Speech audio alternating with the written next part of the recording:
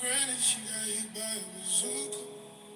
Kaboom, kaboom, kaboom.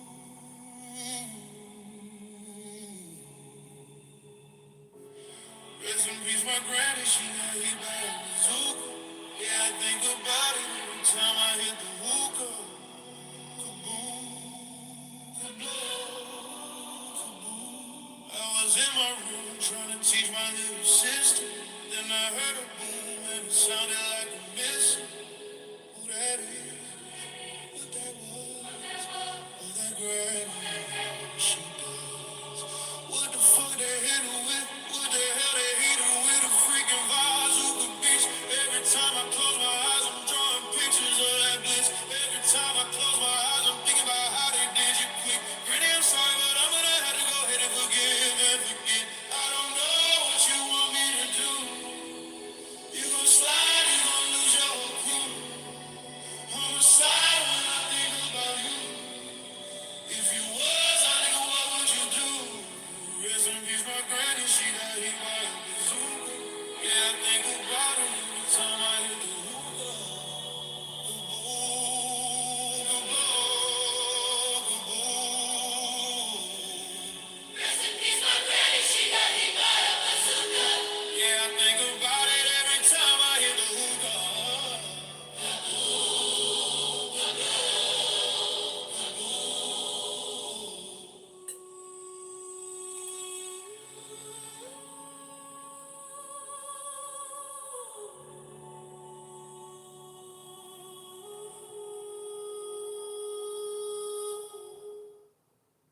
You just wanted to get people interested in space again. Yes, yes. Capture the imagination. Yes, that was the idea.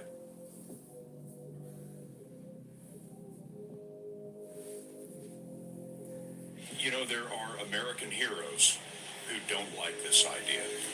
Neil Armstrong, Gene Cernan have both testified against commercial spaceflight in the way that you're developing it, and I wonder what you think of that.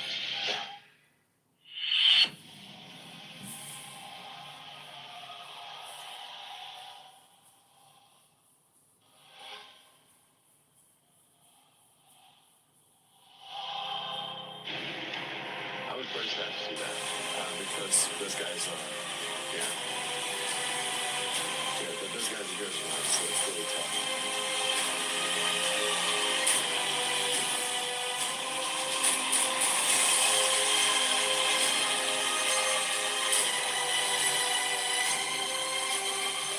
They inspired you to do this, didn't they?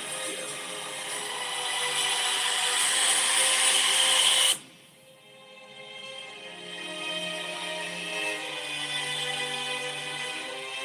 And to see them casting stones in your direction. It's difficult.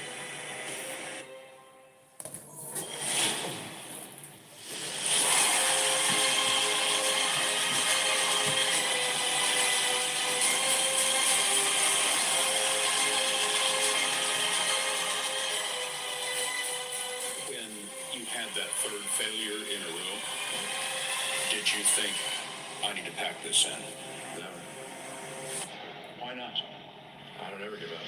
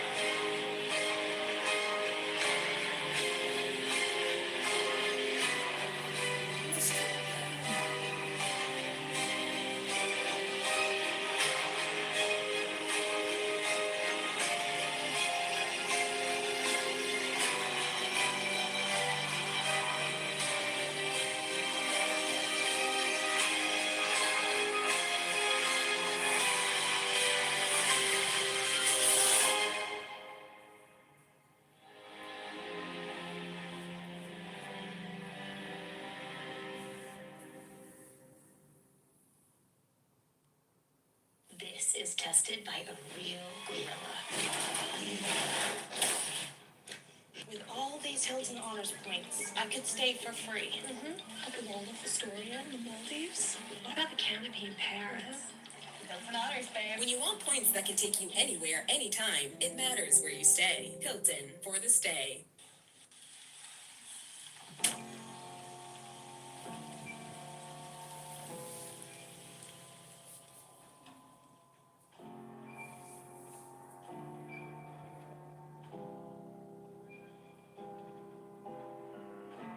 Telling myself I won't go there. Oh, but I know that I won't care. Trying to wash away all the blood I spilled. This loss is a burden that we both share. Two sinners can atone from a lone prayer. Souls tied, intertwined by pride and guilt.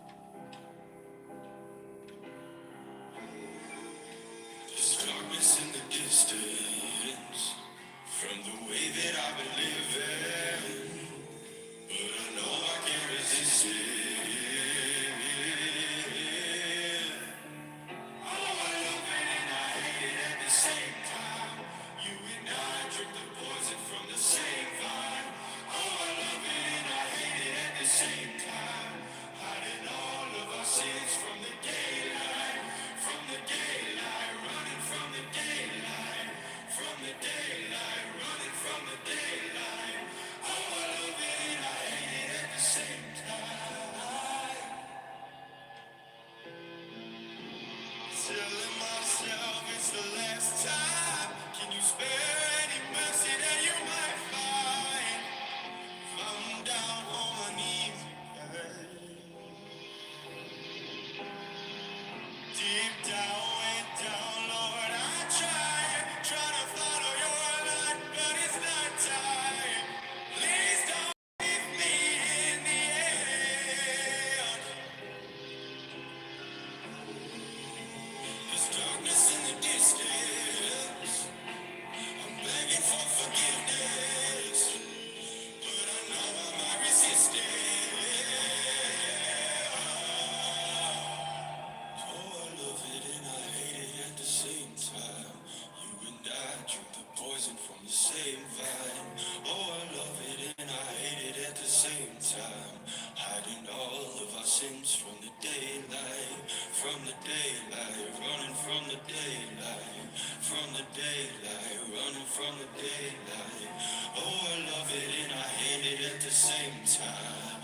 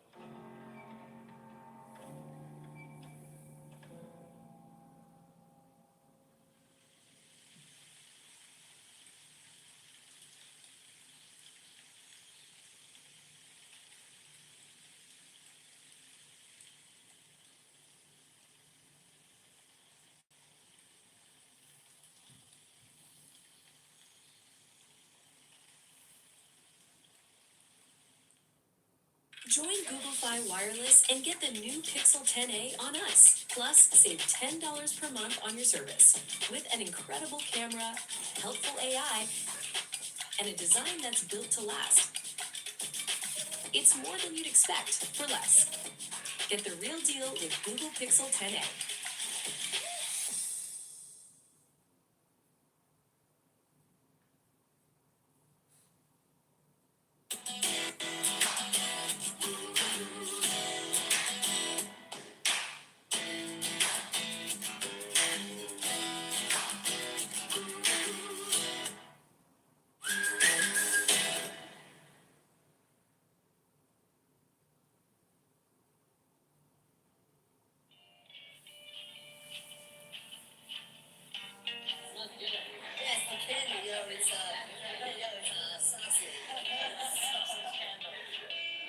Don't do it the way I do. Very personal. So like give me money in 20s, 10s, 20s, like whatever. I just like seriously.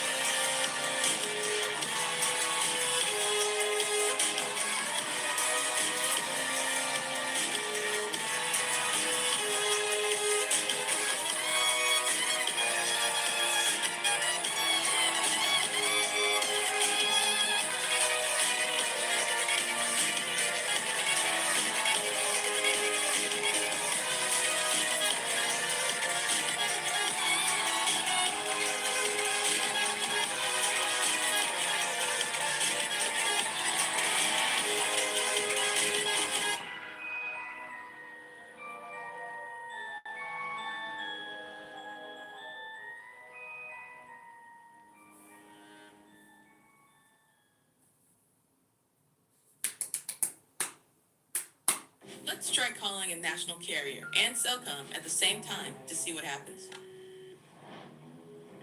Thank you for calling Cellcom. My name is Lily. How can I help you? Your call is very important to us. Please listen carefully as our menu options have recently changed. Hear a difference? For sales, press 1. Hello? For customer support.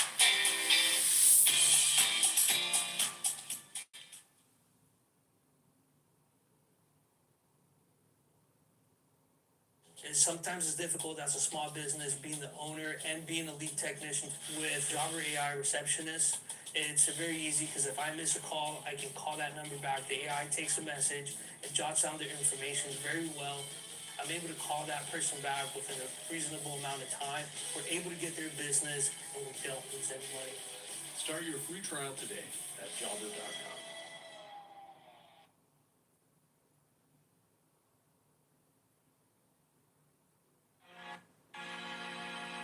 You think you're original? You ain't original. You were programmed to be you.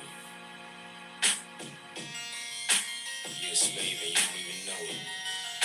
The shit you think of and even your thoughts. Just step out the box for a minute. Yeah. How do we know if God exists? How do we know it's positive? Are you the definition of an angel or the opposite? If you lost your wallet and I found it, I would not commit to stealing it. But if the tables turned and you would pocket it. See, I've been me for so long, but I still don't know who Hobson is. How come I'm the one my teachers used to have a problem with? I show my music to different labels. They ain't too fond of it. But in the underground, I seem to get so many compliments.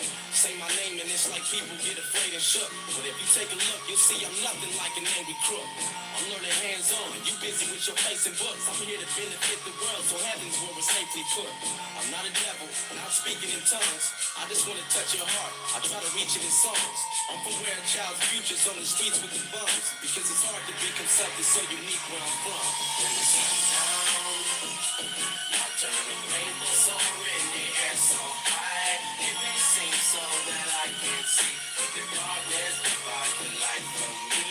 I don't wanna be lonely, and the road is my only homie. If there's a higher power, then show me. Instead of not turning the rainbows. Obama's president, so what's it represent? Just because the niggas half black don't mean he's heaven sent.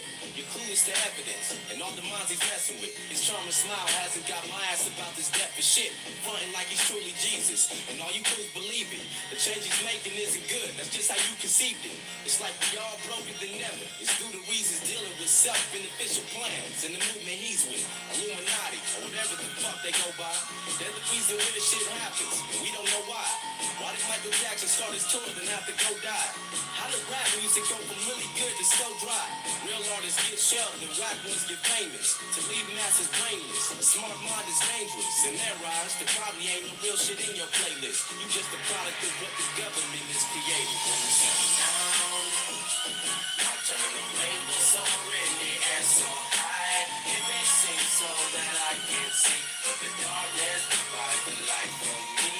I don't wanna be lonely, and the road is my only home. If there's a higher power, then show me.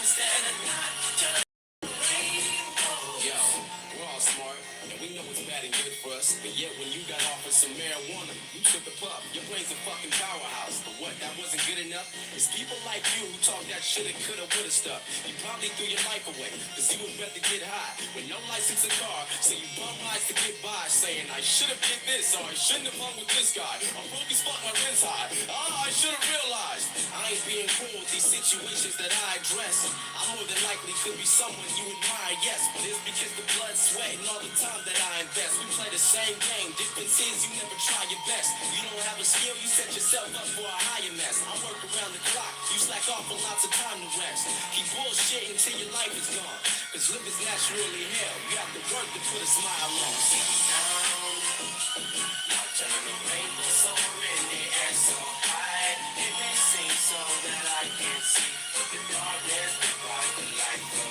me. I don't wanna be lonely, and the road is my only homie. If there's a higher power, then show me. Instead of not the rainbow. When the sun's down, now turn the rainbow soar in the air so high. It may seem so that I can't see, but the darkness provides the light for me. I don't wanna be lonely, and the moon is my only homie. If there's a higher power, then show me. Instead of not turn the rainbow. Now turn the rainbow soar in the air so high. Now turn the rainbow soar in the air so high. Now turn the rainbow soar in the air so high. Now turn the rainbow soar in the air so high.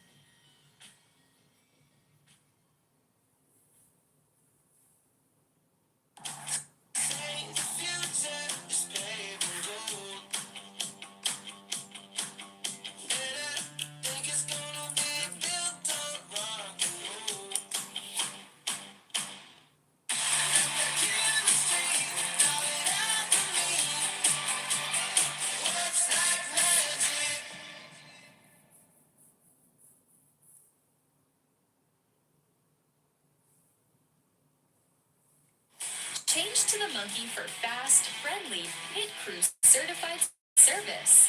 And for a limited time, get $25 off any oil change. Grease Monkey, done fast, done right. Guaranteed.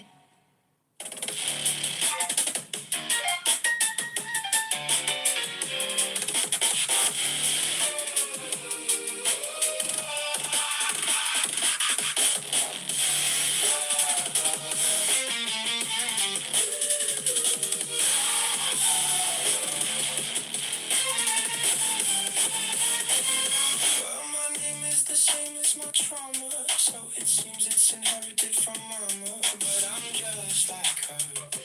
I don't wanna hurt. And the message that she left took me right to the edge. She said, I love you so much, but you know what you done, and you know where I am. I can feel it.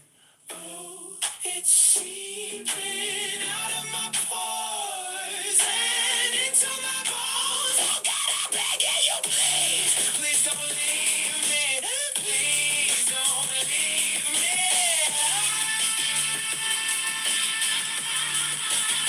I won't make it on my own. I'm sorry for what I've done.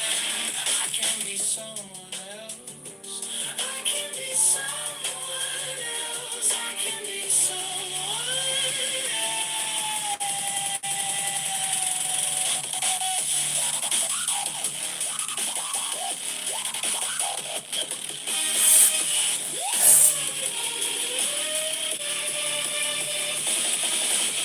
I had some shit I had to prove, so I put it on the line for you. But now you gotta take a side, yeah. You gotta choose. You can't play the middle like you used to.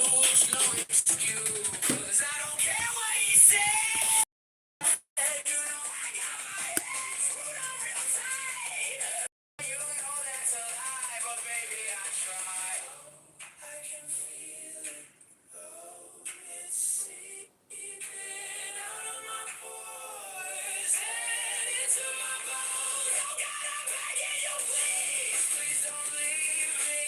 Please don't leave me.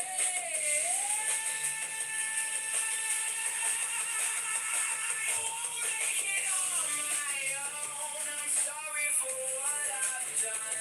I can be someone else. I can be someone else. I can be someone.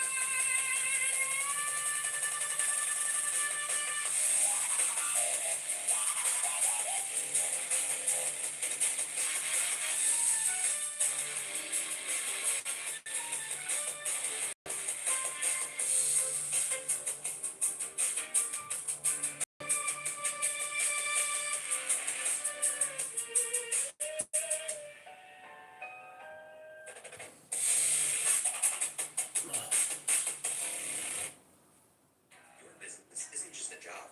It's your passion, your dream, and your hard work. At Wisconsin Credit Union, Mr. Darrell. business. That's why we're here to help manage your finances with the same dedication you give your work. Stay on top of your business. Flexible loans and tailored business services designed for your growth. Because when you take pride in your business, we take pride in supporting it.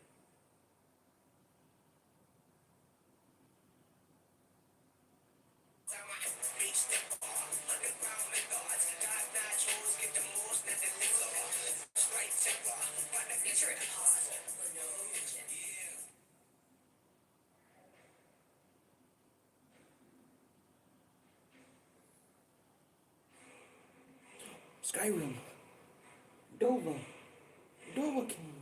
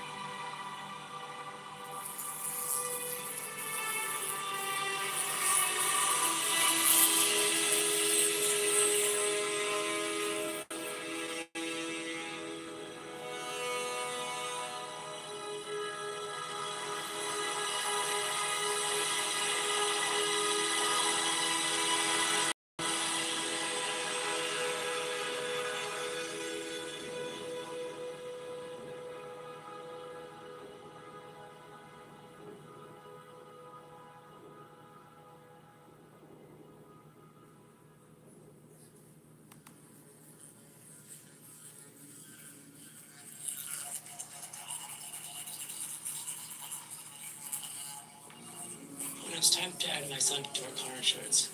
I was scared to even think about my wallet.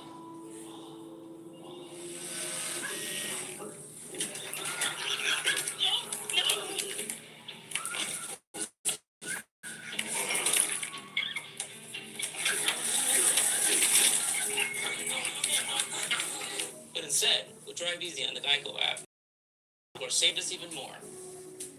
It feels good to take control of your wallet. It feels good to Geico.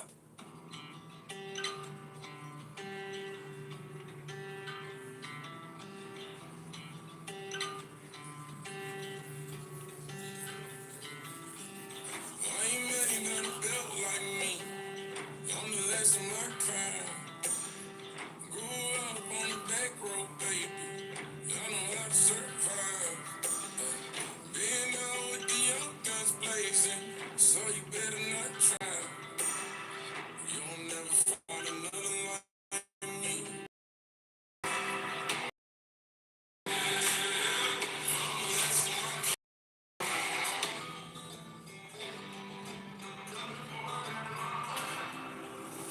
Got folks that carry some shit, take cross state lines. Ducking cops in the 30s, baby. We ain't paying no fine. If you come to the sticks, they'll make me bring a four-wheel drive. You'll never find another like me. I'm the last of my kind.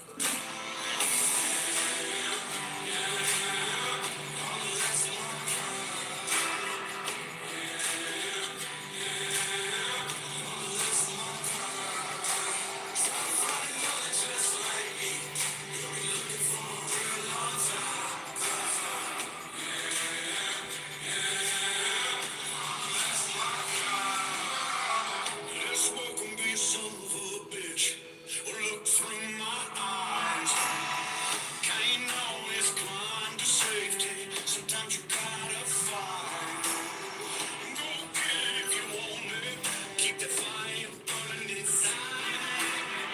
You'll never find another like me. 'Cause I'm the last of my kind.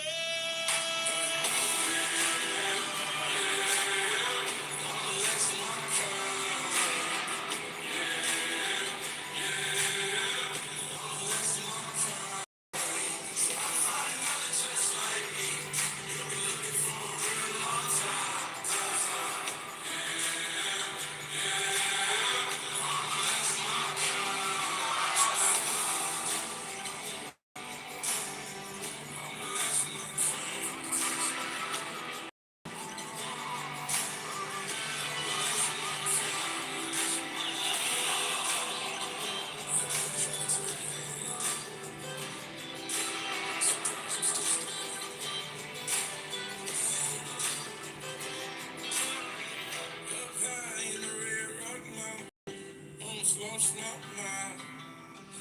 I'll be out with the blackbirds singing, circle around them skies. Can't wait much longer, baby.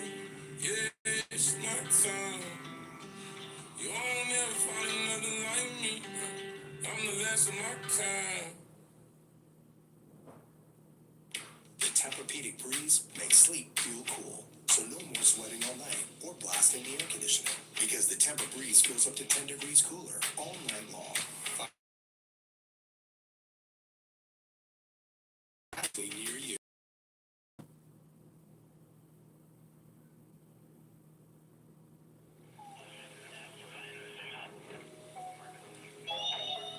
I mean, everybody, why I do this. You get that light at the end of your line. It's that unknown.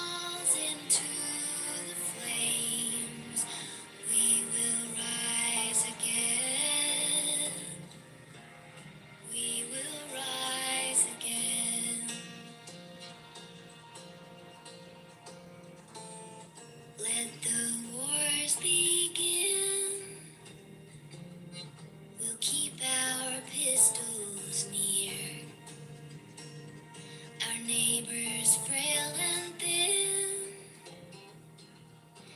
as they disappear. Let the chaos come. Let our houses freeze. The lights will all go out, but we'll finally see. Oh Lord, the great collapse won't be our end. When the world falls into the flames, we will rise again. We will rise again. When the sky has cleared and the storm has passed, we'll walk arm in arm down our promised path. We'll watch the sun come up from its bed of black. We'll enter Eden's garden and never look back. Oh Lord, the great collapse won't be our end. When the world falls into the flames, we will rise again. We will rise again.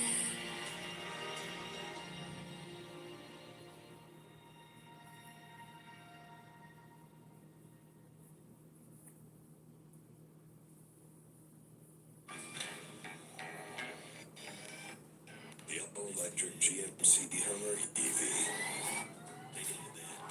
with four-wheel steer. Go ahead, take it around town.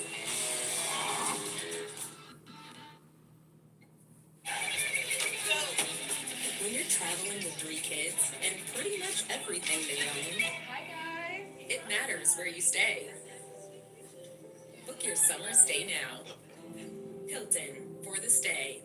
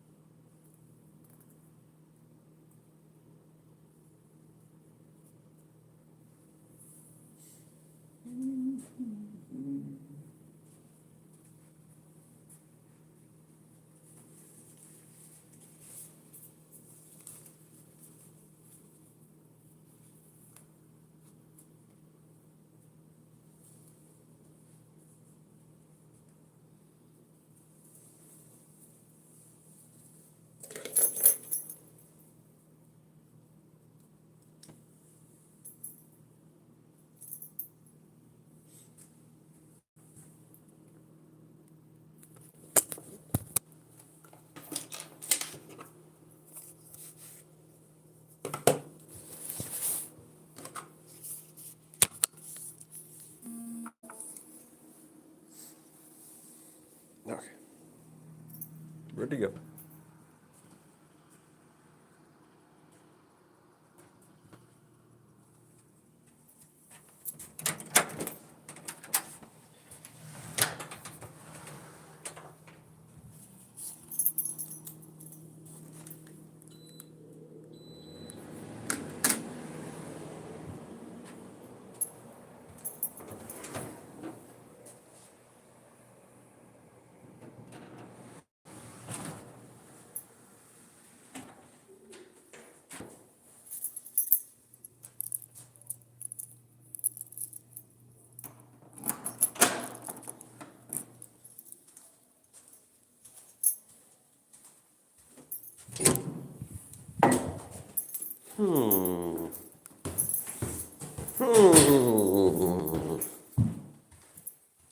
Mr. Lucas.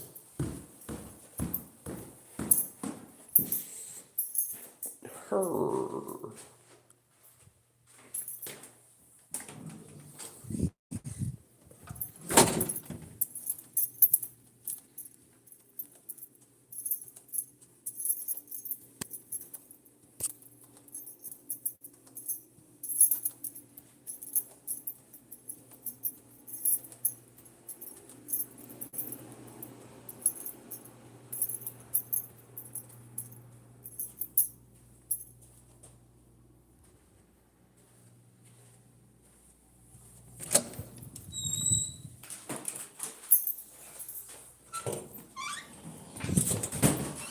Mr. Daryl. Lucas says you blocked him. Why did you block him?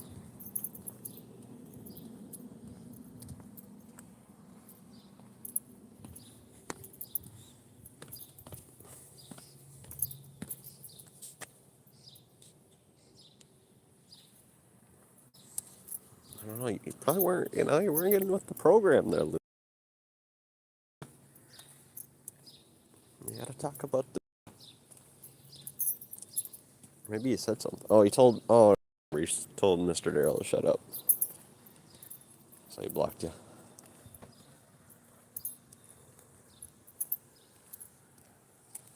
Most likely.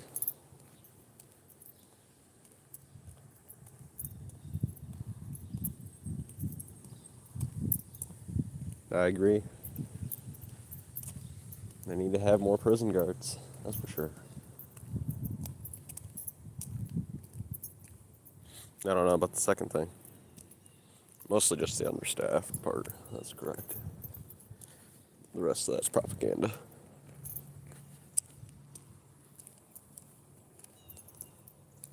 I'd say 30 more. 30 more guards would have done it. Maybe 150.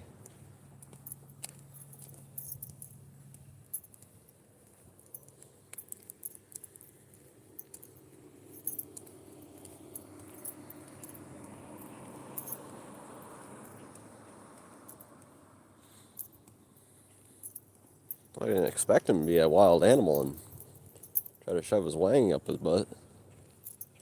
Yeah, you don't expect that. I don't know if you know that. Brett, that's not a normal occurrence.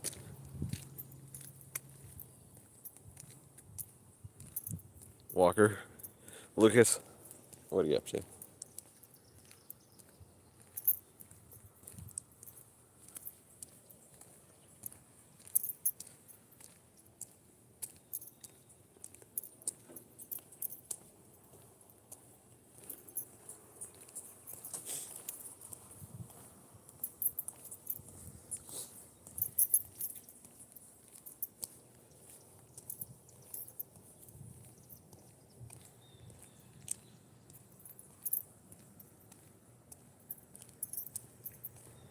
Dang.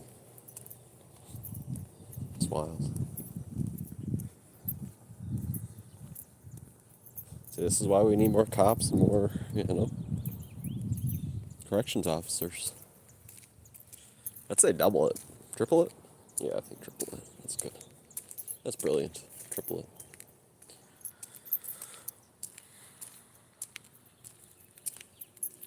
Damn, really? That's messed up. Yeah, I agree with you. They need more staff.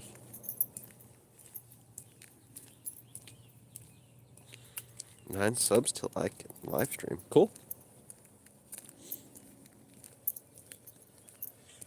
I seen you had your uploaded a video using your Mac Fox. You were cruising.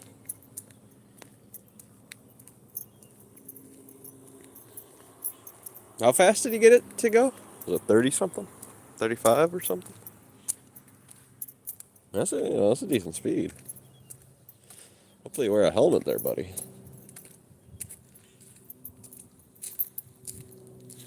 7. Let's be honest here, Brett. They should have 7 per one. They're a bunch of sissies that, they don't want to see too many cops, because they like breaking the law. No, 45. Damn. Hey, you better put a helmet on. That's dangerous speed right there. You're gonna break your butt crack with that one, that's for sure. Ain't that the old saying? You're gonna break your own butt crack? Where's Angela? She usually does stuff on weekends. So I wonder if she'll show up today.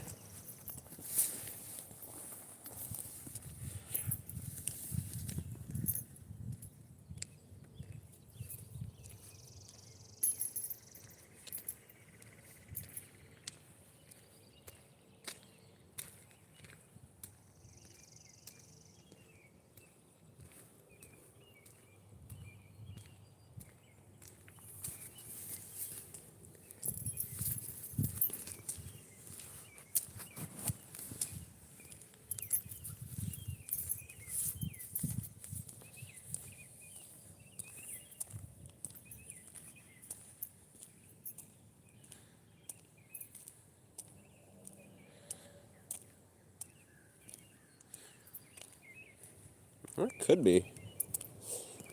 They're both pretty dangerous, I'll agree. Yeah, maybe. Sometimes. Probably. Oh, yeah, maybe. Maybe. I mean, not if it goes correctly, but, you can't help that sometimes they hire stupid people. But if it went to plan behind bars, it wouldn't be, but because you got some stupid, incompetent people coming in sometimes, then yeah. Because then sometimes they forget to lock the door. Because they're so fucking... You gotta be really fucking retarded not to lock the door or check those handcuffs and shit. Yeah, it's true. It's true. It is pretty dangerous, I won't lie. Really dangerous. It shouldn't be. If it goes exactly as it should be. That's why they do gotta, some of these processes just gotta be automatic. But, then you gotta hopefully that your electrician's a smart person, So then they can fuck it up and the automation fucking fucks up.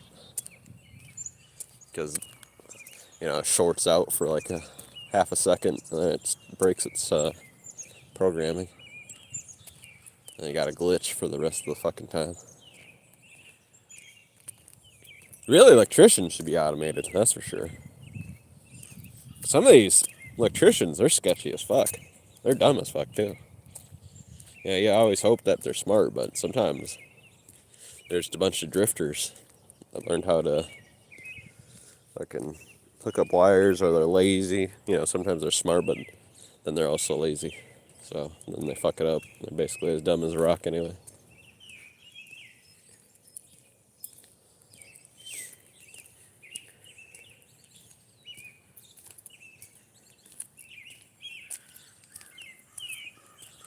Well, more on the warn, for not, hiring more.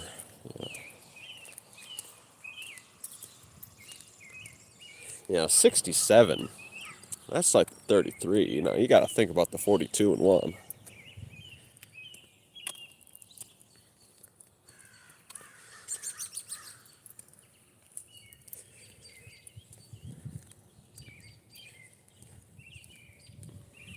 Walker, Mr. Lucas.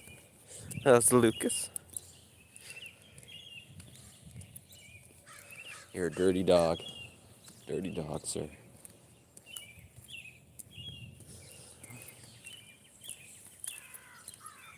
How many steps you got in there, Brett? Huh? Huh? Where you at? Huh? Where you at?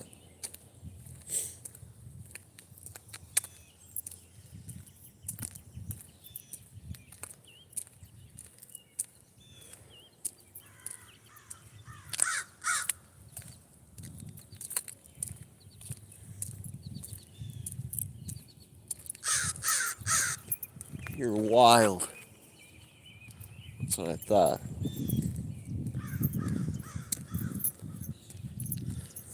Barks at me again from far away, though. It's a dirty dog.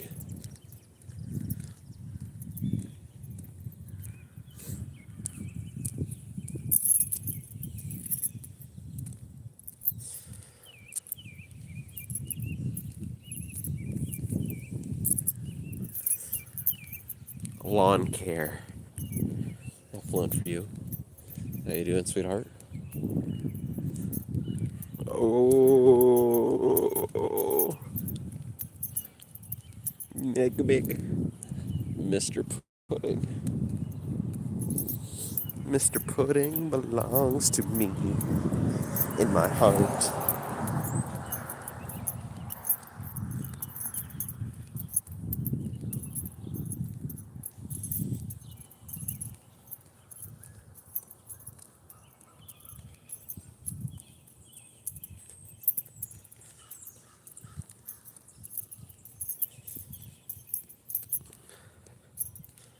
I'm sore from my rot. Oh, damn. Oh, 7,047 steps. I'm on the track. I'm at 2,145 steppies.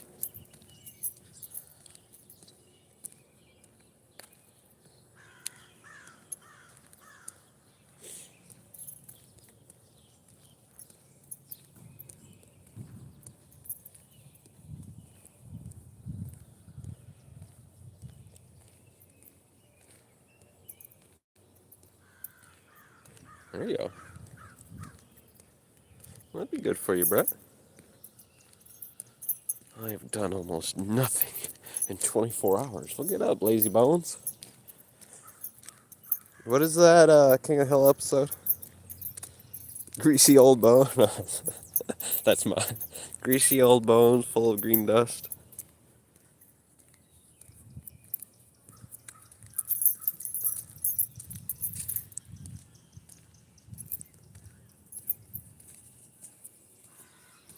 Stupid.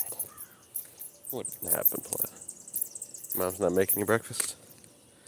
Dusty old bones full of green dust. Dusty old bones full of green dust. There you go. I deserved a backhand. Facts, actually. Hi. What's up, Lucas? Want a free pallets? Free pallets!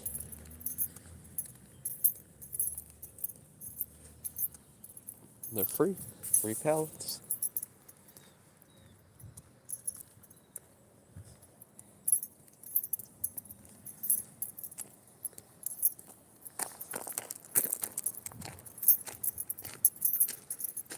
Lucas said hi.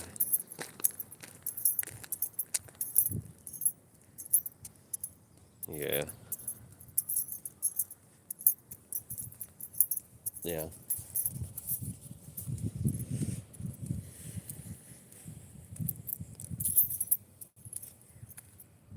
Dusty old bones full of green dust. Dusty old bones full of green dust. Free sawhorses. Actually, I was thinking about I should take one of those or two of them, because then you could easily make like a little ride. Just put 4 tires, 4 wheels at the bottom. Grab some extra 2x4s, and you can put a solid platform. Be kind of dangerous, but it'd be fun to ride on at least down this hill.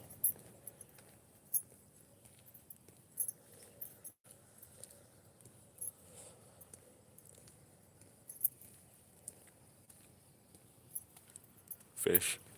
Where is Fish? Probably OD'd on peanut butter. Poor guy.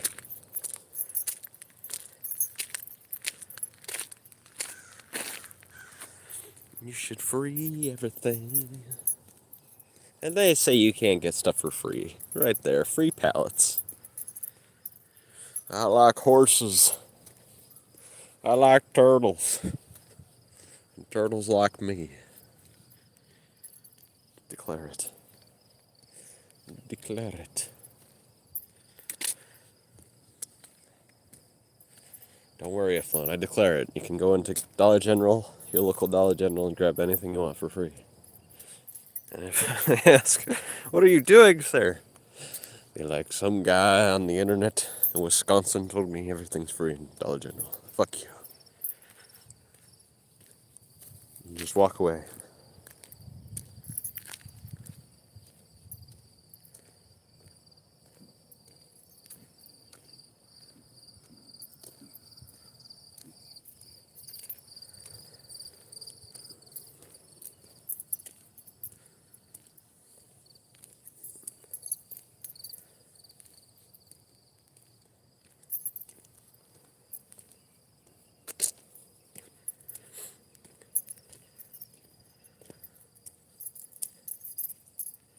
That's wild play.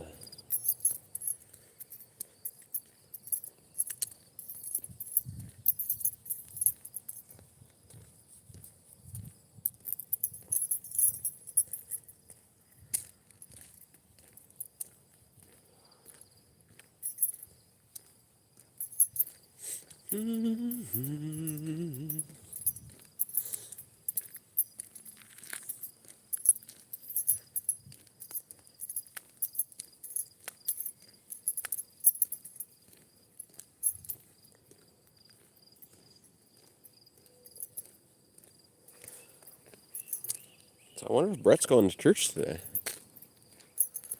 Is he going to go brown nose to the old grannies?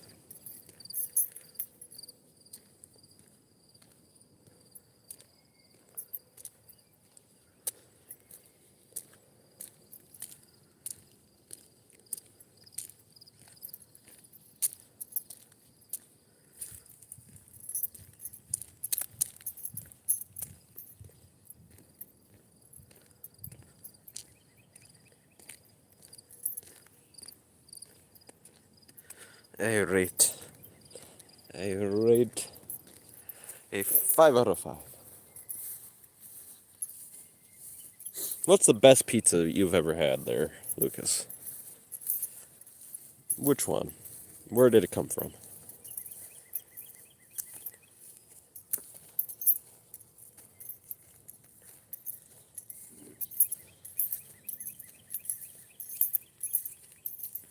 Best pizza.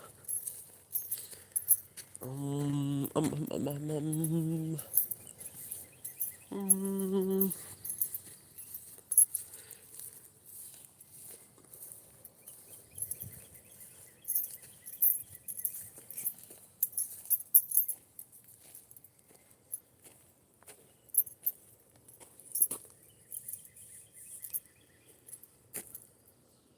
A place in California had Pro Pizza. Really, mine is Chicago or Crazy Bob's Pizza. That was the best pizza. But it cost me $60. So they robbed me. They robbed me blind. And I was a big enough sucker to pay for it. Mostly because their website was broken. I automatically sent a motherfucker when it wasn't supposed to.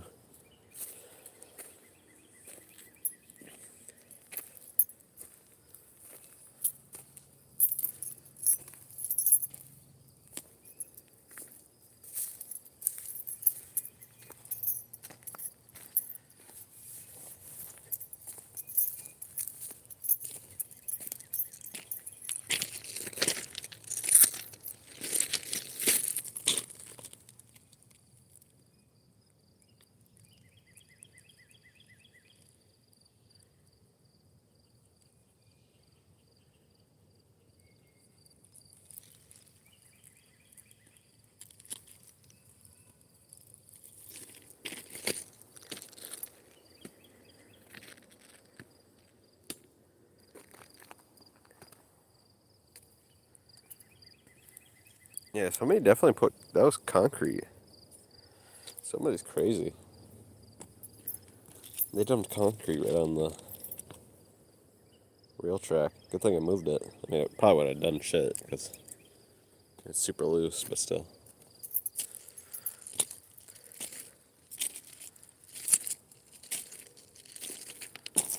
Oh, okay.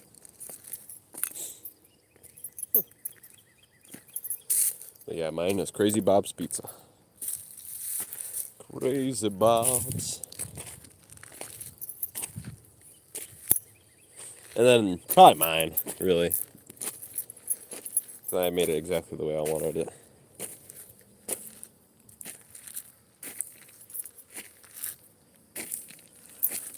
Oh, okay, okay. Metaphoric slime bombs. Huh.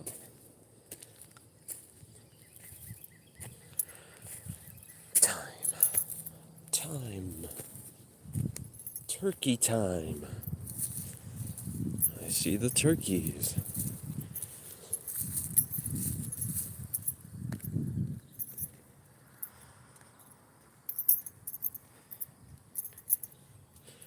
Turkey time. I love you, turkeys. Don't run away. I just want to kiss you.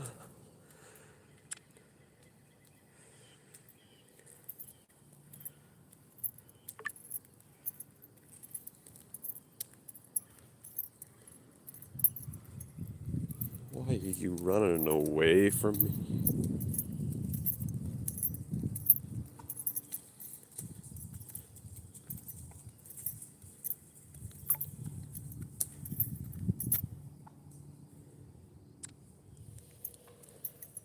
I must fulfill my desires.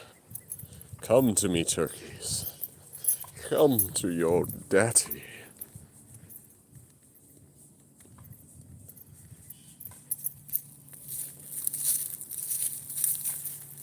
They're not coming to me.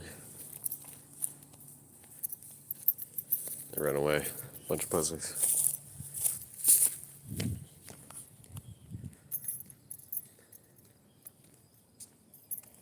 Holy damn. Gobble now. Gobble. Gobble, gobble.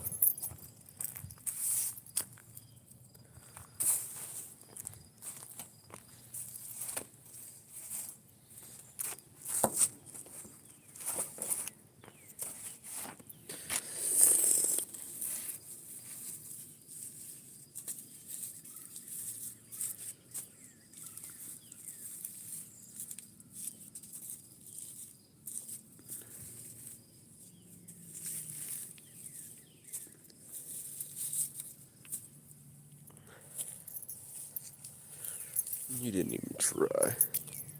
You didn't even try. Two deer. Speaking of not trying, where's your two deer, huh, Effluent? You didn't see no gosh darn deer or turkeys. Unless two deer run away from each other. Must be fighting.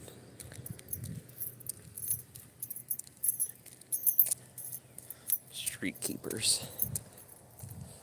Sailor keepers? Sailor Moon? Sailor fighters? I feel like you're kind of a sailor fighter, you know?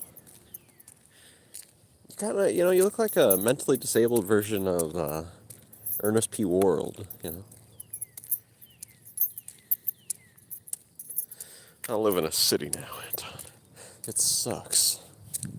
I guarantee it sucks. I'm still in a city. I made sure to live in a animal-filled city then.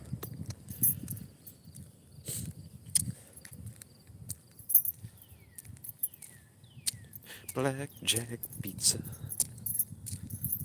I miss living out of town. Yeah, I bet you do, boy. I kind of do. Well, not really. Because out of town here is like, can't even get internet kind of shit. I love internet. I love technology. I'd rather have technology than all these goddamn trees. Motherfucking trees. They're everywhere. Look at all these damn trees. Effluent, what do we do? Do I just bring a chainsaw? Take them down?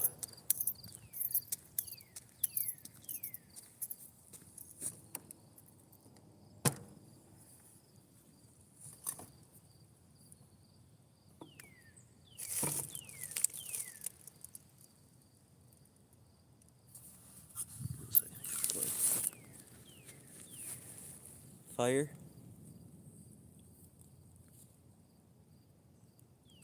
Soccer sucks. I've seen better soccer played in fucking kindergarten class.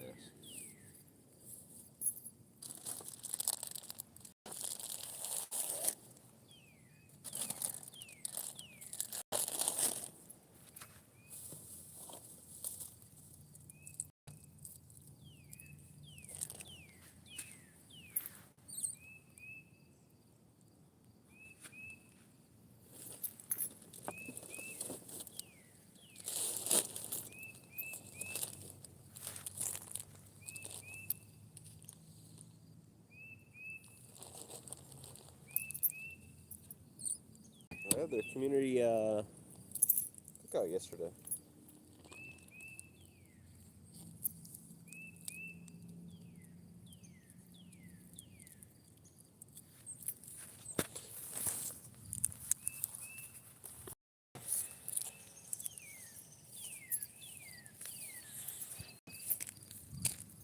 It's not my fault you weren't fucking fast enough to play football, boy. But I've seen better fucking soccer. You know, this messy or whatever. They literally call him mess. You know, this guy's a big old mess. He sucks at soccer. But he can't even play better than some of these kindergartners I've seen playing. I'd rather pay fucking $100 to watch a kindergartner class go at it. Got better fights too.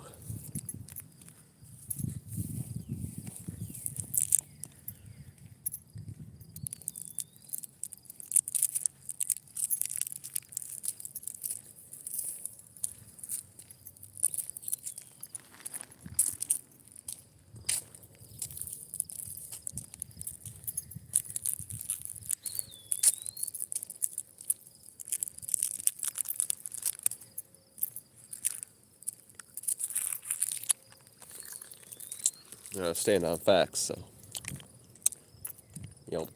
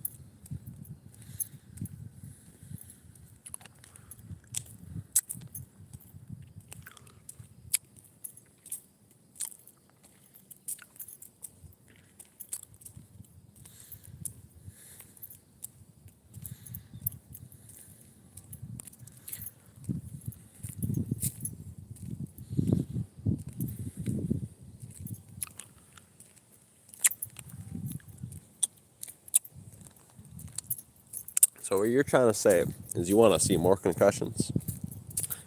What, are you Vince McMahon now? You don't believe in concussions? Huh?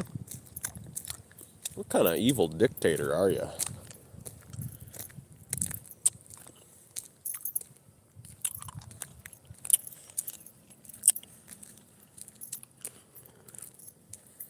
Baseball. My frickin' grandmother took me to like 3 baseball games. I hated every single one of them. I just stopped going. It was so shitty.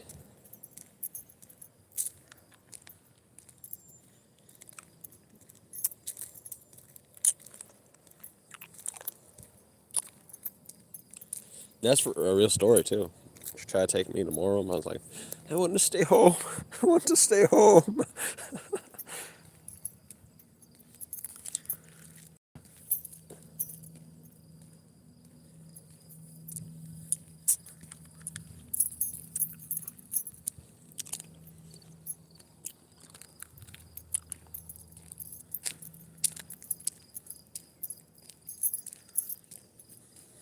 Yeah. Those are your heroes.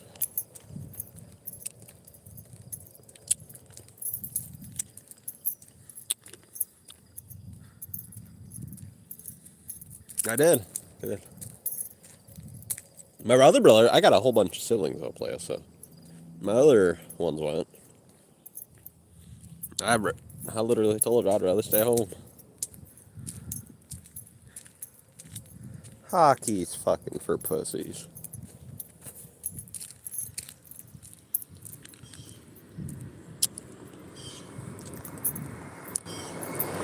Dressed up like a frickin' knight. You know, if you're gonna battle on the ice, take off the fucking gear. Battle on the ice. No reason to be wearing all that. Looking like a stuffed teddy bear on the frickin' ice. Uh,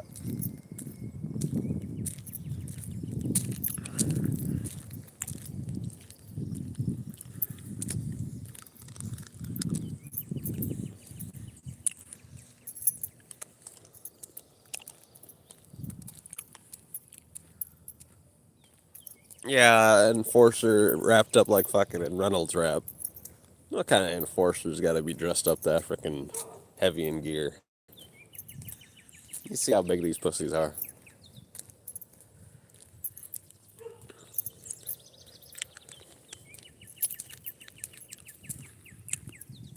Trying to call yourself a badass when you're wrapped up in fucking bubble wrap.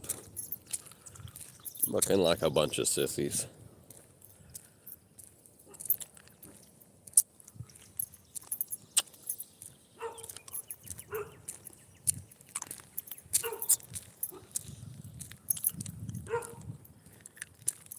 While you're at it, just have a pillow fight, you know?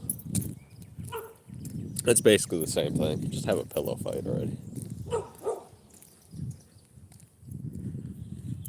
Not the way I play it.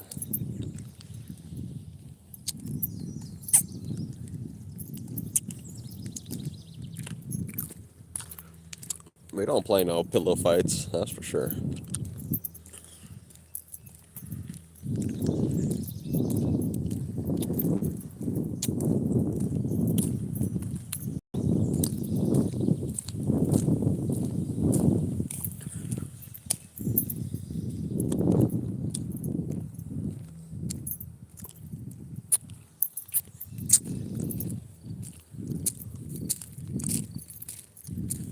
There's an ant on the top of my phone.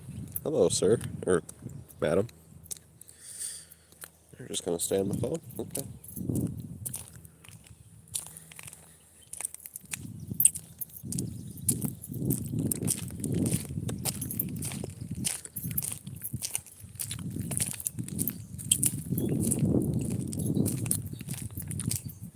Need a pointy ball, too.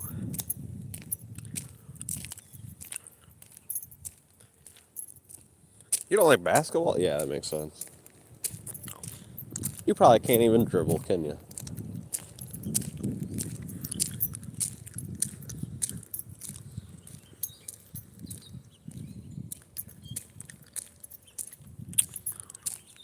Tennis. You know, I do love me some Jim Cornette, so. You know, we gotta be honest here. Tennis is a real sport, that's for sure.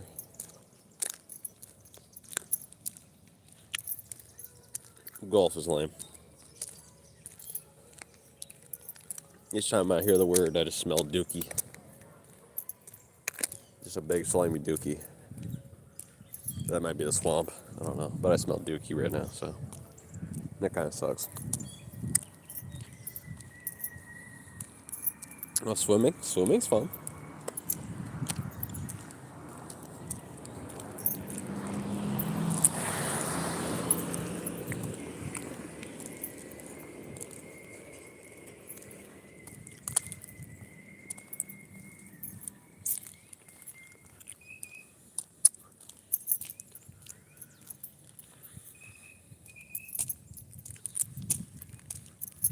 It's because you're a pervert, bro. You know, you gotta seek help one of these days. You're becoming a perverted man. A perverted man.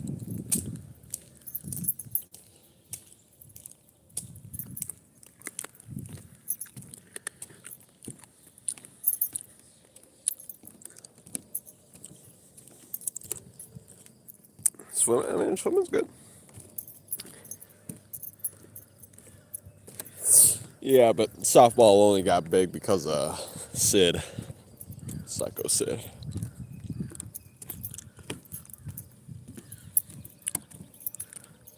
Excuse me.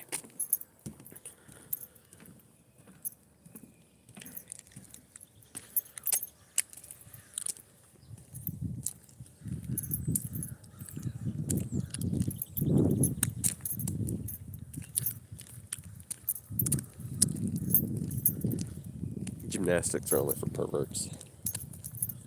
Like you have fun. Let's see him, man.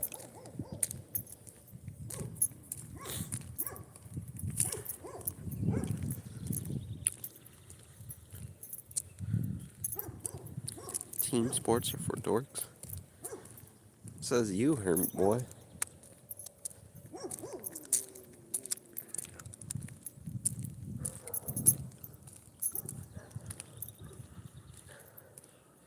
Yeah, he's a very socially awkward man. It's because he's a lesbian stuck in an old man's body. He kind of, like, literally, this is what Nicola says, it kind of looks like Gargamel from the, what the fuck are those? The Smurfs, yeah.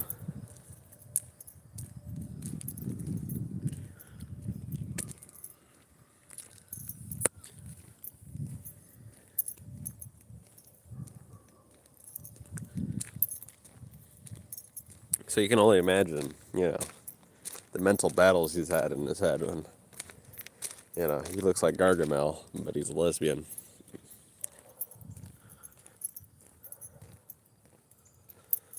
Yes, that description haunts me. It's almost a perfect, description of you.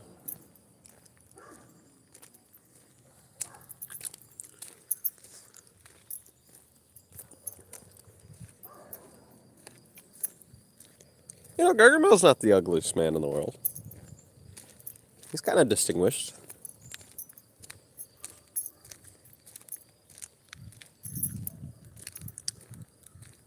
There's uglier cartoons, but I mean, it's not that bad. You know?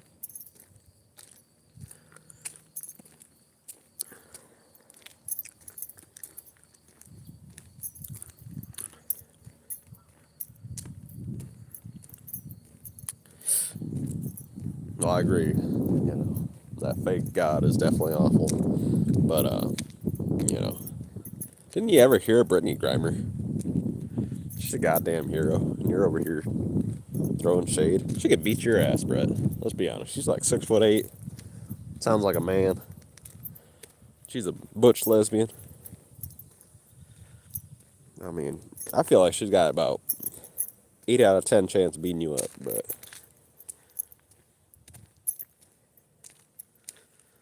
I do love Star Trek. Actually, I've never watched Star Trek, except for with this old guy. I wonder if he's still alive. It's been like 8 or 9 years. Hopefully he's still alive.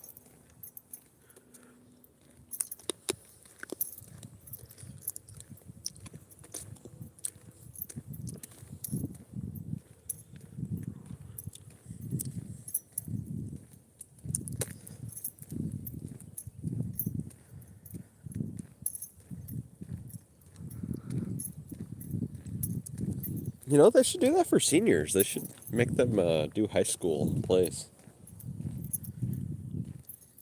For senior citizens. Not seniors in high school, but, senior centers, they should make them all do high school plays. I'd like to see some, almost dying people do a play. That'd be very entertaining. I think that would be a new sport. You could probably make millions of dollars. I just made a $1 million idea. Get the seniors to do a play. That'd be awesome.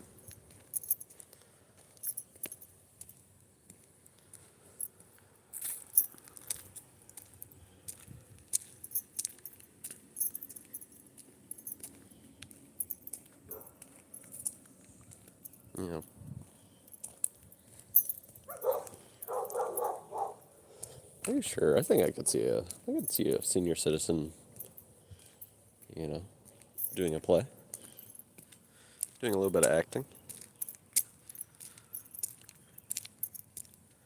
No, no, I meant like the senior center, senior citizens. They should be making them do plays. That'd be more entertaining. I don't want to see some kids do it. I want to see the brilliance of dementia come out.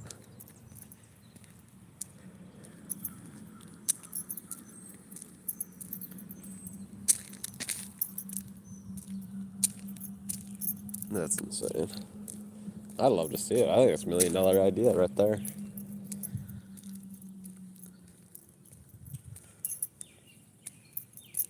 Well, they're acting. It's just, yeah, it's all in the eyes of the beholder if it's good or not. It might be good.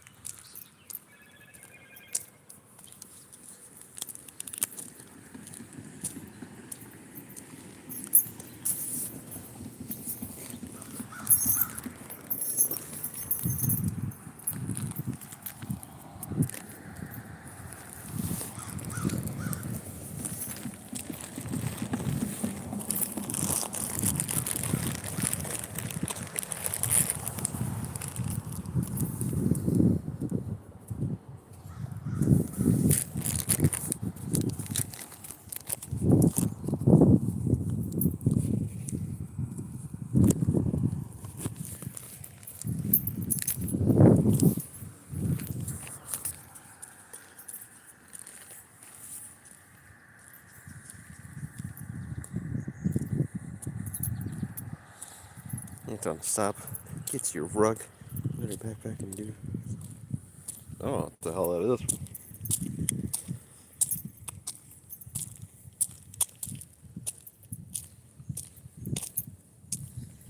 These are better lawns than what you got. Effluent, show us some lawns.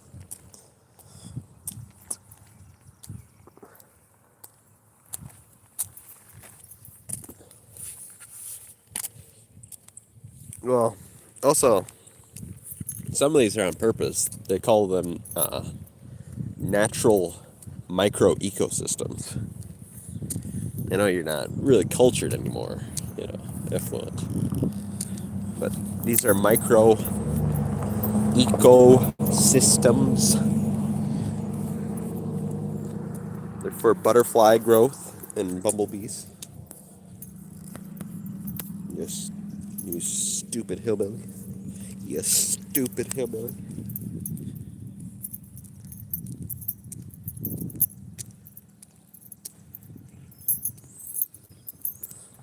No, I don't. I don't know that daily prayer, buddy.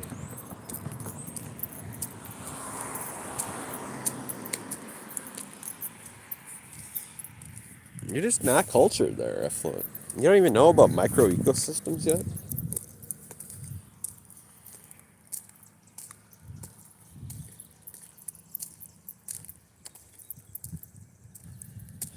I would have played. That would have made you teach me everything.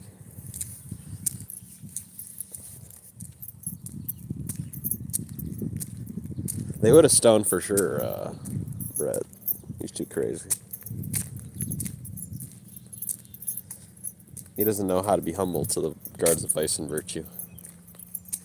I wouldn't get stoned. I would be their best friend because I'd be French kissing their boots.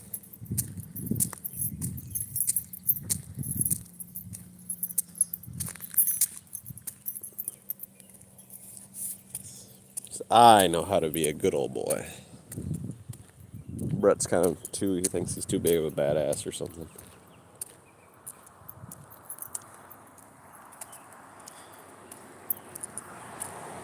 I heard Effluent actually had to kiss some boots recently. Heard he was doing some hard time with his brother in the bathroom of a Target in Texas.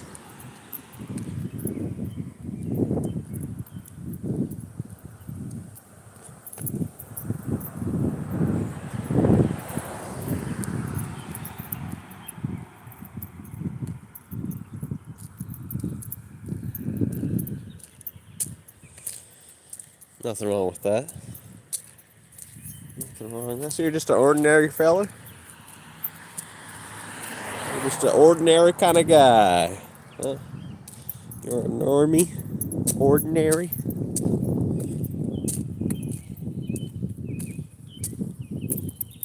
Ordinary butt kicker. Ordinary bubblegum chewer. Ordinary butt crack sniffer.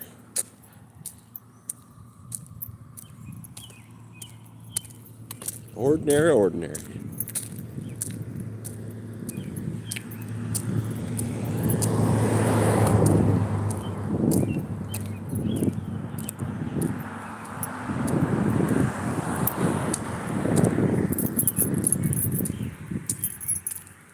Now, if there's a welcome sign, does that mean you just welcome yourself into the house? How does that work? It says welcome. So I welcomed myself into the house, and then they shot me. Does that mean I get millions of dollars? Because I was told there was literally a sign saying welcome.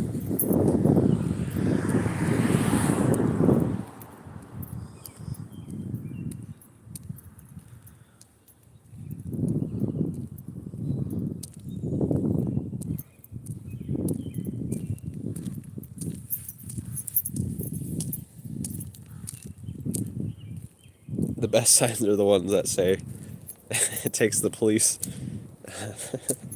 10 minutes to get here. It takes me 30 seconds to find my handgun.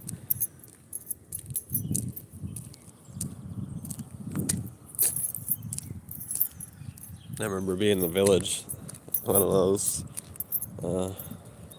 houses in the city or inside the village had it. I was like, huh, well, no, not to try to rob you. Oh yeah, we don't dial 911 here. Yeah. And a picture of a handgun.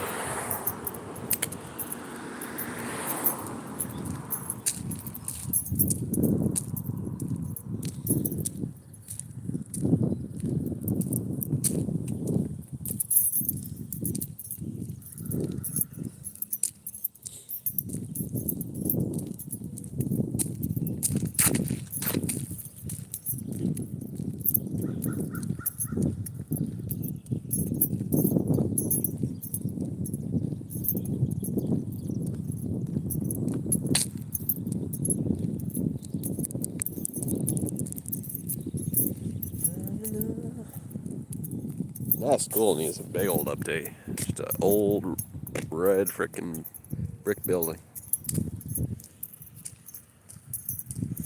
I got my 12 gauge bedside.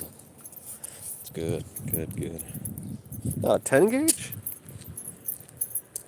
Oh, you need to upgrade. You gotta get yourself a 10 gauge. You gotta make sure you leave a softball size hole in them.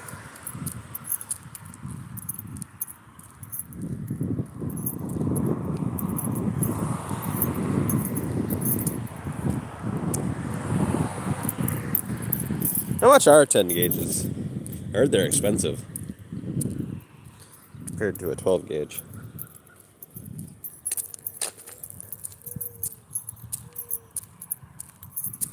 Double op buck.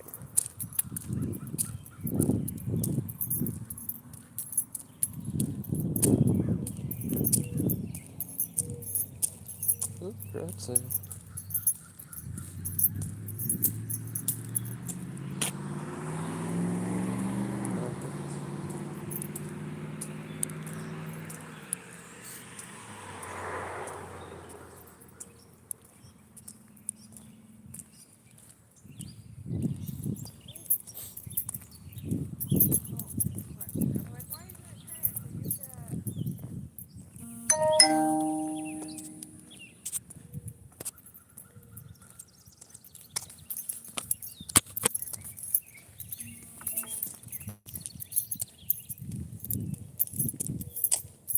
Double a buck. Double a buck.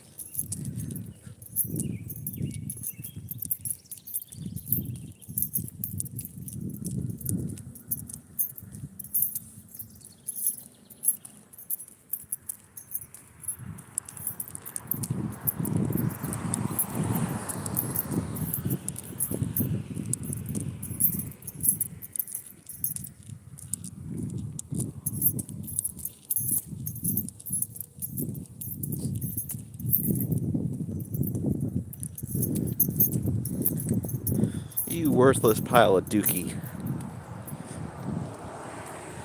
that what you said to your mother when you seen her in the hallway? Between 500 and 5,000. If you get her for 500, it's, still $500, but probably a good investment. Better than getting some stuff.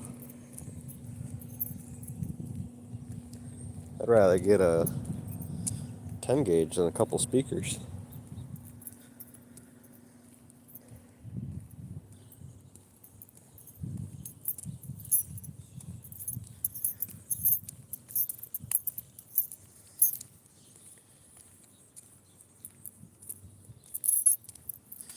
So how you doing, Fishy? I'm glad you're back. We missed you. Yeah, probably. You ever got a, schlom dong from the pawn shop before?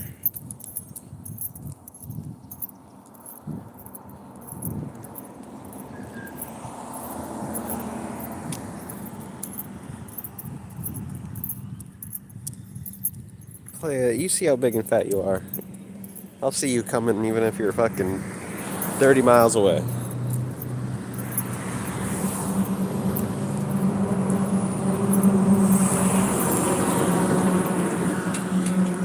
You're pretty difficult not to spot there, Fish. I mean, I'm going to spot you. I'm going to roll up on you. You think you're going to roll up on me? I'm going to roll up on you. Shove my whole leg up your ass sideways.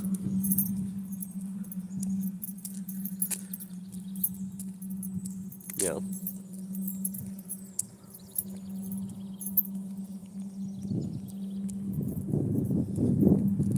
I love the AK when the A2 has long stock.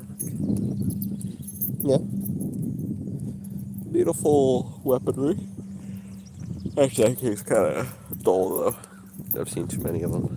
I'd need to see a really fancy one to really be wowed by one now.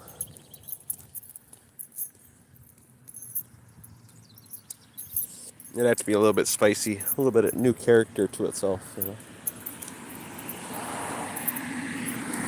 have to have some personality. A couple new stickers or something, painted red or black and red. Actually, yeah, an AK painted black and red. I could see that being beautiful.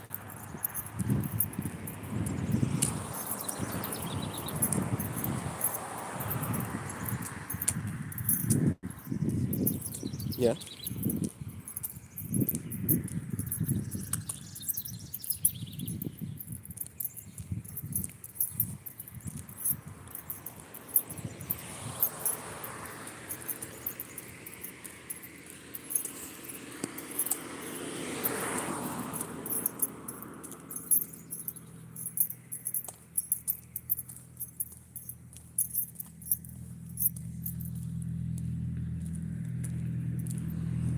Like the AK when it's silver chrome plated. Yeah. Pretty. Definitely pretty there, player. I'm kind of a pretty man myself, I was thinking about that. I'm kind of a pretty man myself. It's a matter of winter time. It's balloon blowing time. I gotta buy some balloons here. Maybe tomorrow or the next day.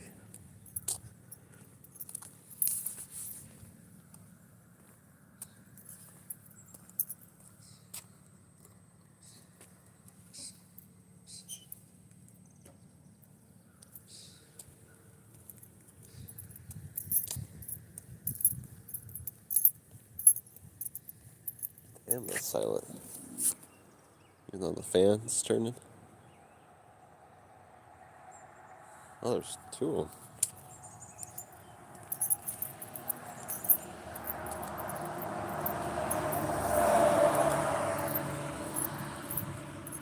A puzzle.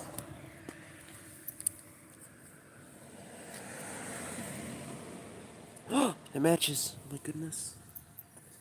What am I gonna do here? Oh my goodness. Oh, Spider-Man, I can see that. No. No. We're doing a puzzle here, guys. Does that fit? I can't tell. I don't think so. We gotta figure out this puzzle.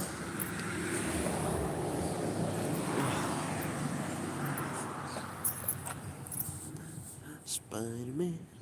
Spider-Man. Oh, damn, please. I don't think we're gonna get her. Not enough pieces.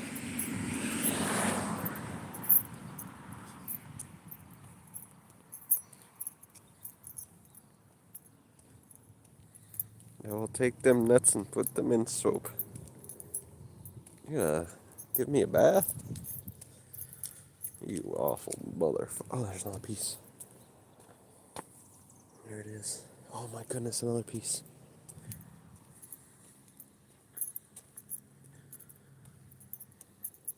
What did I do with Mr. Salad? We went to, actually, and his little sister came too. Or not his little sister, his older sister. We walked through the city. We did like 7.89 miles, which is less than the last time. We walked like 11 to 13. Matters what tracker we use. But what did, we kind of just walked around. They packed us all, a lunchbox. That was nice. Sir Wiener Milk the Third. Norbert. Oh, I heard, yeah, I was looking up Norbert Wiener, his name or whatever. I guess that's like a cybernetic scientist of some kind. Mathematician. So that's kind of cool.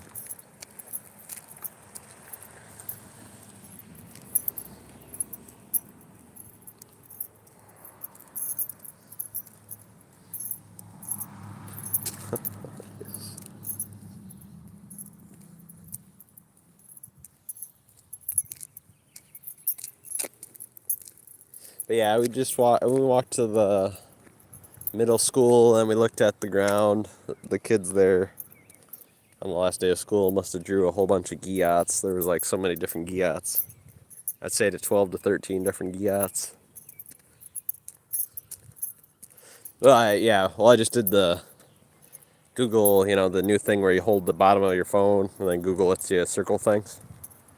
I circled your picture and it brought up Norbert Wiener Milk. I was like, or Norbert Wiener. I was like, that's kind of interesting. Some cool lore. Fish, I know you won't. Don't worry. I'll treat you nicely, though. Yeah. But yeah, the new thing where you can just hold the bottle or the bottom of the phone and it lets you circle things on the screen. Yeah, it's basically a Google image search, but now they let you do it just by holding the bottom of your phone. And you can circle whatever you want. It's actually really advanced compared to the Google image search because, it's probably the same thing. It's just it's updated. And now you can do it when you're watching YouTube videos or any app.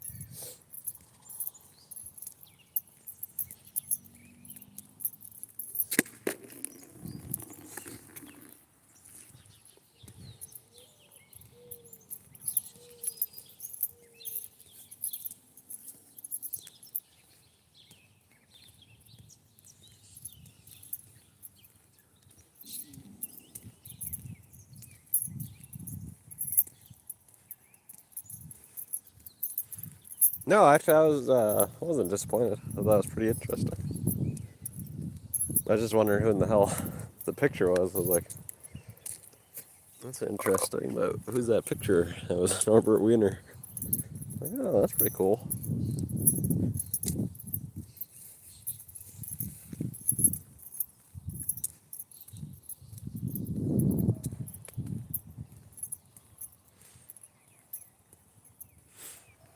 I dare you, fish. I'm the one showing my exact location. You think I'm afraid of you, fatso? I'm gonna take you to the deep end so quickly.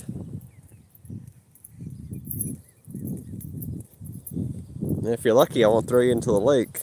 I'll never find your big old fat ass around here, that's for sure. Yeah, the lovely fish is back. I think he wants to get pregnant. He wants to roll up. He should roll up. Fight, fight, fight, fight. Yeah, he might float, sadly. We might have to fill his body up. He's got a big old mouth. We'll just buy some concrete, fill his guts up with concrete.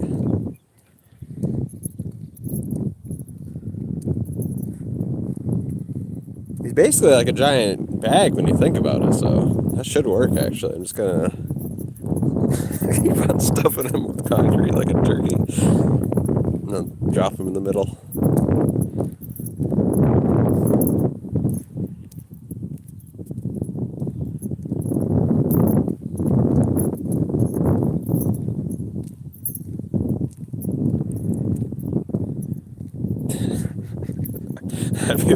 That'd probably be on the news. Man found with concrete stuffed in his ass. I mean, if we got to, I guess.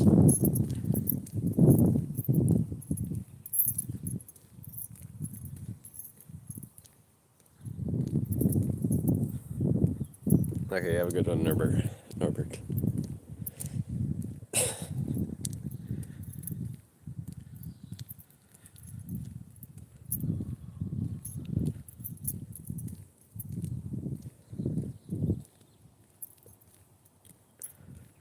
A little light on the loafers there, buddy. Been checking out my ding dong?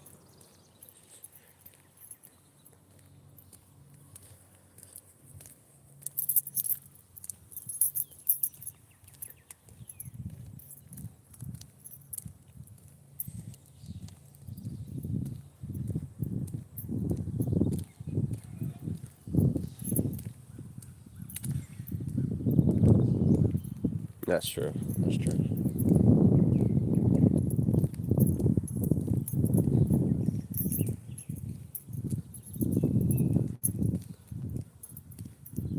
I got a pee bottle with your name on it. Well, if I got a battle a man with full of pee bottles, it'll be a legendary battle, that's for sure.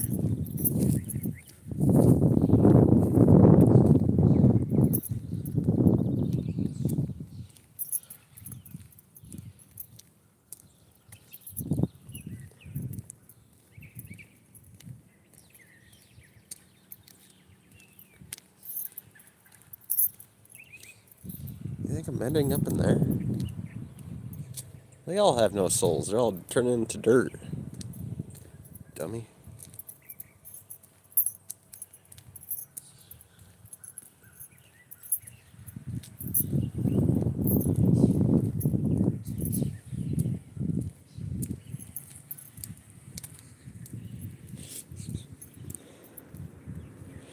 Fish, what does the sideways cross mean?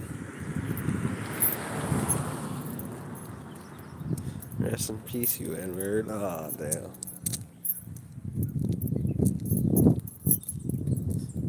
Rest in power.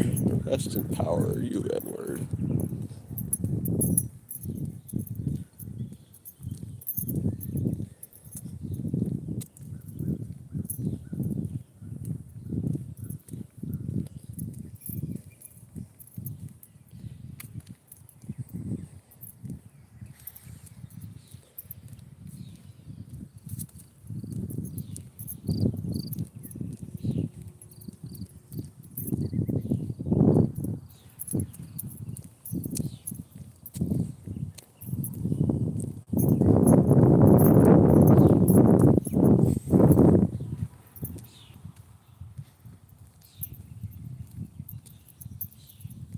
I never heard of that, sadly. But you can tell me. I mean, I'm very interested. The only homeless guy I really remember is that black guy that had like a really nice speaking voice. Or he was homeless, and then he got famous on like the internet, and he got a job because he has a really nice voice. I think he became a radio host again or something. She ended up traumatized after. Yeah, I would be too. Actually, that's the hillbilly thing, and not maybe not dumping a bucket of shit on somebody unless it's bear or horse or freaking horse or cow shit. Usually not human feces. But that's a thing definitely in the village to be up in a tree and pissing on a man. I remember that actually happened to somebody I know. He just started peeing on somebody.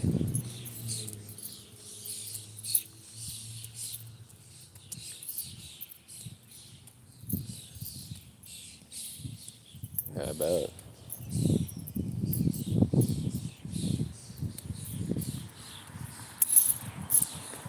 You ever been pissed on by a little kid in the tree, Brett? Have you ever been pissed on while going fishing? Yeah, you're trying to fish and one of your buddies comes up and pisses on you, back of your leg. What the fuck? Actually, those are all real things that happen. Not to me, because I was always super crazy and people knew that, but I've seen that. I could think of the one time that he pissed all over his own brother while being in the tree.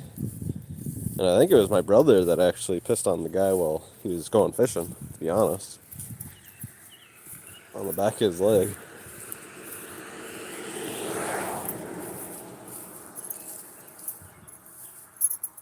Well, they tried. It's just my brother was fast enough where it didn't really matter. He couldn't catch him.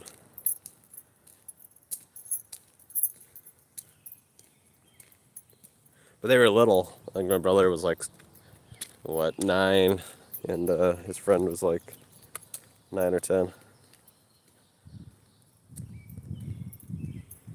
But yeah, my brother pissed right on somebody that was fishing.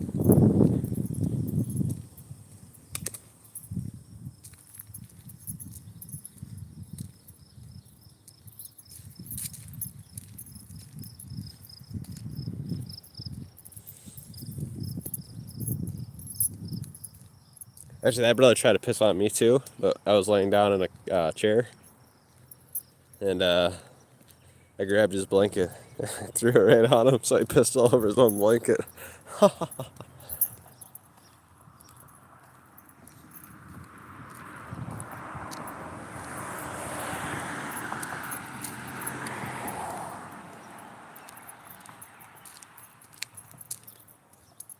That's disgusting.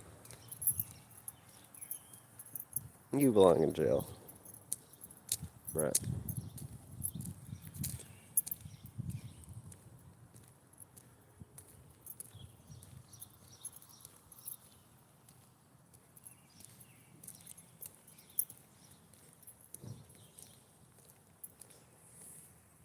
You're watching too freaky of videos. I don't know what the fuck you've been watching lately.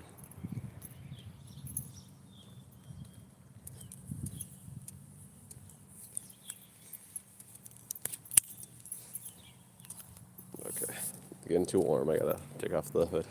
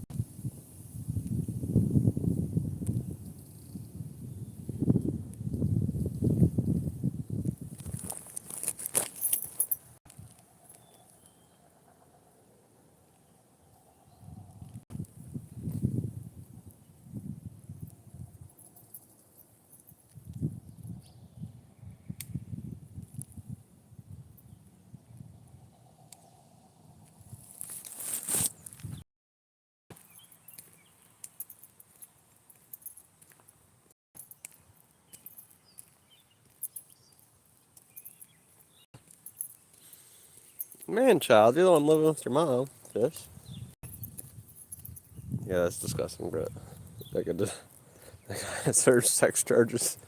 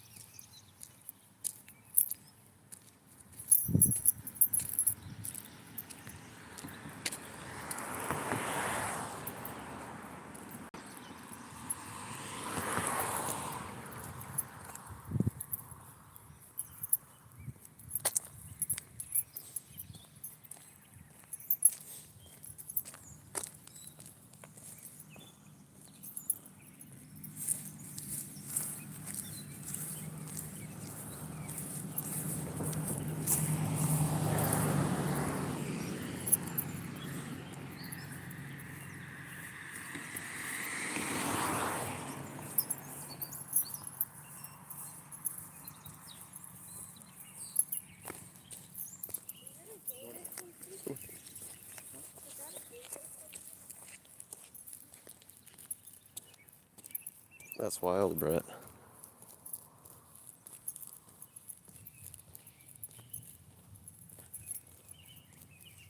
You've been watching weird videos, buddy.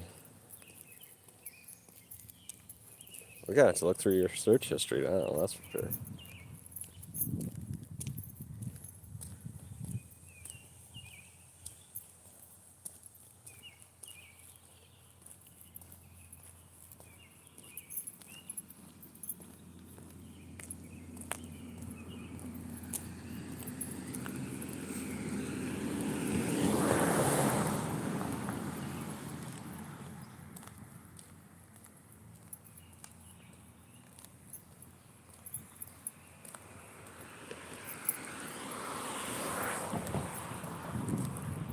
Big old batch of sand.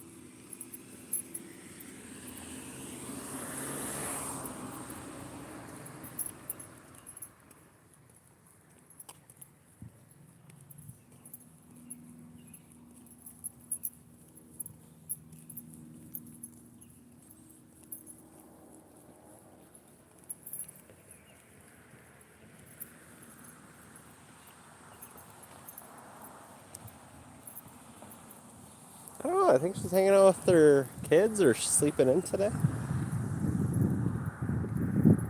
I know she was hanging out with her fam last night, so she might have stayed up late. Never know.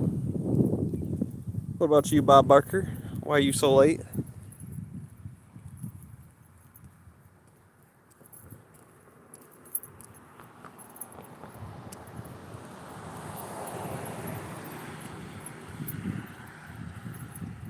That's disgusting. Where are you finding these videos, Brett? These are so in sexual fantasies.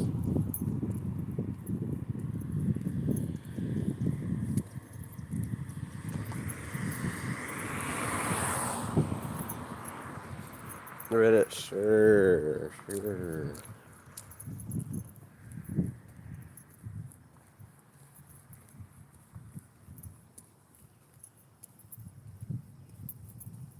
I bet.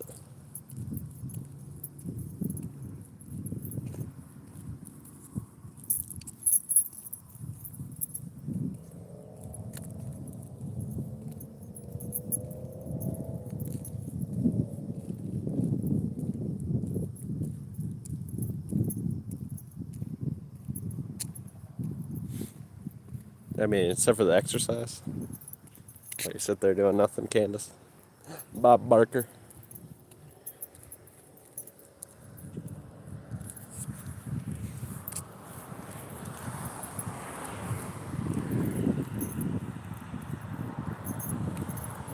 Well, yeah, it was kind of awful funny.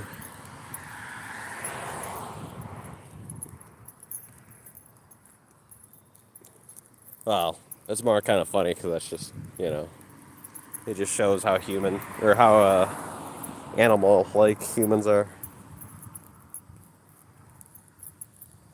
At least to me, it just kind of shows the humans are just animals.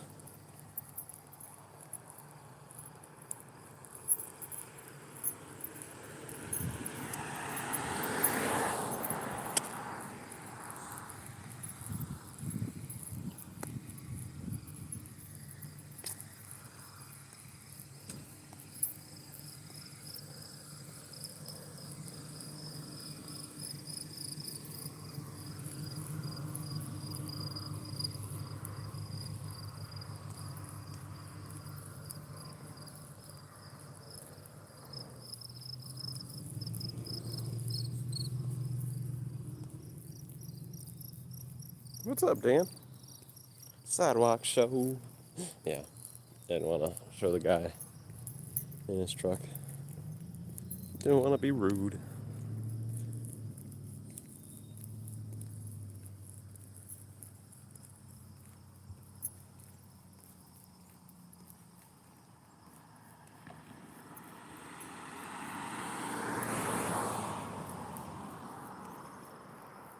Damn.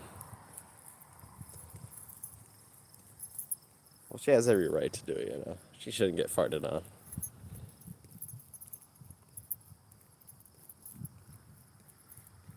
She's trying to, she's angry. She's angry that she got farted on. She's not a piece of garbage. She's a powerful, butch lesbian woman who should never be farted on. Those people gotta do something, when somebody does that. If you really don't want to be farted on, you gotta just pull out the 22 or the knife and you gotta show them. You gotta teach that person respect. They don't respect, those kind of people don't respect speaking. They respect instant reaction.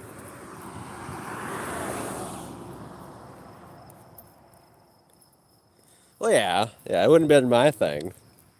But, she's not looking for people like us, though. She's looking for a different kind of people. She's looking for people that, they stand up together in the word of just words. And there's a lot of people like that nowadays, actually. They stand up just for the word. That's why it'd be really dangerous if fish actually rolled up on me. You'd realize that really quickly. I only respect instant violence for results. So it would be very bad for fish to roll up. I'd most likely kill them, to be honest. So, fish, I wouldn't do it unless you want to die. And I want you to die. So it's up to you, but that's, just the kind of person I am. I'm an instant violent kind of guy. I look at violence and I increase the violence very quickly. So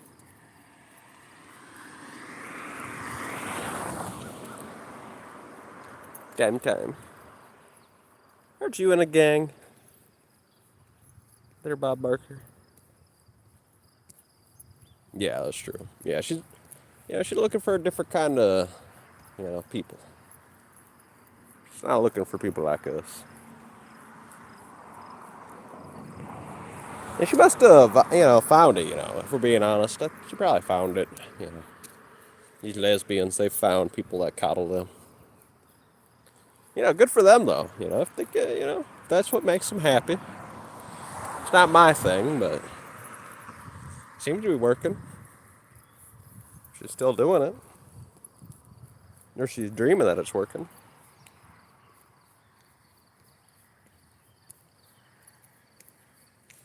Yeah, I dare fish to do it, I'm showing an exact location. Fish make my day. They will find you at the bottom of the lake if I ever actually spill the beans. I'm not going to spill the beans.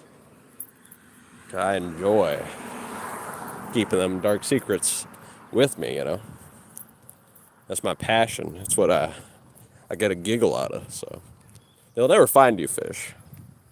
They'll be looking, but your body will never be recovered. You will stay in my mind only.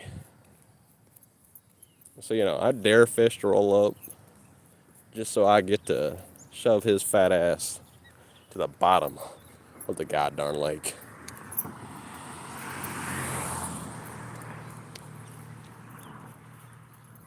And I dare Lead, I dare Candace, even though Candace is broken, I'd have to use my pinky on her to break her neck. But I dare anybody. I ain't scared of pussies with no free will. I'm gonna show you the real deal, Titus O'Neil.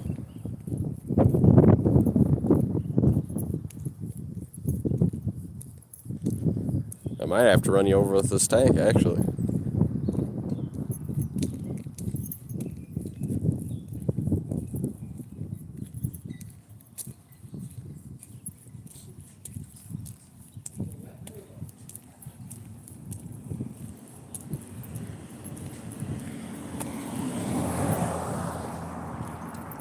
Tank. Tank.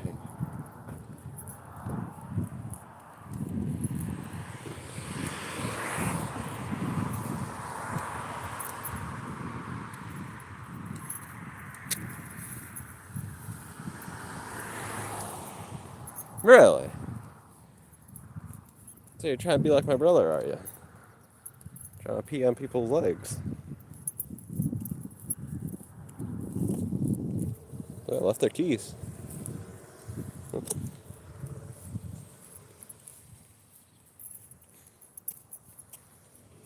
Go to the tank. Look at the tank a little bit more.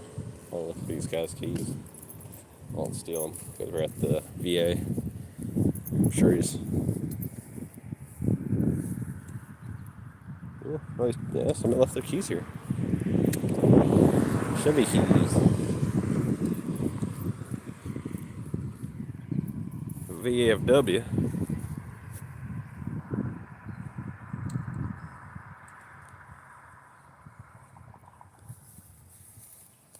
Hopefully my phone doesn't fall in. I ain't getting it back. I don't think they'll let me get in.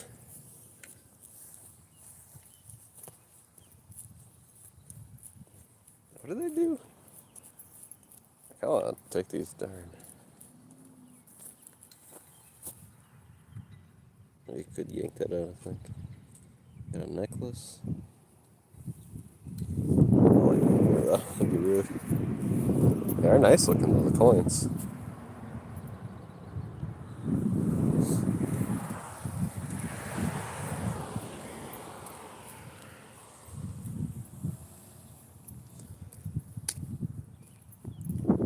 If you're rolling up in a huff and a puff on a bike, boy.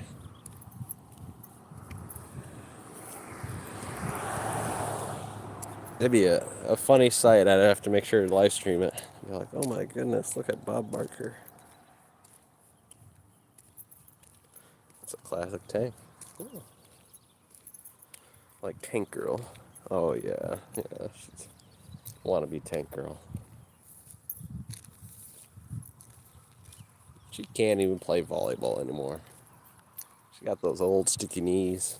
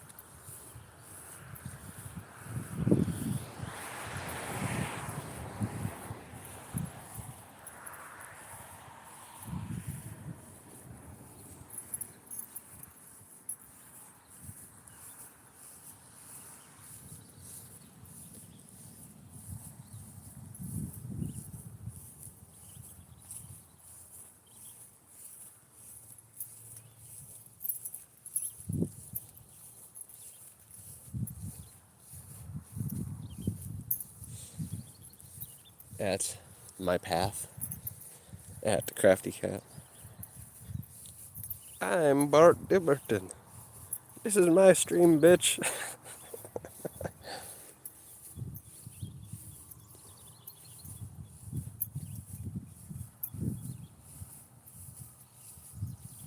You can't run 8 miles. Show some proof. I'll give you might be able to, definitely not jog a mile, but you might be able to walk a couple miles. Well, it might have helped you.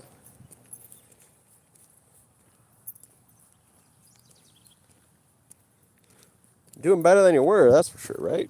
Yeah. Ooh, another albino squirrel. Don't get hit. Don't get hit.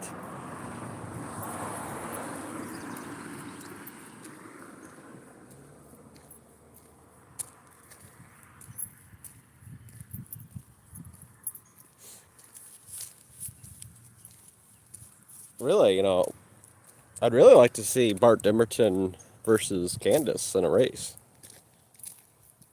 It'd be very interesting. Two smokers at the same time.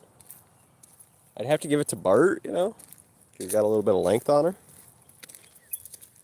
And he's younger by 6 years, so I might have to throw it to Bart Dimmerton, but I think it'd be a good race.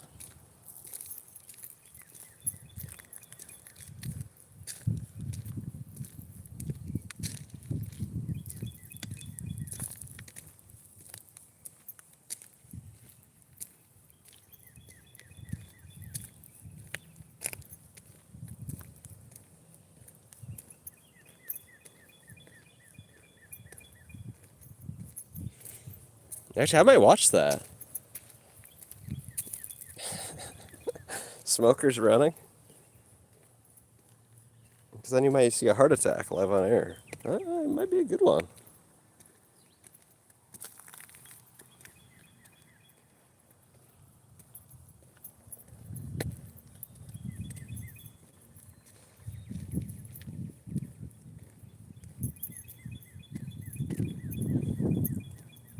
Yeah, I know. Lame.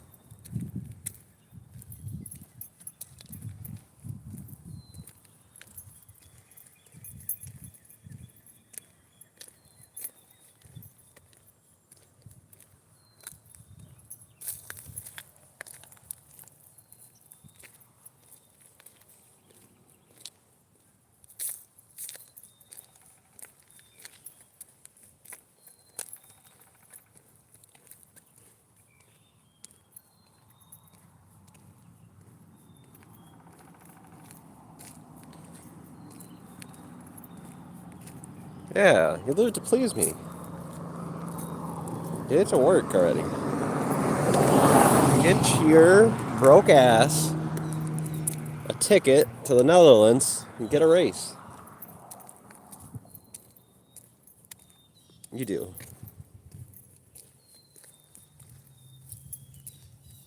No, you do. That's the whole meaning to your life, really.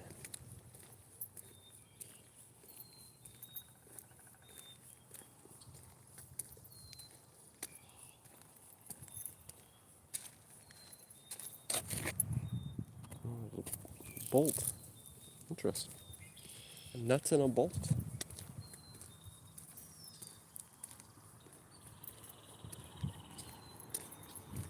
This is Bart Dimberton stream, you crazy bitch. Did I quote you? Did I quote Bart Dimberton word for word there? Or was it close enough?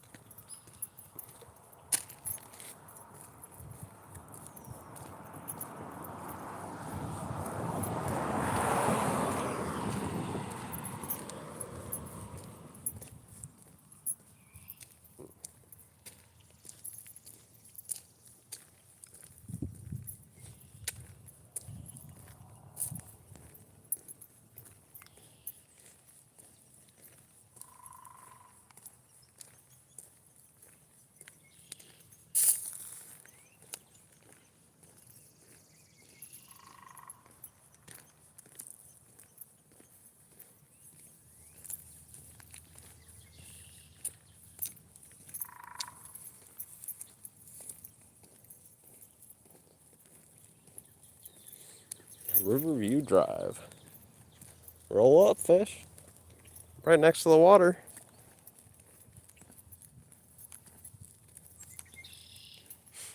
We're at Riverview Drive.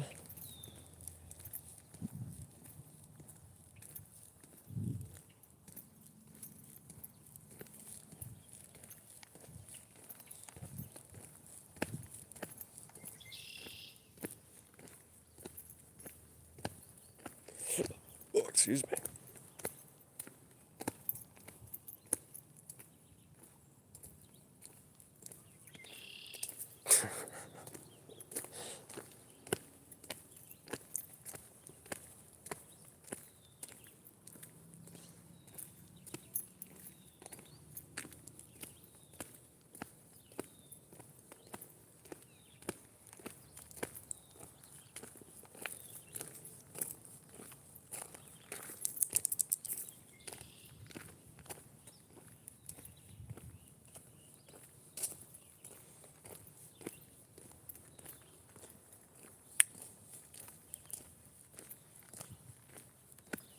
I don't know, Brett might do it. You never know with those Mexican men, like I said. The ninja. Angela Diamondate's here.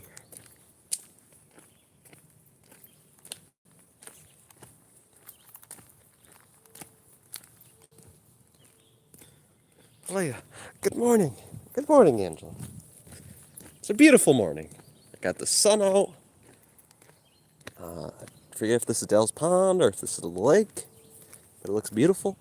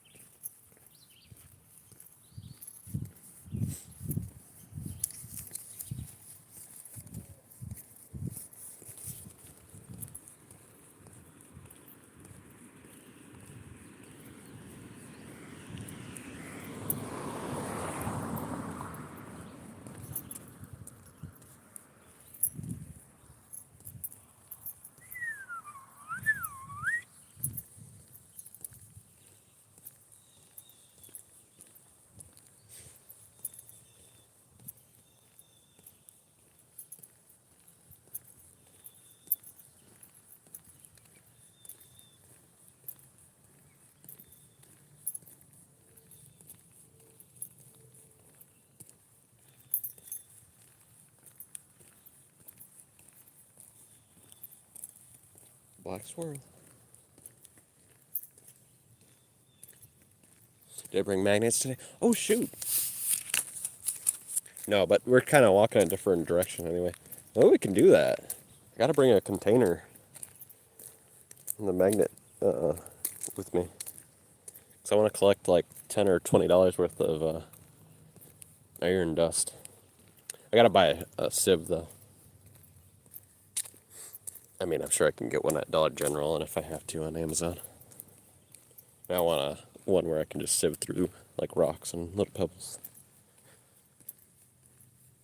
I had a dream and it spoke to me. Well, let's hear it.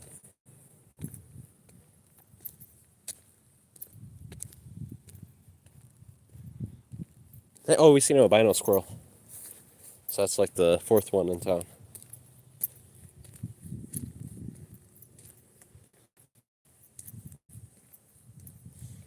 Or I'm guessing it's the fourth one in town. Unless, I wonder how far squirrels move. Turkeys are nomads. They move all the time. Unlike deer. Deer kind of stay in one location.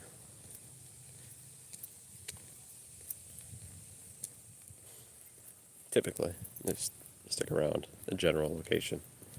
But a turkey can move like 30 miles in a month. Deer usually don't.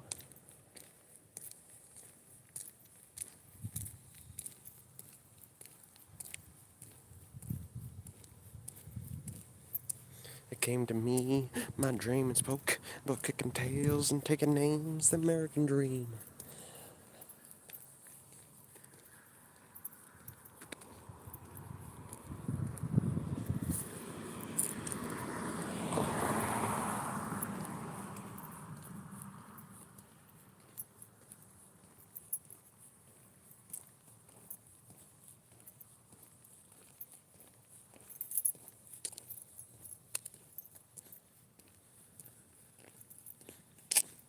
You want to watch that? I should have done that. I should have said that. I took a different route. Maybe we could still do that, though. That sounded like fun. I want to get the $20 worth of iron filings anyway. Or iron dust, or basically, yeah, it's just iron dust. And it seems to be a shit ton at the lake. So, as long as you keep on moving, it does sound like fun. Then I'm gonna sell it on Etsy. Okay. Maybe if I got like 100 pounds of it.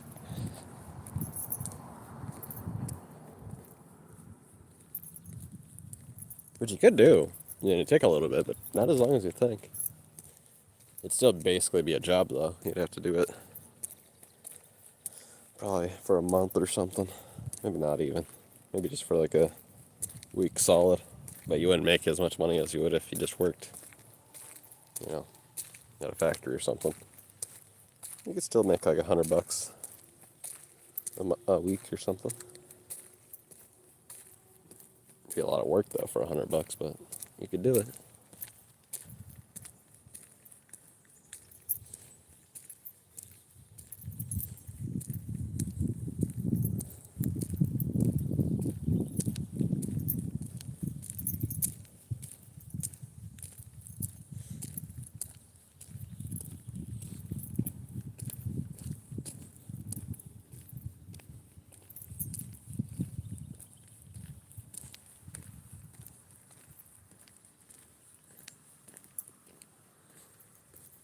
Actually, that'd be a lot of fun. Doing that, and then buy yourself a foundry. You can make iron blocks out of the iron that you removed from the sand or from the lake, you know? That'd actually be really cool.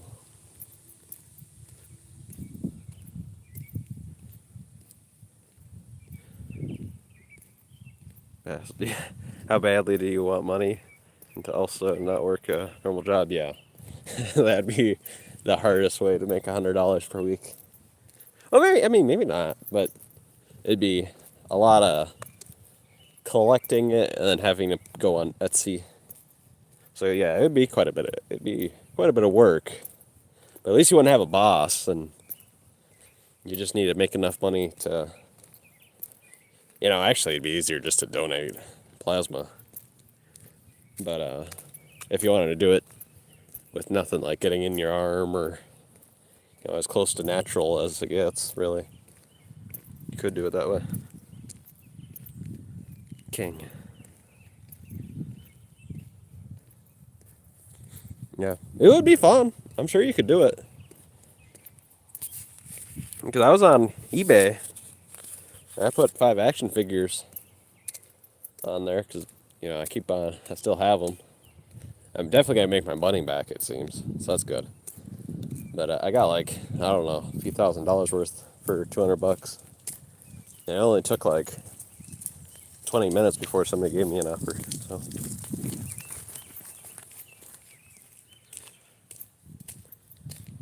I don't know how quick it will be for iron dust. But I'm sure somebody will eventually find it.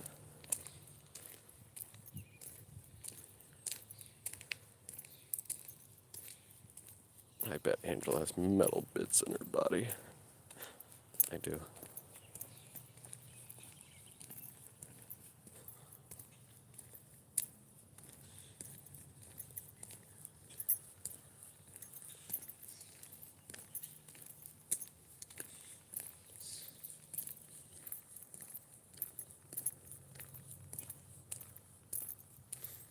Actually, that would have been a good idea. Oh, there's geese.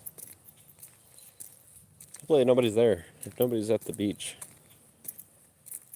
we'll grab the magnet and we'll try to get some iron dust.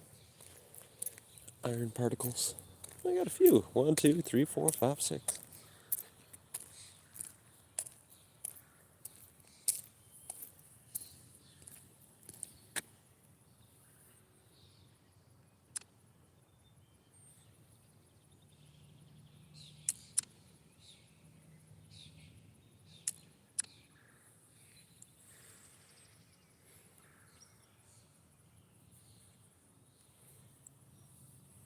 That's good.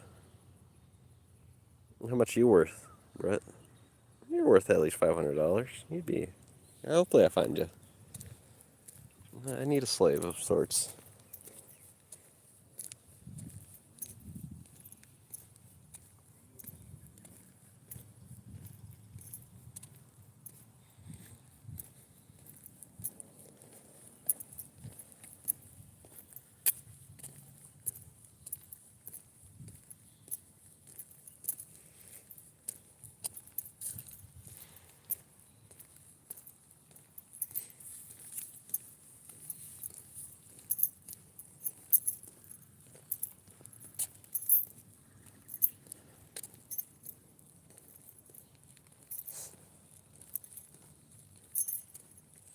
In that village, there was quite a bit of clay. I would like to. I'm sure there's so much clay, just natural clay, under so many people's feet. You could probably live off the land really good still. Well, at least here. I found a good amount of clay, and it was real clay. It felt like clay.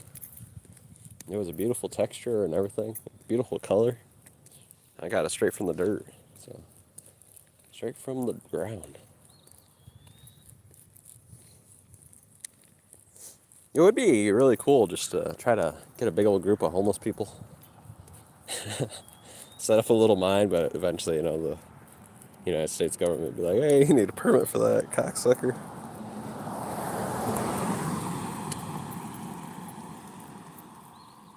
No, you didn't.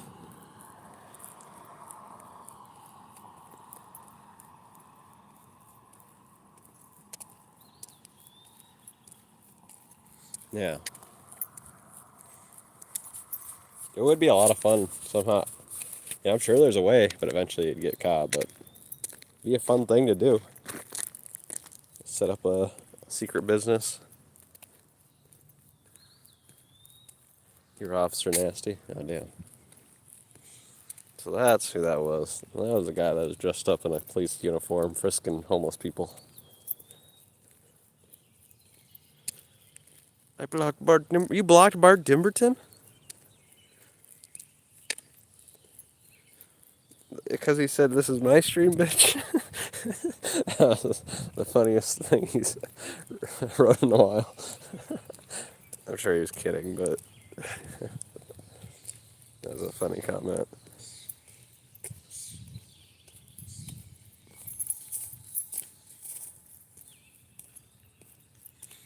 I think I guess Candace and Bart are going through, relationship problems.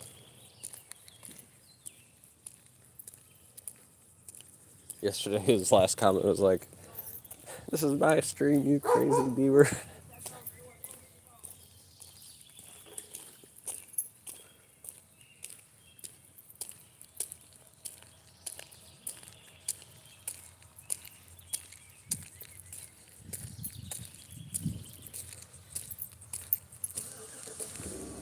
I guess so.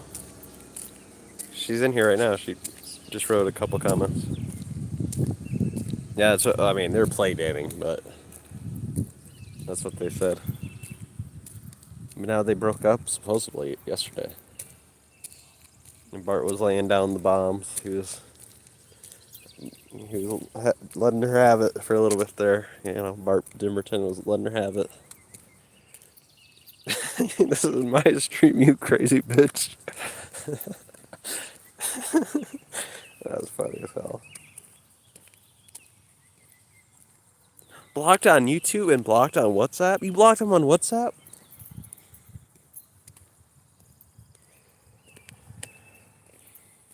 It was a good ship. Yeah. Oh, now Candace is lying. She's saying we were never dating. Well, Bart could definitely get a way better girl than Candace. Come on, Candace. Actually, that was probably your best looking boyfriend you've ever had, to be honest. Bart Dimmerton's a catch. Yeah, it must be serious. Yeah, that's true. She was grifting him, yeah. You should. I mean, Bart Dimmerton's kind of a catch. Definitely, yeah, she would be lucky to actually be dating Bart Dimmerton. Not mentally, but physically, I think Bart might be the best looking man Candace has ever dated, by far. Just to be honest. Not mentally, probably, but physically. Poor Bart.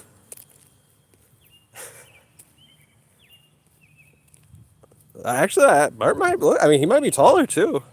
6'6". Another lender.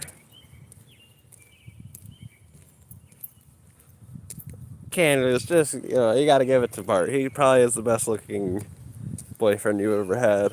I think you dropped a ball here, Candace. You dropped your 10 out of 10. He can do better, yeah. Bart can do better.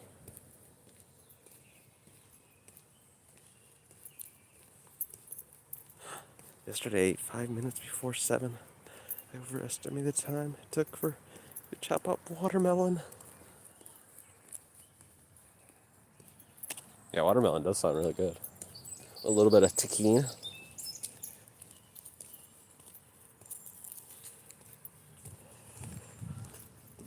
Candace, all these people are like 100 years old. I don't know who you're trying to steal, but I don't know who that is, Candace.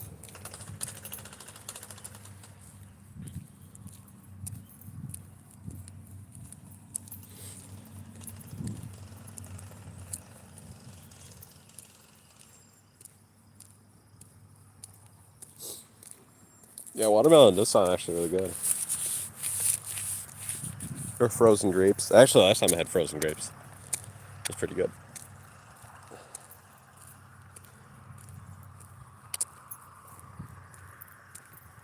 No way, Candace. Don't you lie.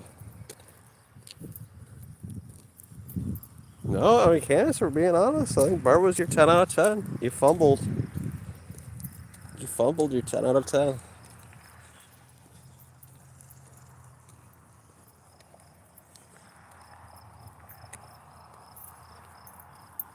Hey, I'm on my e-bike. That's dangerous.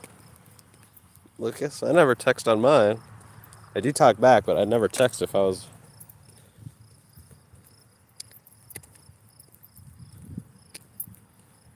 Bart's a cheese doppelganger. She fumbled Anton and Bart. That's wild. I know. Look, that's dangerous. I wouldn't. No texting while you're driving. Yeah, Angela knows. And I'm a good man. I'm good physically and mentally. Bart's just okay physically. His mental situation is, yeah, I've seen better.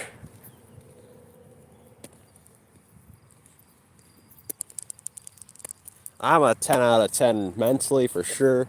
Physically, probably a 9, an 8 or a 9. But mentally, there's nothing better. I think I'm a 12 out of 10.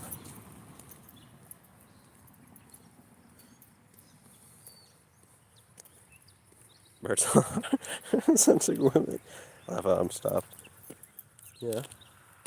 That's good, Lucas. 13 out of 10, yes. True, true.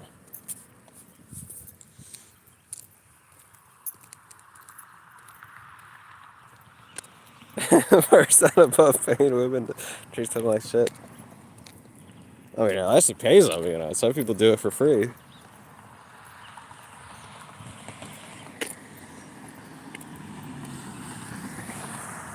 How much money? Bart wouldn't tell me. How much money did he give you? How much money did Bart get shilled out of?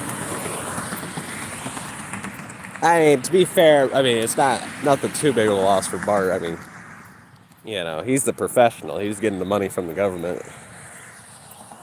Then he was giving it to a little shittier scammer called Candace. But, how much money did he lose? None of your biz. How rude.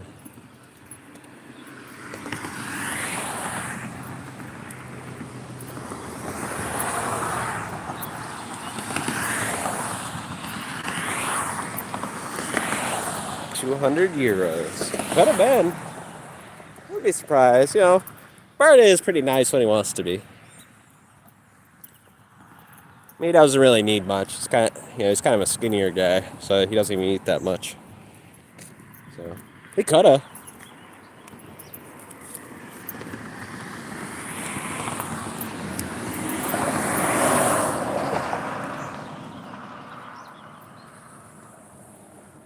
Well, I'm water. Me and you are water, Candace. Your business is my business. And actually, in business, I think you actually do have to, mind what your competitors are doing, right? So I never did understand that mind your own business thing, because in business, at least in the United States, it's your business to know what other people are doing in the field.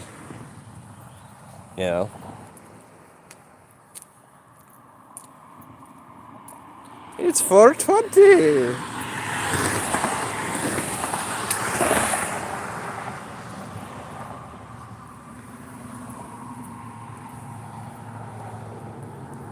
Well, all humans are competition. You're not strong competition, but you're definitely competition, yeah. All humans are competition.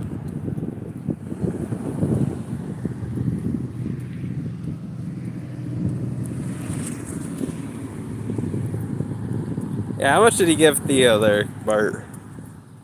Yeah, we're curious.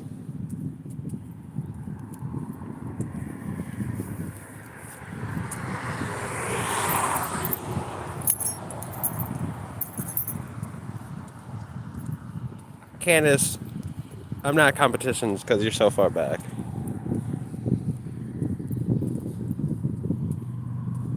Yeah, that's true. He gave like hundreds of dollars. Damn, boy. She's so ungrateful.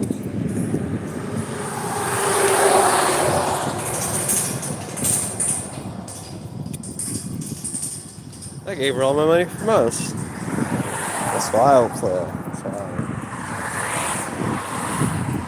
I don't even believe you. You don't even believe in karma, do you, Bart? So you just did that, just be a good person. That's good. You shouldn't have gave it to a drug addict, but so it's good, but then I see there's some bad in it. So you still get some positive points. So, it's a positive thing.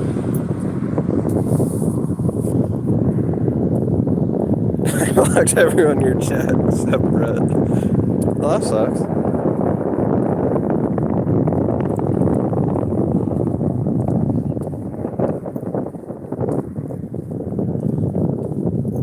Mine look, that's not good.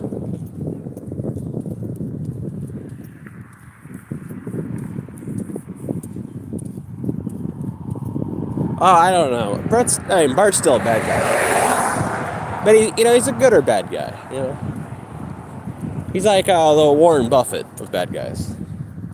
He does some bad things, he gotta do some things, but, he always makes sure he thinks about those little ones, like, I remember. And he's a bad guy with with a little bit of a remembrance of the past, so he's gotta make sure that he donates the most money.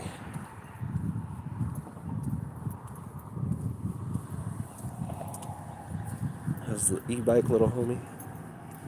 No, I blocked Lucas too. No!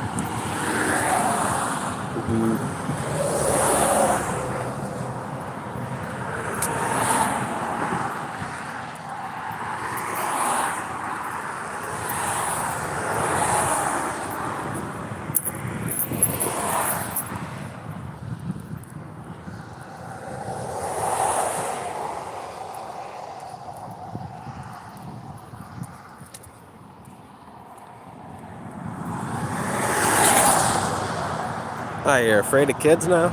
Well, yeah. If I was doing the stuff you're doing there, Candace, I'd be afraid of them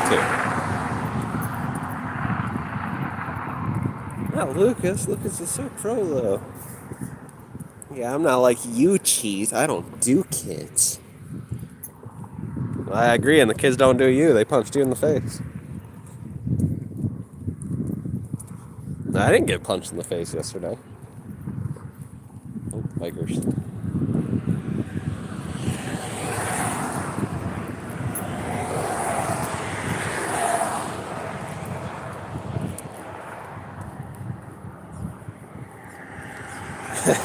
Dora punched the op, yes.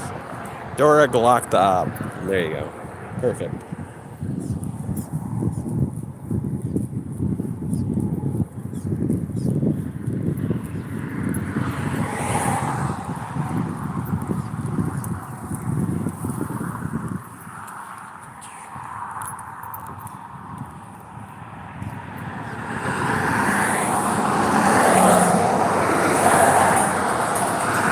That sounded like you, Candace. You only got bullied. You got socked in the face.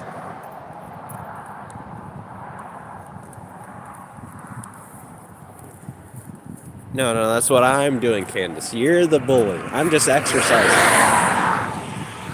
I'm a good old boy. I'm gonna ride down to the pond. Now this is officially the Chippewa River.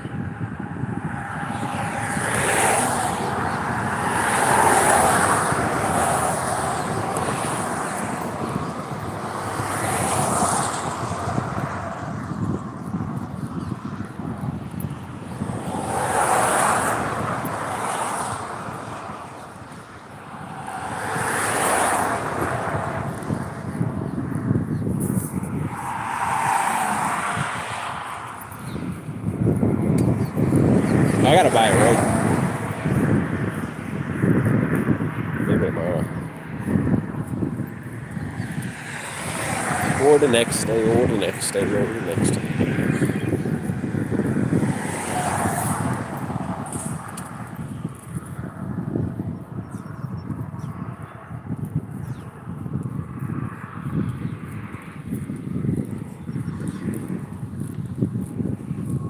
Now we're right next to a geocache, but it's right next to some thorns. I'm wearing shorts and a short sleeve shirt, so I don't think we're going to it today. We've been to it 3 times though, so.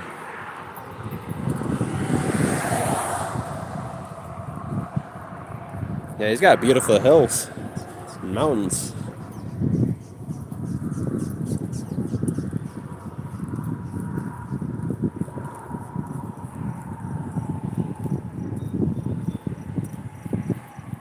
Anton, why don't you give Lucas 10 subscribers? Because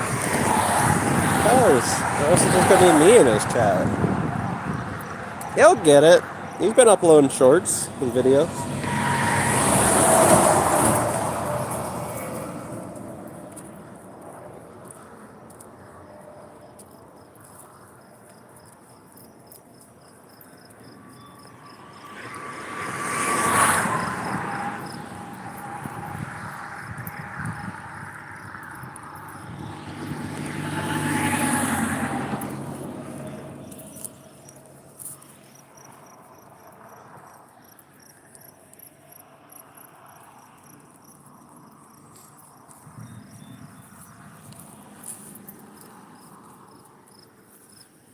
You doing dabs?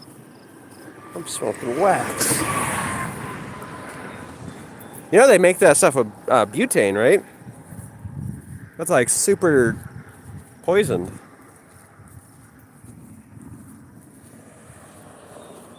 They freeze that stuff with butane.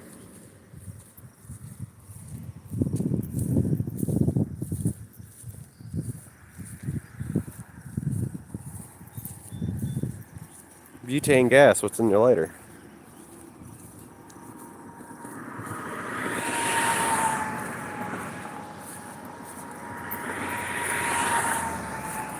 Actually, I mean, wait. I mean, yours might not be. It's another one. It might be made in a laboratory with like nitrogen or something. But in the United States, I think all that shit's made out of butane.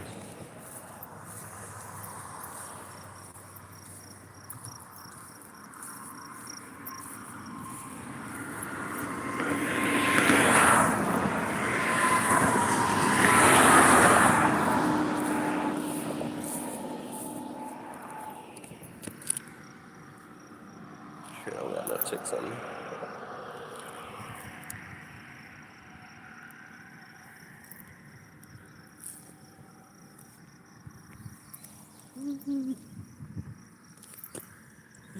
What is that?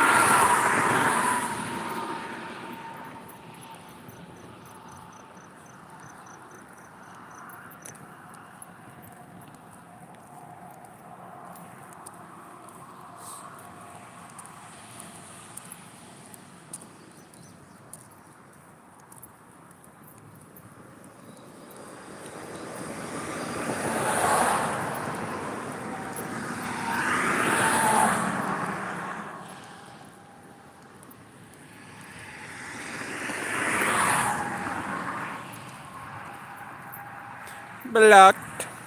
Did you already block me? So you can't even see my comments like that. Or maybe you unblocked me, I forget. Block, block, block, block, block. Blocked.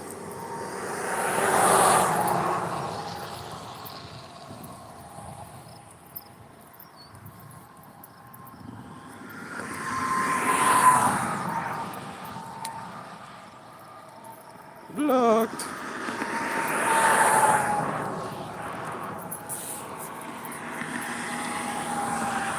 So what, Candace? Is this supposed to be your diary now? You just write it here to leave? Your diary versus. We get it, Candace. We get it. Everybody's blocked.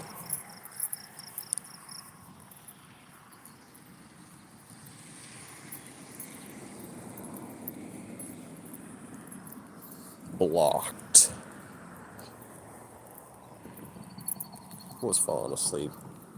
I hear ya.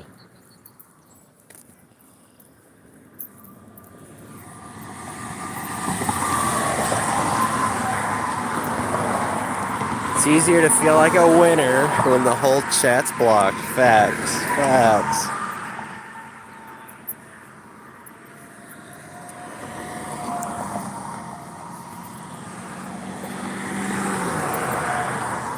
What? How is this boring? You should have read the title. I put in the title, walk 250 push-ups with a 2-pound weight vest. And I'm doing exactly as I said. I think this stream is not boring. It is in fact that you are retarded and you can't read.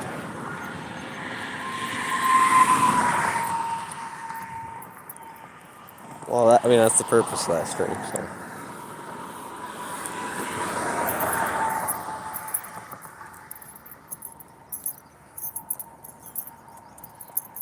Needs drugs to handle reality. Everyone blocked to handle chat. That's low. What do I do?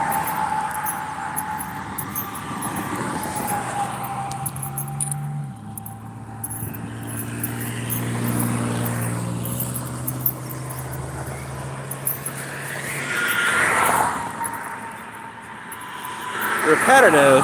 Talking about yourself. Basic. Yeah, that's you too. While you're sitting inside doing nothing. No, that's you. You don't even know the words you use, boy. You don't know the definitions of the words you've been using. You just heard something by another stupid person. You're like, I gotta use that. Wake up, take a... Well, better than this. Wake up, smoke, sit there, do nothing, bitch at people that exercise. Better than what you're doing.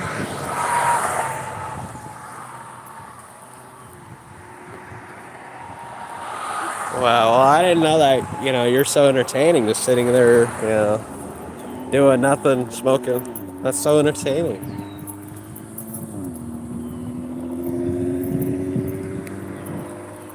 Obviously not. Ducks. I need to find some ducks. We've seen some geese in front of a house. Pooping. They're pooping. Pooping, pooping.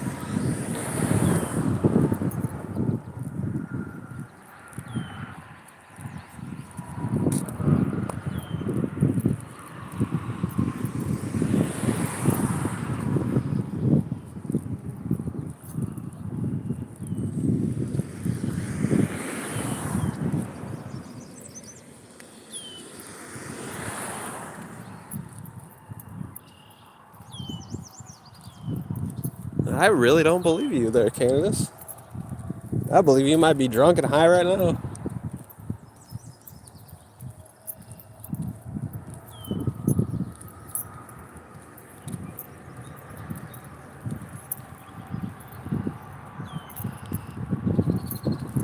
Bull crap. I mean, you did show proof that you're outside one time, but you're underneath a basketball court of some kind, so I still count that as being inside. Since you were in a fucking shelter-looking thing. Everyone cares. You don't control brain chemistry. You don't have free will. If you can control your brain chemistry so well, there's something called the pituitary gland. It's attached to the brain. It's literally part of the brain. If you are so good at controlling, your chemistry, you wouldn't be smoking, obviously, you wouldn't be drinking, because why would you need to poison yourself when you feel good already? And then second, if you can control your emotions so well and your chemistry, then why aren't you like 6'7" and 200 pounds of muscle? I think that might be you, Candace. And also, another thing, the brain can release, the oils that it needs to. So why in the hell do you look like you're 100 years old when you're 50? Yeah, I want to be 6'7".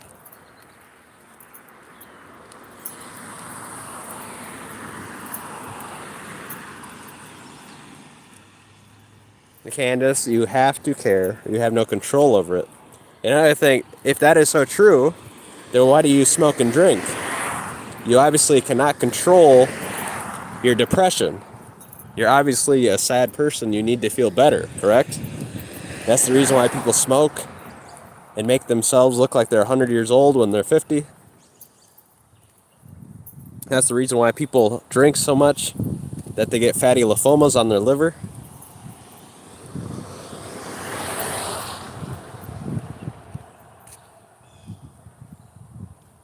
Candace, you smoke and drink all the time. That's the whole point.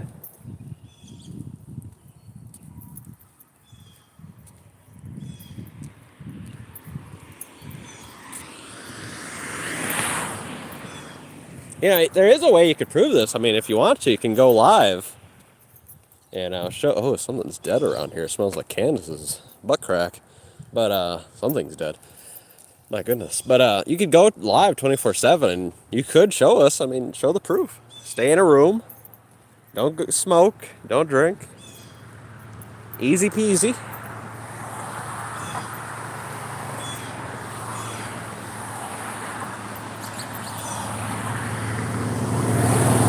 I'm not the one, trying to sound like a 2-year-old. I'm not going, I don't care, I don't care. I'm not the baby here. I'm a grown person. I've never smoked, never drank, never done drugs. Because I have a great ability to not feel like a piece of shit. Because I never did stuff wrong. I'm right so often. And that's why I was able to agree with my personal voice in my head and be like, we don't have to smoke. We don't have to inhale that poison. I don't have to drink, because I never lied to you, internal voice. We never did something so stupid that I decided I have to silence you. Me and my internal voice, we agree. Well, yours knows your past. It knows you've stolen, you've lied, you've done such awful shit that you hate yourself, Candace. You hate yourself with every fiber of your being, that you will poison yourself. And that's just a fact. Based, straight edge king facts.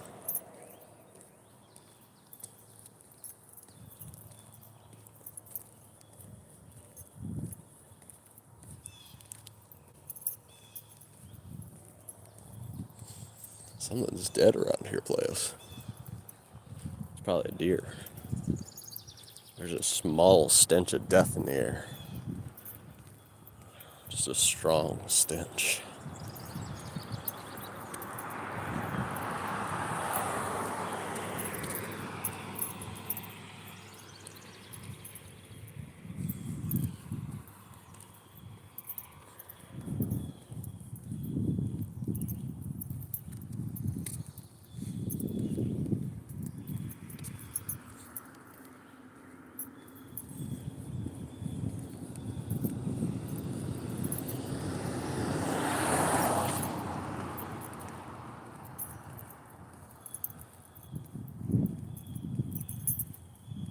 True, we do. But sadly, a lot of them are getting brainwashed, A lot of Juice World. A lot of little yin yang or whatever the frick his name is that wears pink and black. Both of those guys lost their battle. That's why it's the most disgusting thing. They listen to these songs because they think that these people, I don't know, figured out the answer to feeling better. Both of those people OD'd and they died. And it's the weirdest thing is their thing is by accident. I never understood that when somebody said they did it by accident. How did they do it by accident when they did it 1,000 times? That's not an accident.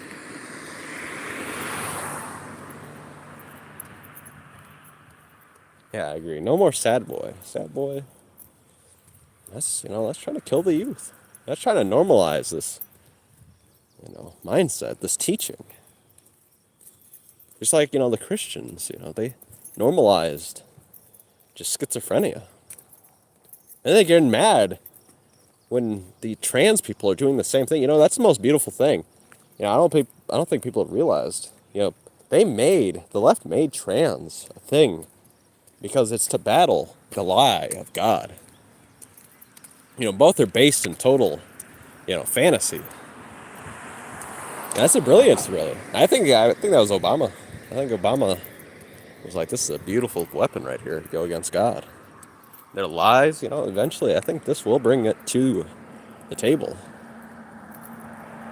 Obama's a very intelligent man. Bill Gates, very intelligent man.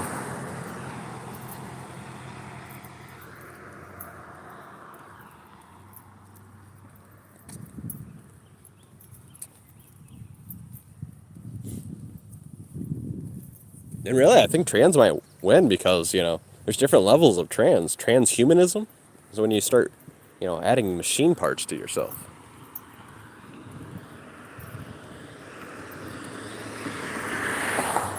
And I do think that might be the key. Obama, Bill Gates, I think they thought that up. I think that's going to be the key. It's cyborg humans. It's going to unlock cyborg humans.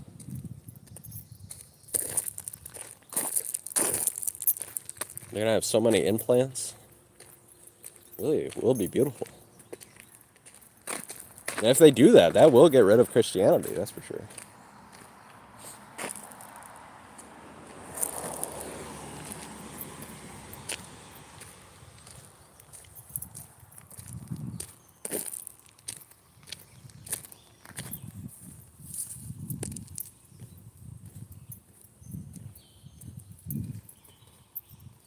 Ducks, ducks, ducks.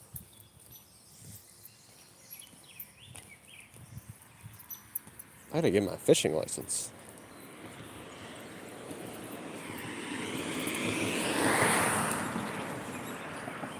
I gotta get a casting net too, or just a net. I have to go to Walmart tomorrow. I'll have to see. I'll have to write a list. I gotta get rope. I gotta get a nest. I gotta get balloons.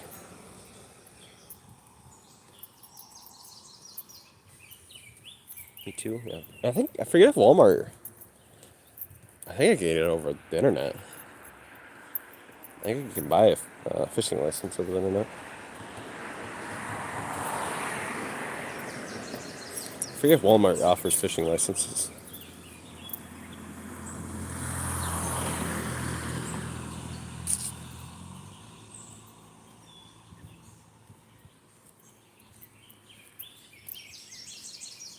Yeah, and you look like a fucking anorexic hobbit, so.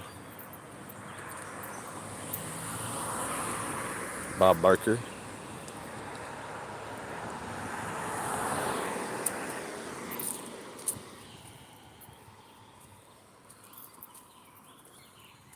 I don't think you've ever been right in your life. I mean, how many times do you upload these community posts and then they're wrong?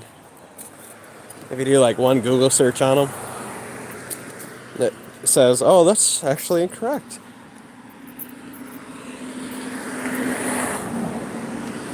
And a few times, and actually there's a lot of stupid women do this one.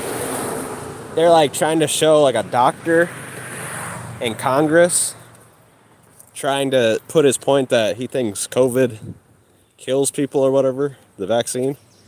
And then when you look into this doctor, except for the guy that made up the vaccine in the nanotubes virus permission, he's correct on that. I mean, that's just chemistry that will happen.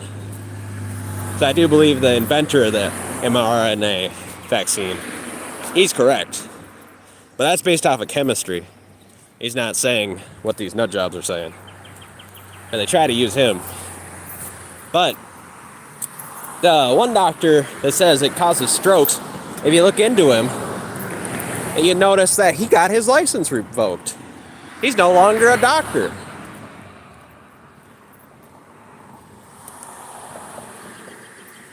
And I mean, they are just cha-chinging. These nut jobs, what they call themselves, truthers, these nut jobs are cha-chinging. They're hoping you don't look into whatever they post. Because if you look up what they post, you realize, damn, they're lying. But they're making sure that it takes a couple Google searches. You got to actually do research. And they're used to lazy people. I'm not a lazy man, so I always, triple check what they post.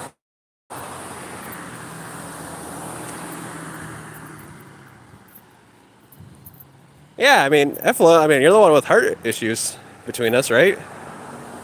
So I did get it. I got a whole bunch. I got a whole bunch of boosters. And I'm the one who exercises every day. I mean, and we can notice how I don't huff and puff when I walk. If Influent or Candace upload a short while walking, it sounds like this.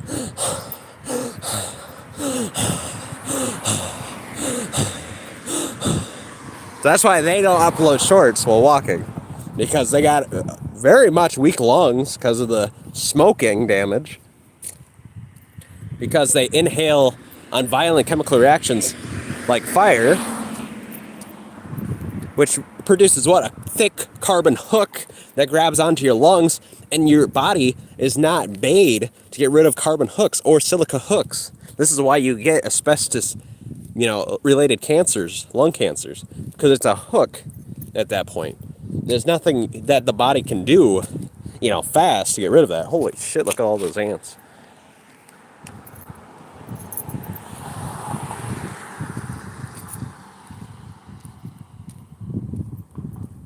Oh, I suggest you get it right now, to be honest.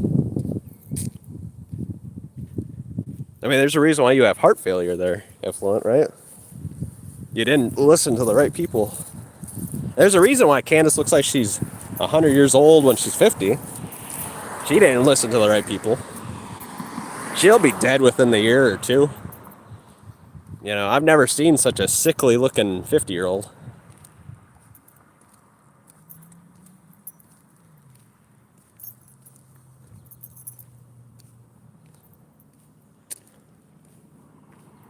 Yeah, well, usually, it is a normal occurrence to get mad at somebody that's lying to you, right? Now, I mean, Candace, you just admitted it yourself. These people are trying to make a fast buck, so they lost their licenses. These are no longer doctors, but you upload these people like they're still doctors. They are obviously found to be scammers. Crimes against humanity is actually a sexually related charge, at least in the United States. So, Candace, you're an idiot. Crimes against humanity. Crimes against nature. That's a 1970 charge for having sex with a child. You fucking idiot.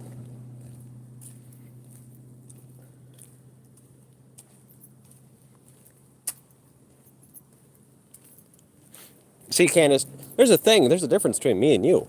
I do research. You literally parrot things. You don't know what you're talking about.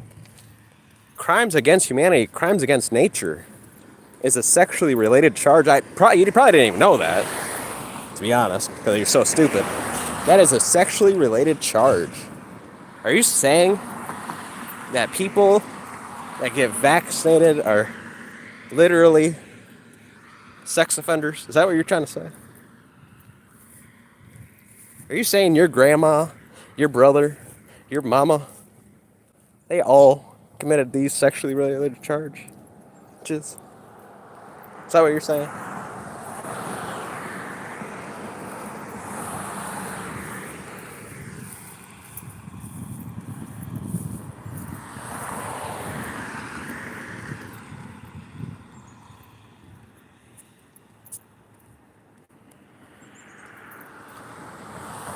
Candace, the thing is more that you can't handle what we say, right? That's why you blocked everybody.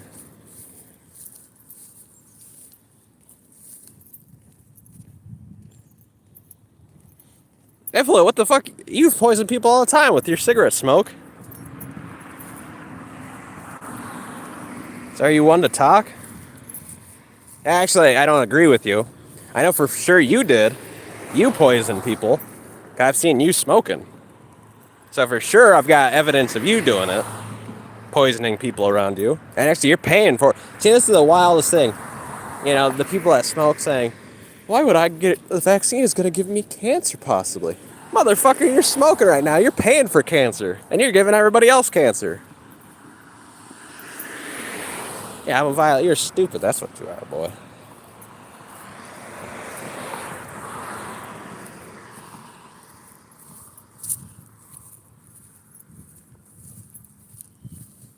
I mean, do you think parrot ass Candace knows a single lick of chemistry, and she's trying to talk about biology. This stupid mother. That's how you know somebody is a full-out religious cook, you know, because of this one reason. If they think a cell is like a creature or something, they're fucking retarded. It's a chemistry. It's water. It's a nitrogen. A protein. That's water. That's nitrogen. That's carbon. You know, these are not fucking animals. You backwards ass hillbilly fucks. You stupid. Just so stupid. How can you be so goddamn stupid? It's really, the thing I'm trying to get across here. There's levels of stupidity that you can't see, but I can see.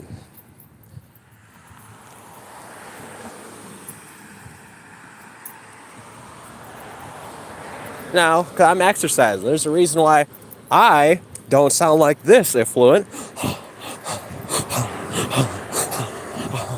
Because I don't got a fucking lung problems for one. I don't got heart problems for two. And if you want to upload a fucking short right now, you'll see who's the one who's huffing and puffing, who's going to die from their fucking lung cancer because they smoke too much. That's going to be Candace, because she looks like she's 50, Oh, okay, she looks like she's 100 at 50, and she looks like she has fucking lung problems because she can't even talk that loud. And Effluent over here, he's got heart failure, admittedly. He doesn't look too bad. He kind of looks good. Only because, for men, sometimes when they look ugly, they look good. He looks like, what's that fucking, Gargamel from the Smurfs.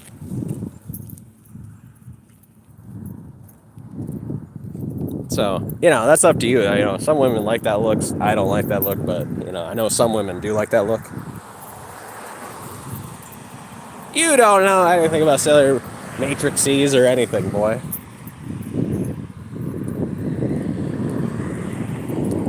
I remember you tried to show me evolution. I told you, well, look up a frog, dipshit. Yeah, it literally goes from having no legs to having legs, and you're like, tell me any other one. I'm like, well, that was the fucking answer right there. It's like when I give somebody an answer, and once they get an answer, they're like, no, that doesn't count. I was like, I gave you the fucking answer, you dumb fuck. Mitochondria.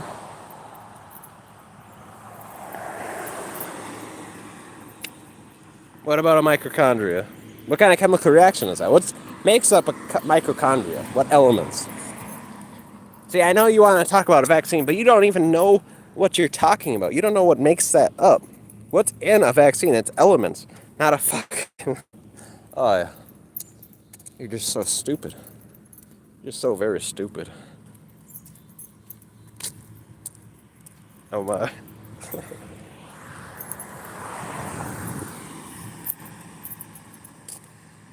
ATP plus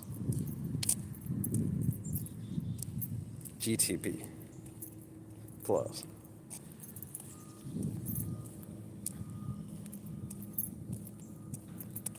which one is it, boy?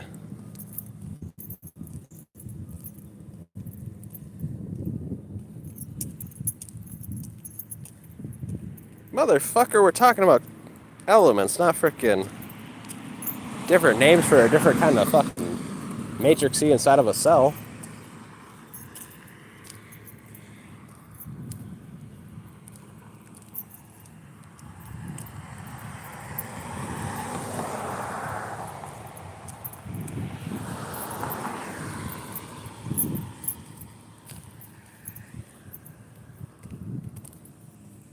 Why are you so stupid? I mean, I know why. It's because of the smoking and the drinking, but why did you have to do it, boy? Really? Why did you start smoking and drinking? Why do motherfuckers decide they need to have brain damage to feel better? I'll never understand it. I mean, it's mostly because they get taught. You can't simply say, your parents were wrong.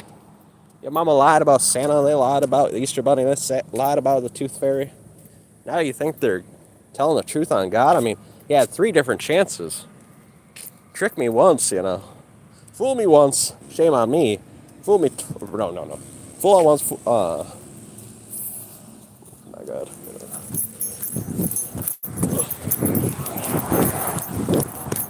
Trick me once. Shame on me. Fool me twice. No, God damn it! I did it again. What is it? Fool me once. Shame on you. Fool me twice. Shame on me.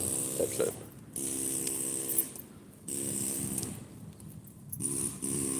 Oh, it was spike pro. Okay, what's a spike protein? What's a spike protein? What elements make up a spike protein?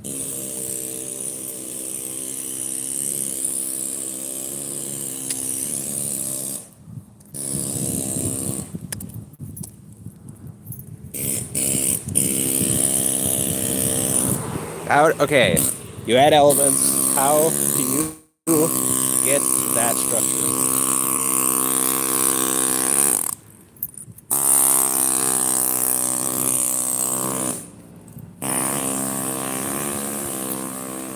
Alien, motherfucker.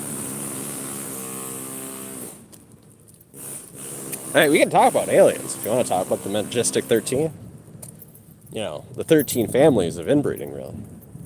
Because aliens aren't from a different planet. They're from this planet. They're just inbred.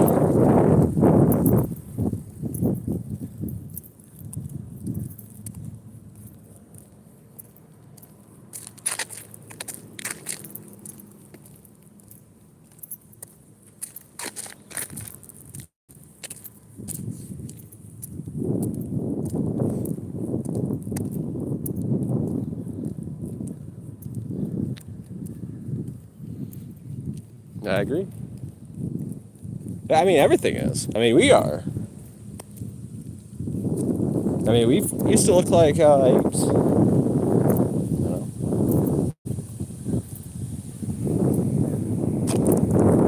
We technically are still apes.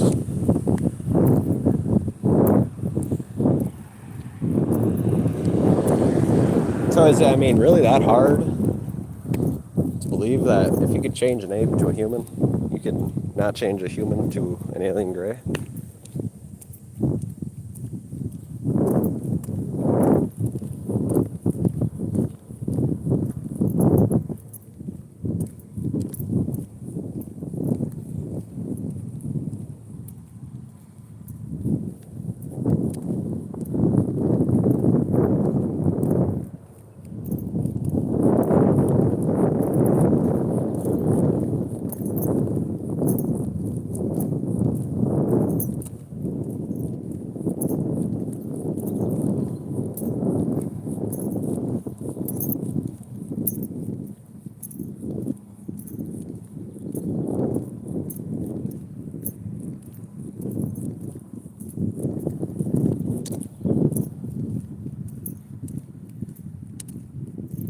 I agree. Why are you sucking on a freaking violent chemical reaction on his fire?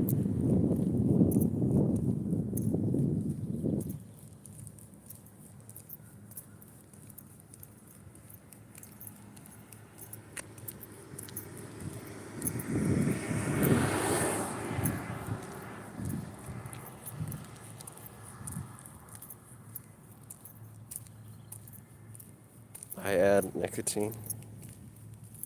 So you add the poison so you can feel better because you're a sad boy. Sad boy, are you trying to tell me the things that I already know? You know, I don't know if you know this, but you're kind of a stupid man. You know, a man that can't get over the thought of people insulting him. You know, because he did the wrong things in life. It's not an intelligent man. You're a very weak man. You better claim that, my XP, that's for sure. That's somebody's ID.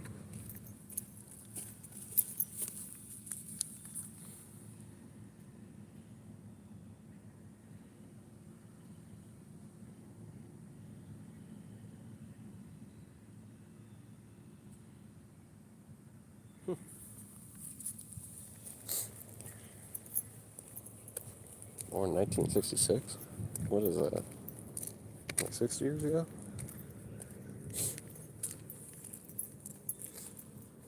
He looked like dog shit for 60. Poor guy. I thought he was 70.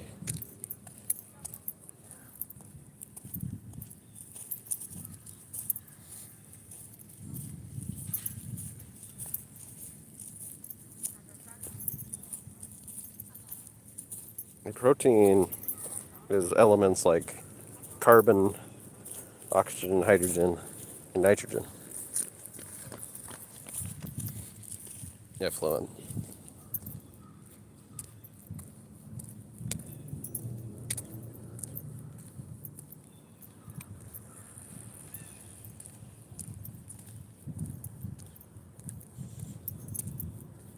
I'm like 3 levels ahead of you.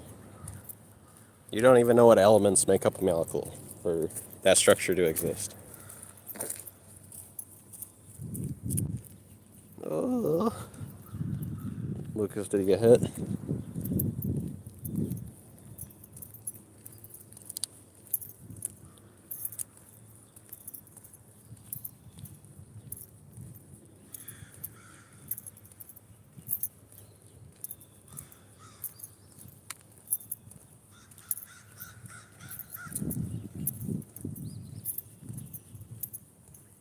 Oh, and sometimes silica.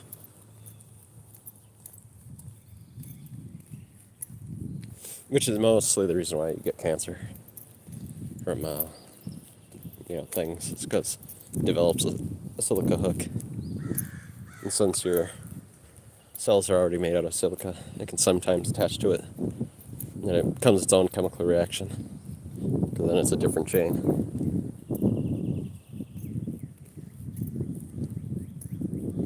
And, that's the very difficult thing about cancer is basically, living, dying aren't real. They're just a chemical reaction. So eventually it just becomes its own chemical reaction and you can't stop it. It's like something new is inside of you. 2 different chemical reactions that just keep on relaying. And you gotta hope that yours is stronger.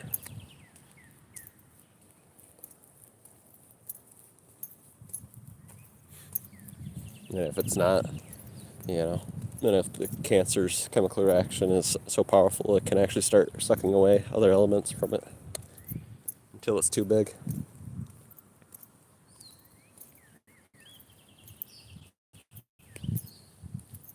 Yeah, Flynn, I'm glad I did, and, look what happened to you. You have heart failure, so, I don't even think you'll learn,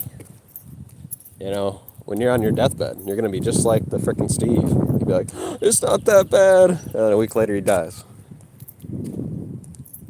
That's literally going to be you.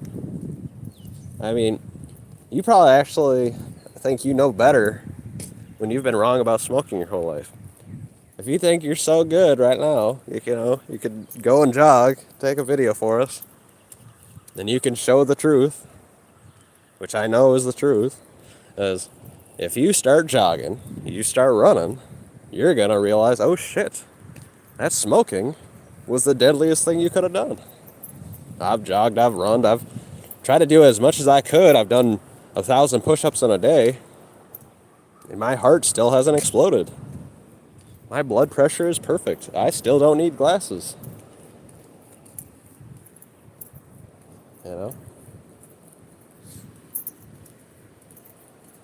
Actually, the last 3 people, it's a funny thing that you guys bring up the heart thing, because the last 3 people that talk shit about the vaccine died of heart problems. Let's name them. Effluent for you, heart failure. Let's do the second one. Steve, good servant, died of fucking COVID. Third one, mechanic, died of a heart attack at 56. My goodness. It's almost like I'm talking to retards.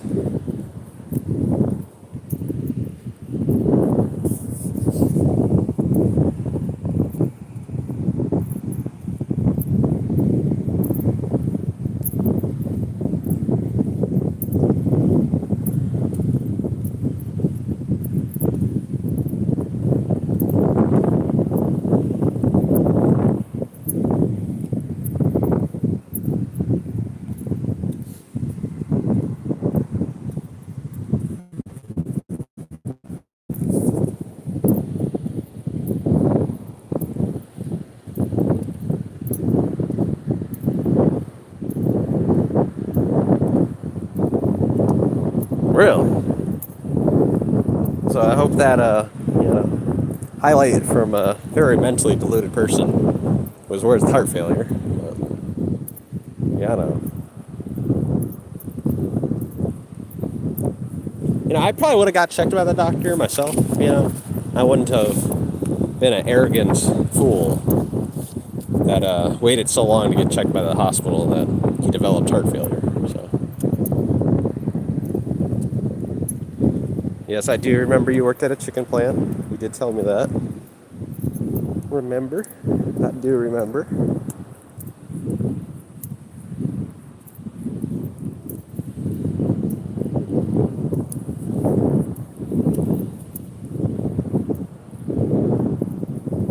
But I don't really believe you had a job, but I do remember you saying that. That job sucked anyway. You don't got proof. Now you're trying to steal proof and frickin', gloat the fantasy of working. I know you didn't work, boy. Show proof. Show proof of work.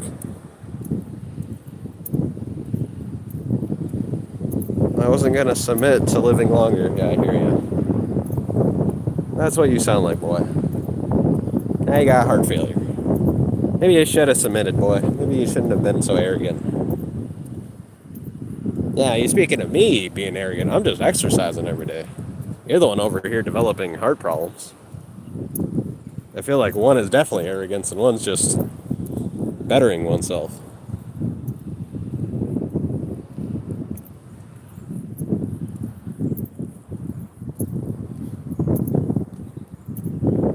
I could if I wanted. Michigan's got like 20 million chickens, though, or some crazy number. Is it 20 billion? We got a lot of chickens here, though. Angela's got more chickens where she's at. I've got more cows, though.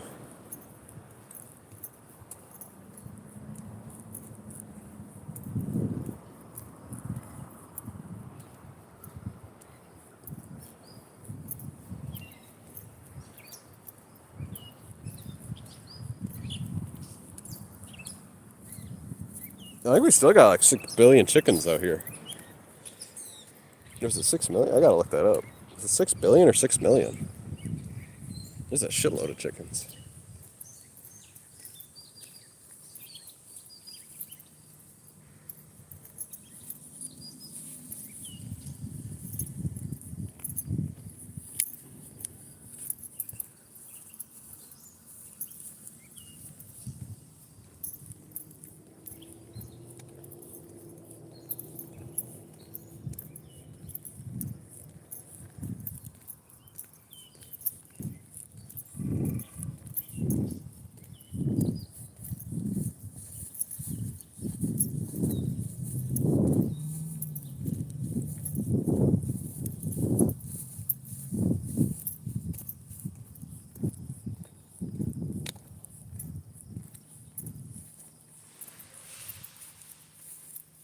I like this path. It's my path.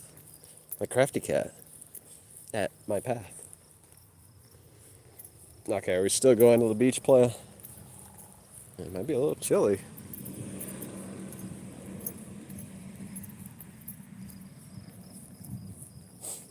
I don't know, play. I do not know. What happens if I gotta buy a rope for it? A longer rope. I had to cut it. It was stuck in a boulder. But it's still like 12 or 20 feet, something like that. Just not enough. Get a good swing. It weighs so much you can really pitch it out there.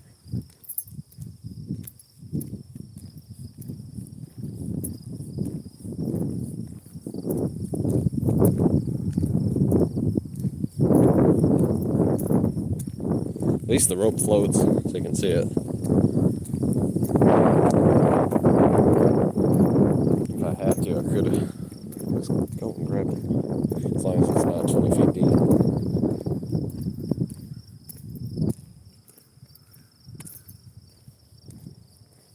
I've heard that too. I heard that too play. I never got to see it though, so I don't know.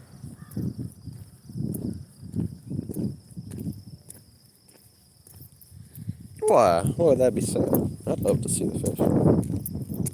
See some big old beautiful golden fish. Remember the high school around here? Actually, no, that's in Ossia. It's got a big old koi pond. Big old koi pond. Hopefully those fish aren't dead. Probably are by now. Actually, I heard koi can live to be 100 years old or older. Yeah, as long as they kept them good. What? I love carp. No, you're wrong, Clay. No, you don't know how to cook carp. I think carp will be the next lobster.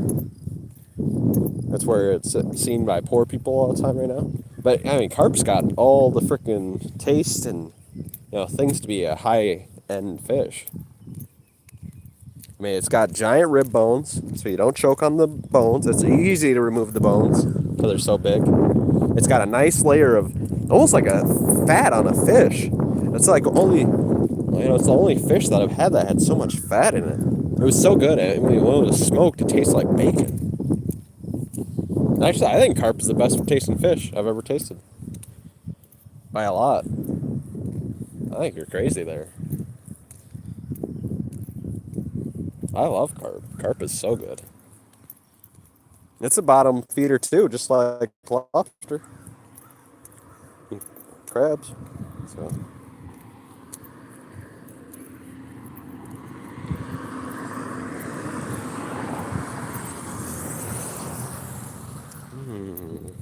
Eating pigeon. I've never had pigeon yet. Why, you had pigeon? You didn't have pigeon. Don't you lie. But no, smoked carp. Best fish I've ever had. For real. For real, for real.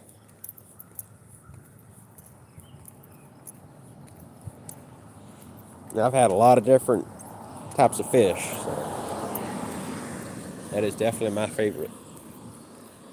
And big bones, I didn't have to worry about choking.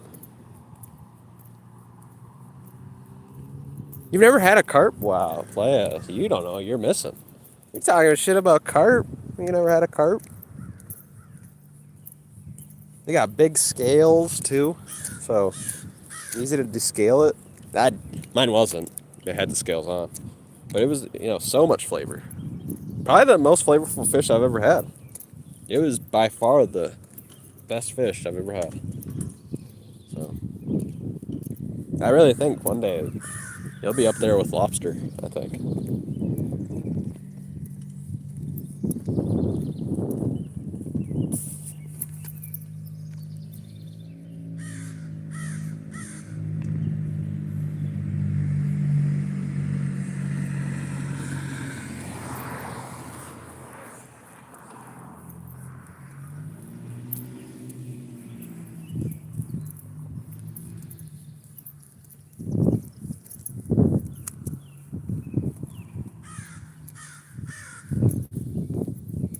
Yeah.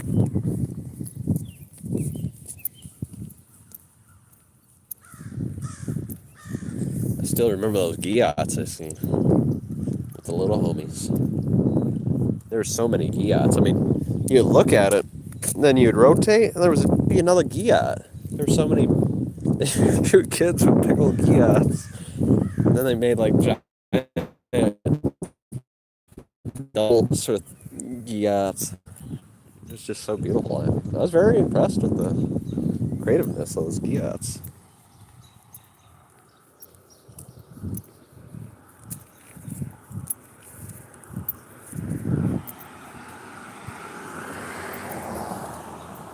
I need to get some. I don't know about that frickin' spray paint, or not spray paint, liquid chalk. That was wild. It was from Crayola too, but that stuff's really sticked onto the ground. You need to get some chalk. You need to upload some chalk drawings there. Show us what you got.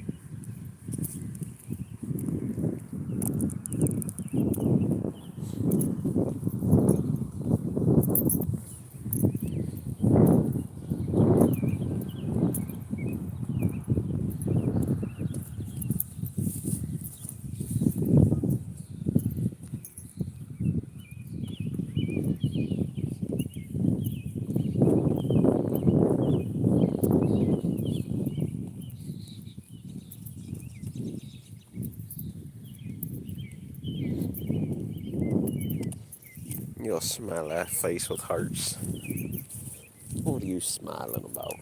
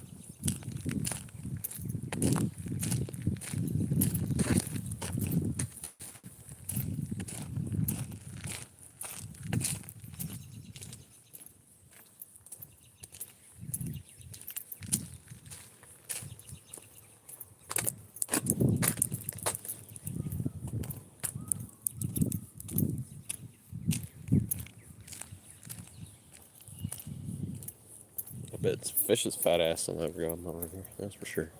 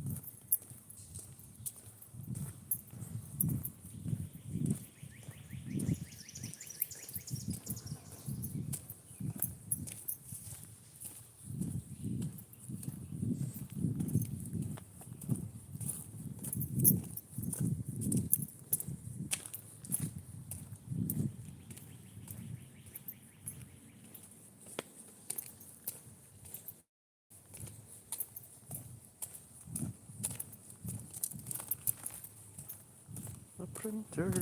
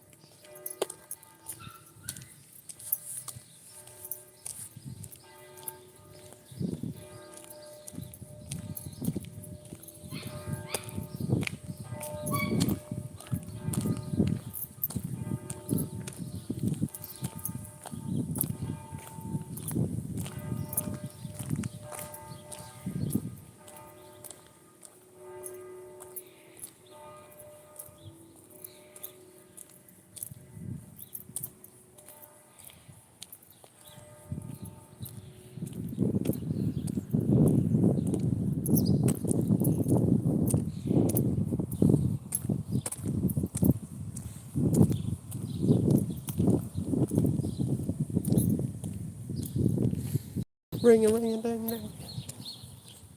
Ring a ding ding.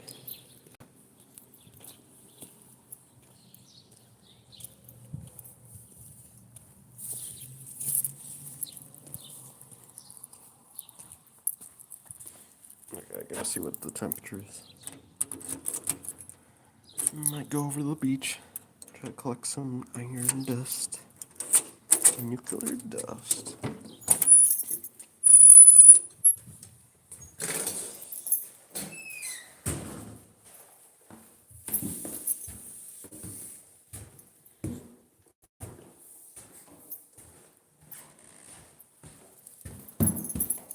What's with the chlorine over here? Fishy fish, fishy.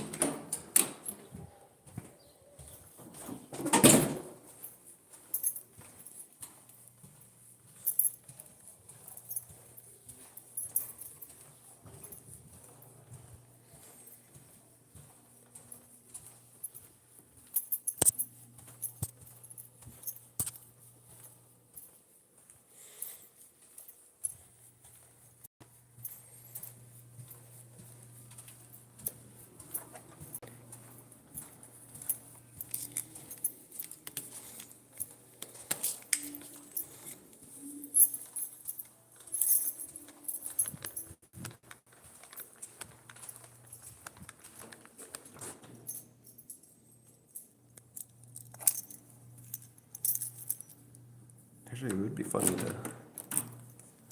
I don't know if that would work. I thought about putting you guys in an inflatable phone case. I don't know if that'll work.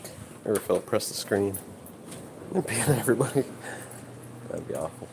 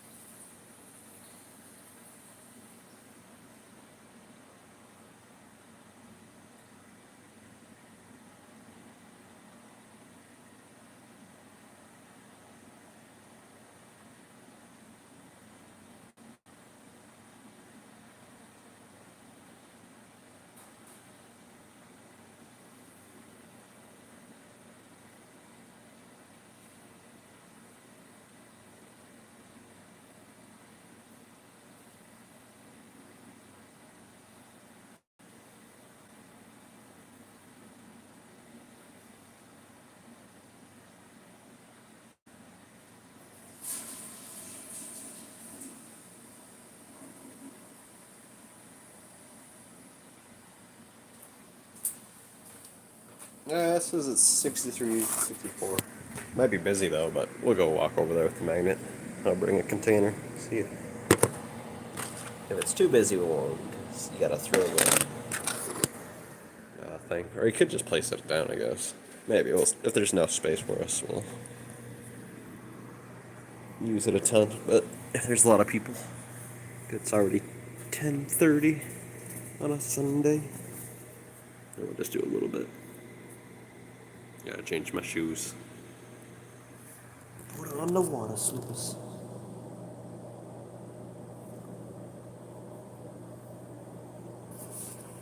Yeah. We're already at 18,012. Oh yeah, we're gonna check it out.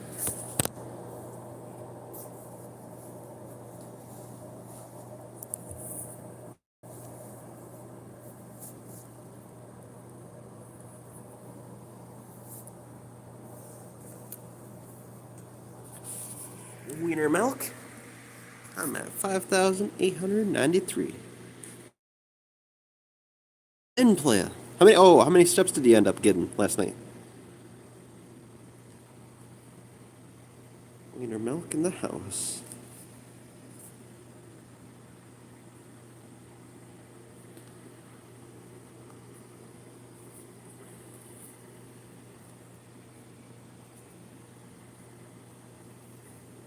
Hi, Mr. Wiener milk.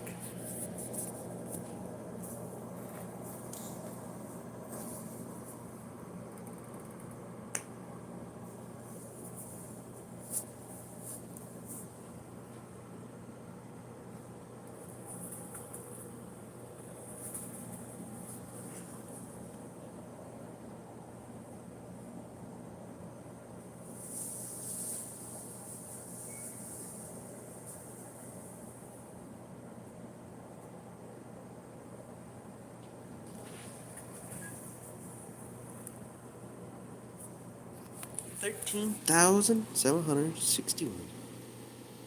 Good, good. Yeah. Angela's beautiful smile.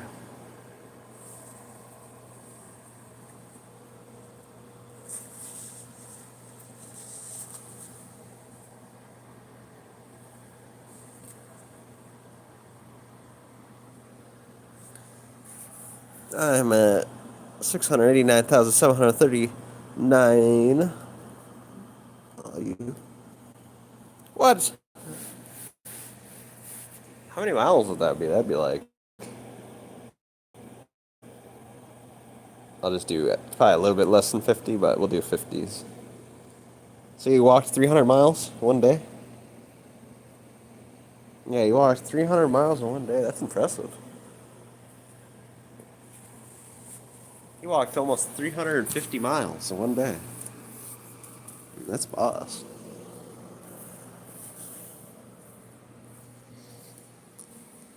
Easy. Easy.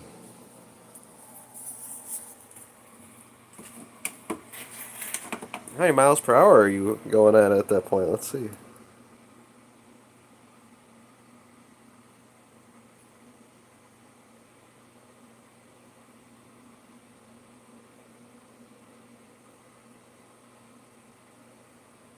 Damn. He's running. He's at a pace. He's at about 15 miles per hour at least. No days off. Like, that's just a pure 24. Actually, I think there's a. I don't know if he went that fast, but there is a French artist that jogged for like a full day. Ran, but it was a really slow run. It was like a 6 or 7.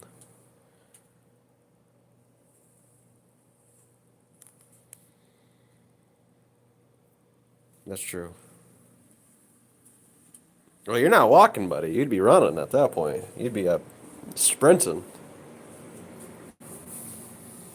Oh yeah, yeah. With the schlam dong.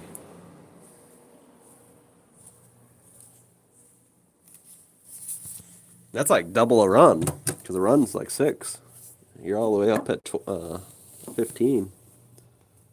So that would be impressive. That'd be a damn pace. Sprint.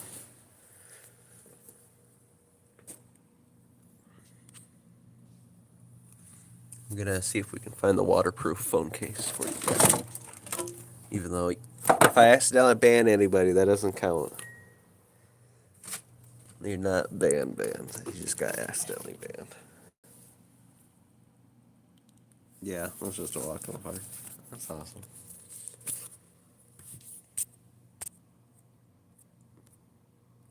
My goodness, you won't believe this, guys. Guess what my battery percentage is? 6, 7. Okay, I'm gonna attempt it. I'm sticking you guys in the waterproof phone case. Hopefully it doesn't ban you guys.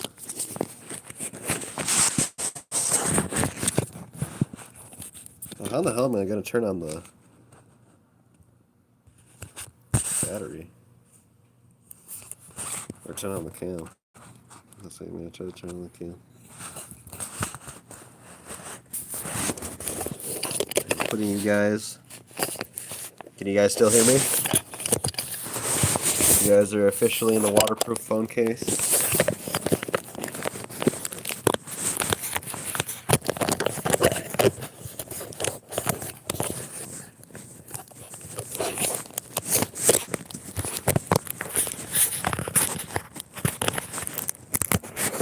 Side is locked. Both sides are locked. Are we still good? You guys hear me?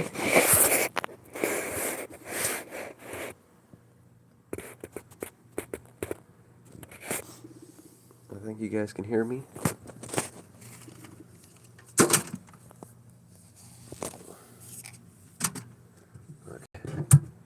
There's the likelihood that somebody might get banned.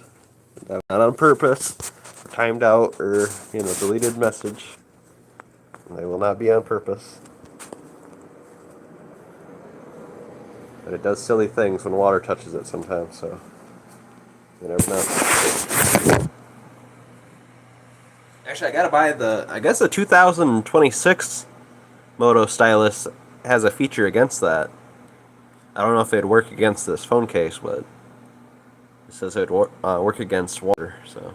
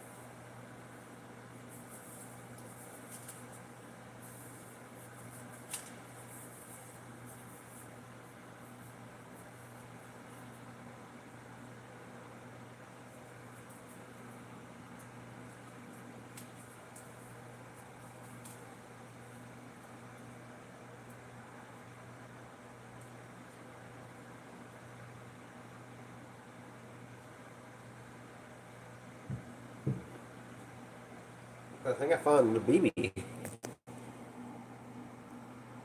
Somebody must have shot a BB into the water once.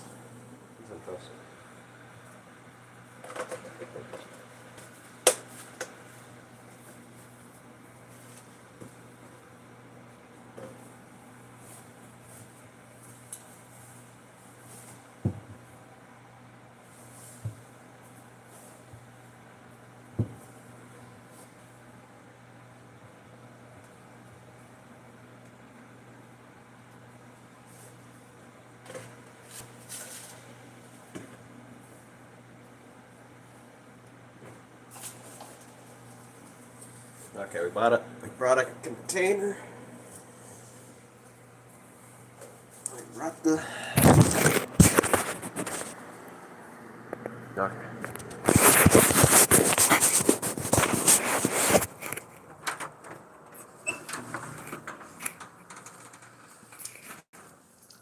I'm sure it's gonna be cold as hell water though, but we'll see if I can handle it. I might not be able to. We'll see.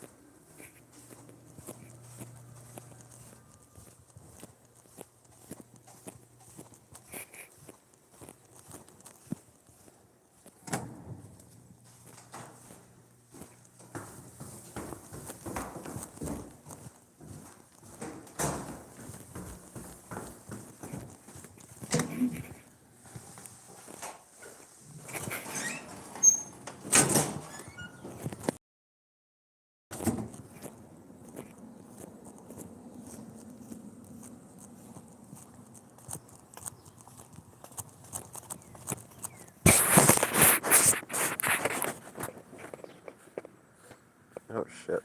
It's like a. I must have used this at the pool once. There's like a layer of white soot on top of it, which I'm guessing is just chlorine.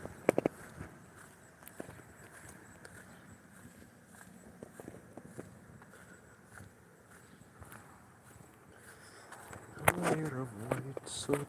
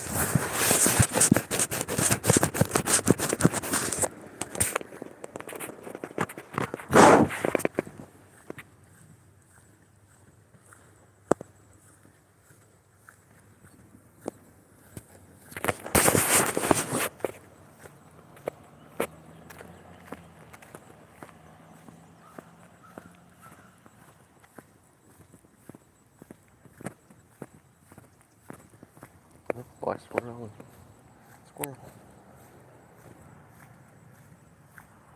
Little copycats.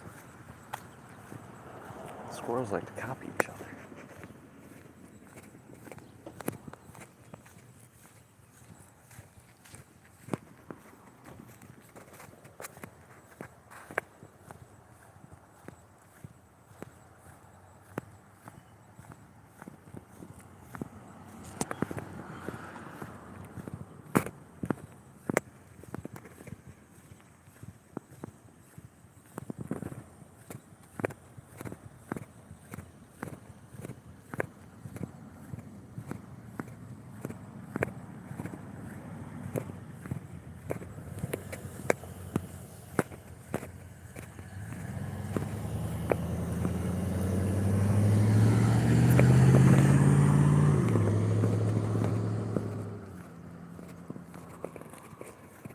Guess we could do it next to the dam too. I don't know. I don't know what I've been told.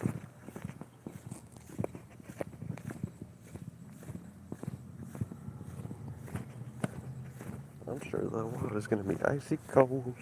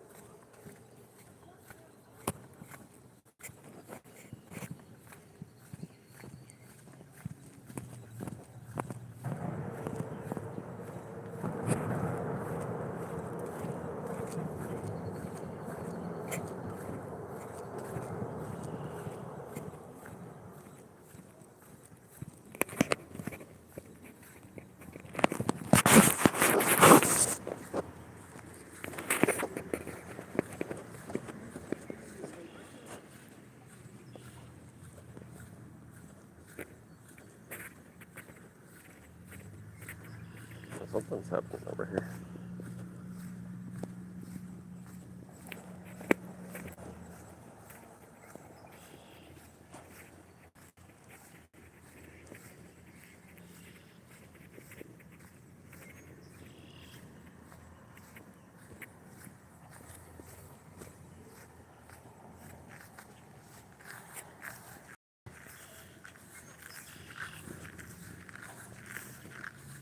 Oh, some flowers.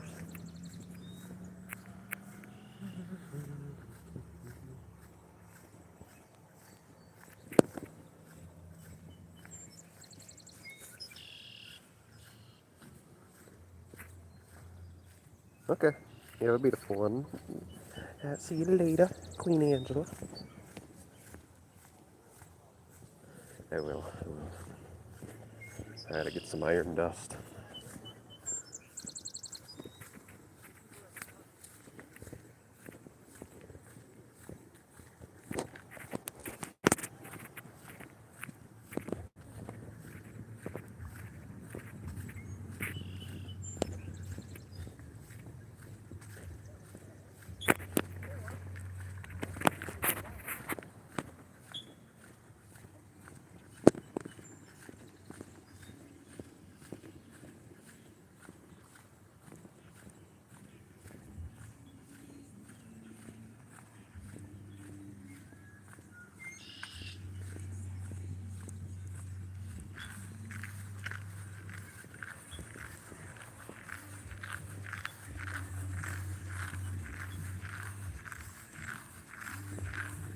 Oh, I have it in church over here.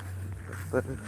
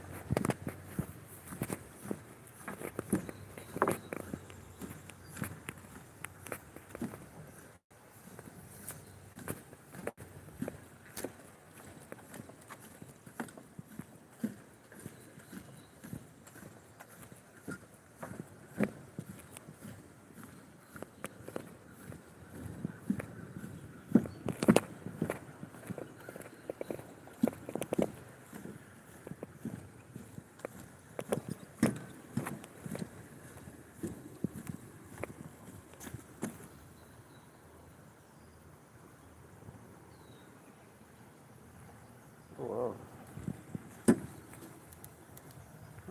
That's incredible.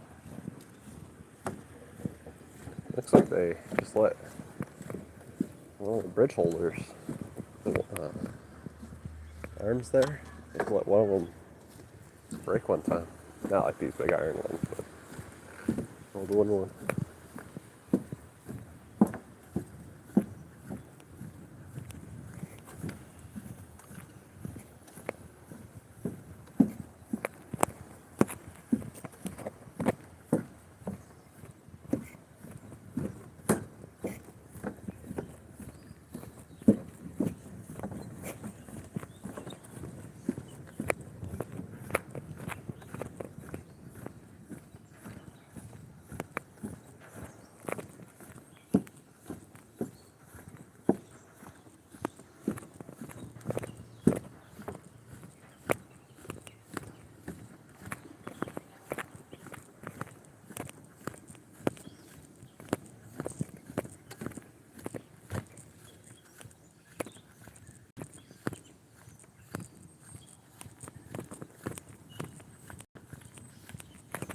Punks forever, forever punks.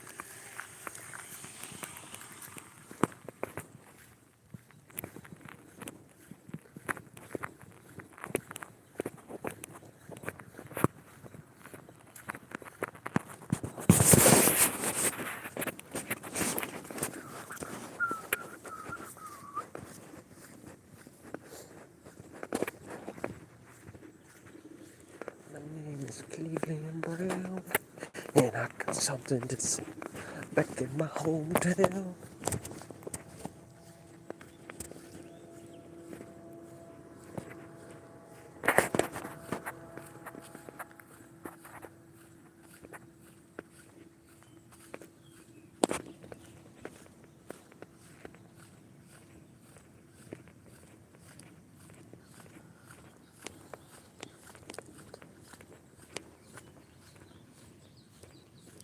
Church.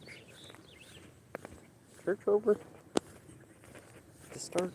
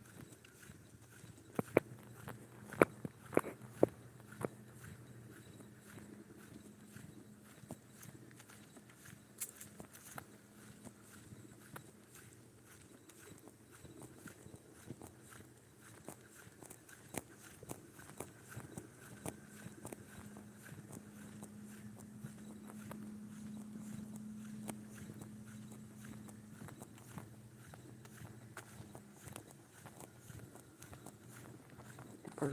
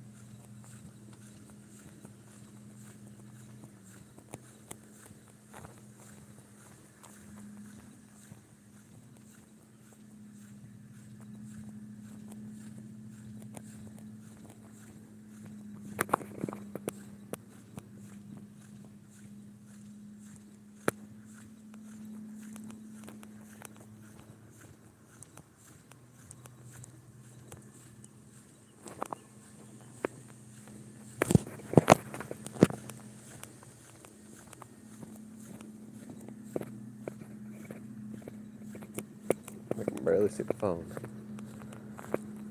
But there still be in a phone case.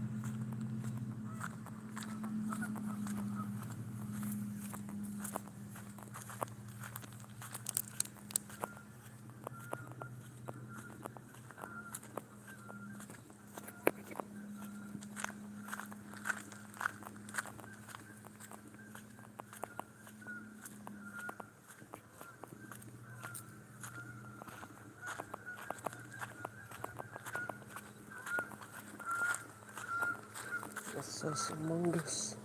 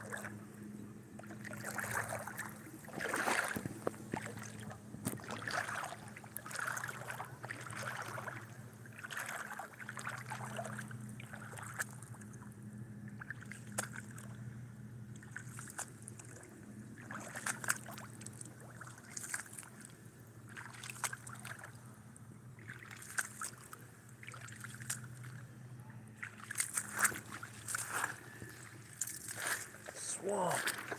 In a swamp. It's awful. Oh. Oh.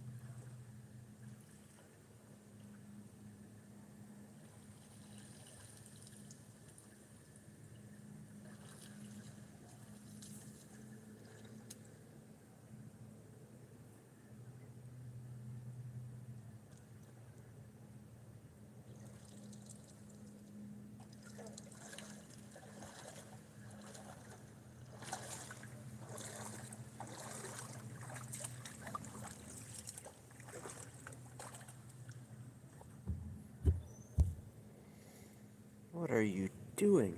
What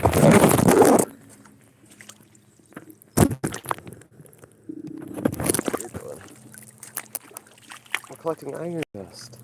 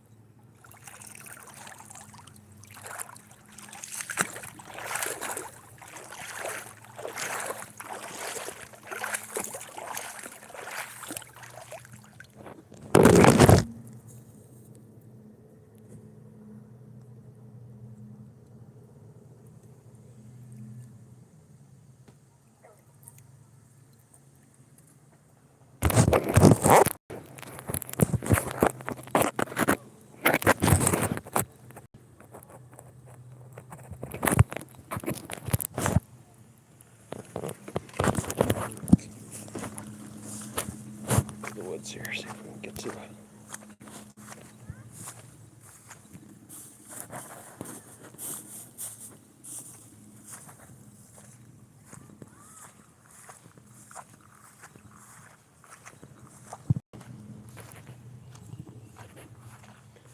We're magnet fishing, buddy. Leah.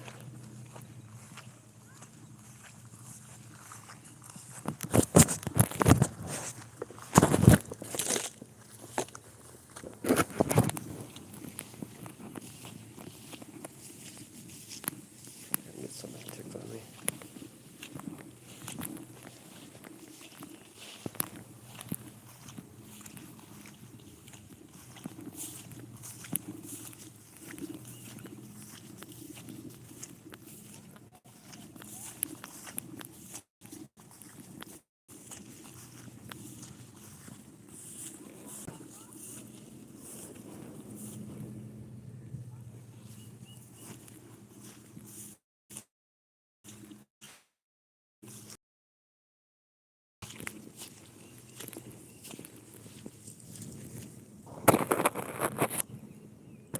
I overslept for dinner. Oh, damn. What does that mean? No din-din for you? A few geese.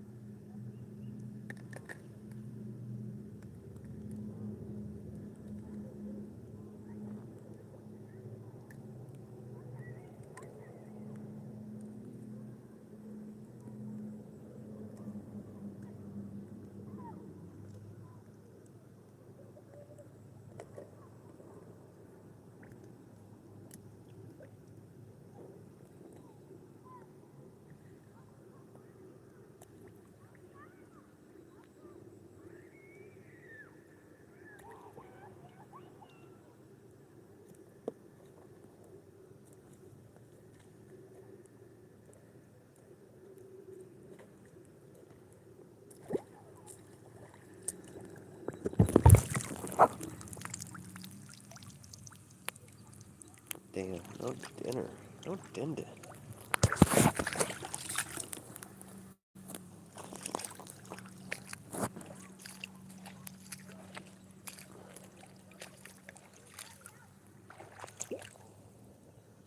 All those geese over there pooping their pants.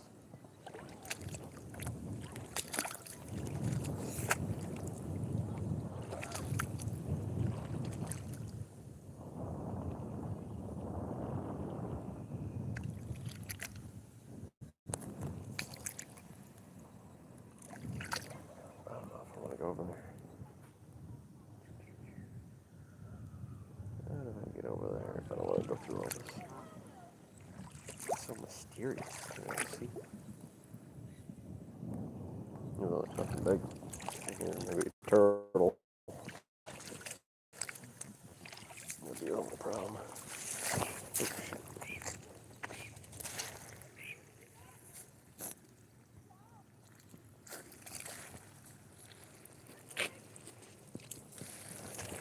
Holy damn, that's deep. Deeper than I thought. Oh, and it smells like dog shit. Oh, gross. Oh.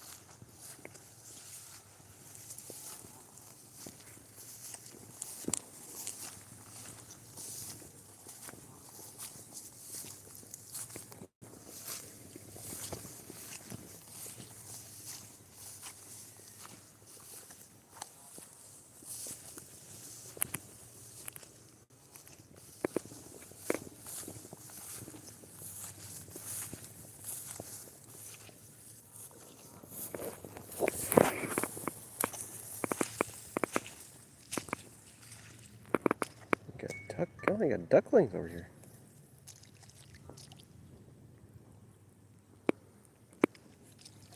That's cute.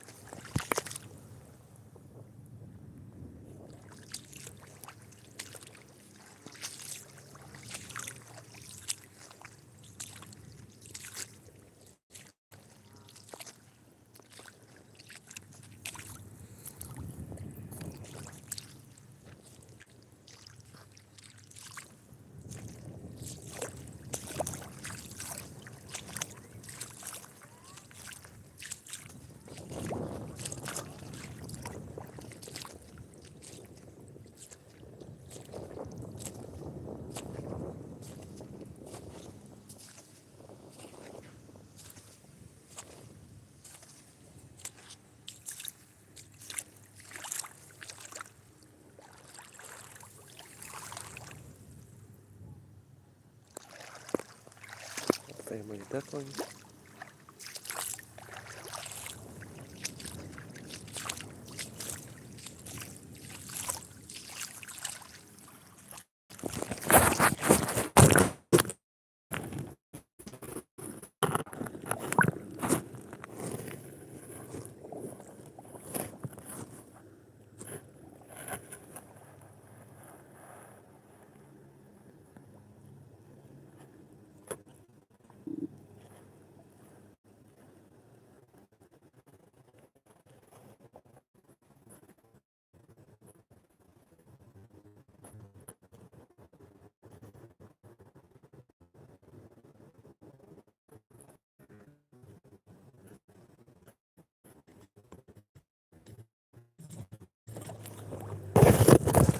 I see tadpoles.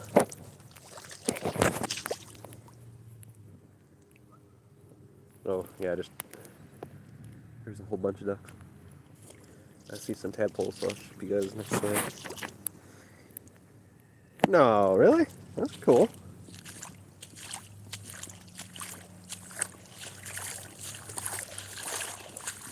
Where are those tadpoles at? Over here. Try to fix you. I don't know how good you guys can see. Oh, there they are.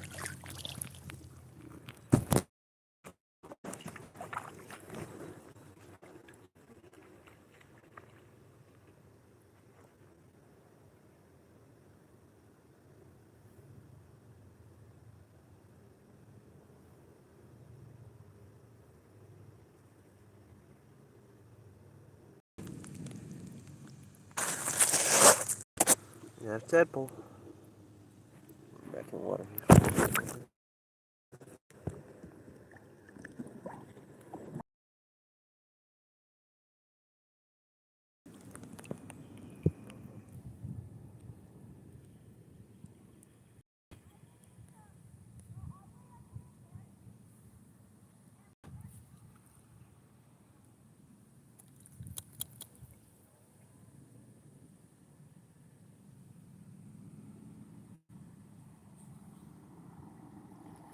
We're back.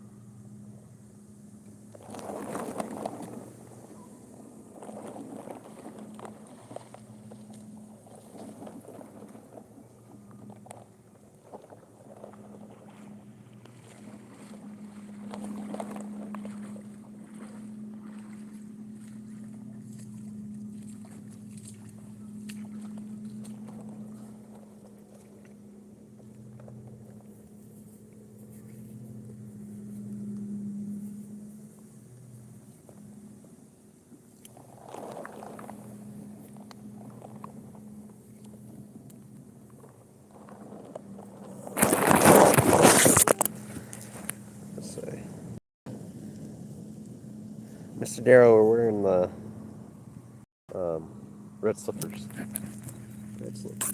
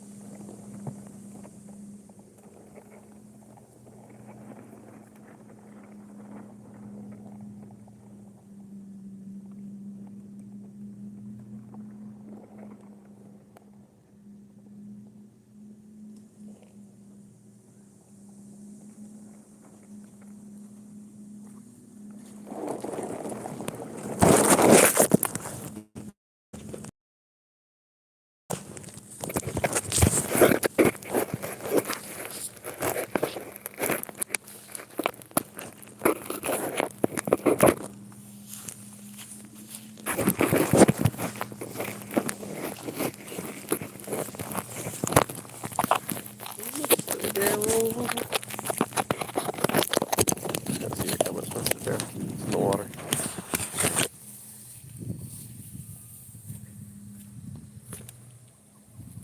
I was magnet fishing for iron dust so we can make our own instead of buying some off the internet.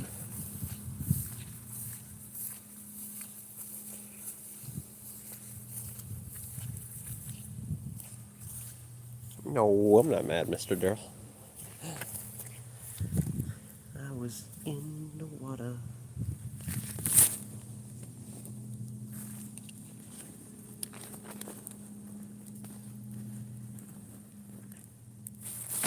There we go. Walker, do you still have them tied? I got the red slippers on, Mr. Darrell. We were walking around in the water. Mr. Darrell, I'm wearing my slippers, my water slippers.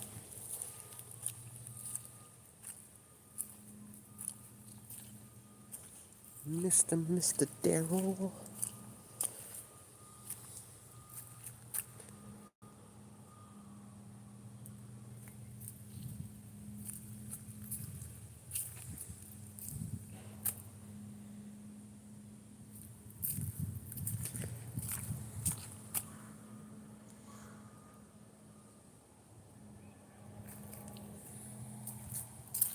No, I'm really dirty, Mr. Darrell. I'm really dirty.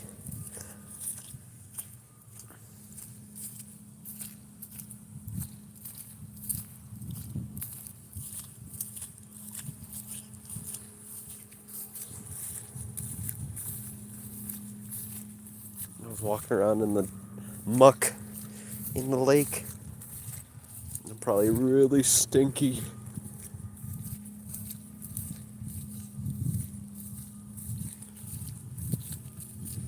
Walker, can I have a hug? You sure can, Mr. Darrell.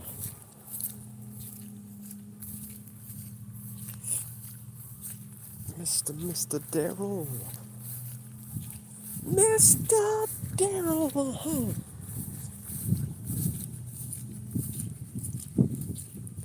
You need to get cleaned up. I do. And that's where we were, Mr. Darrell, in the lake.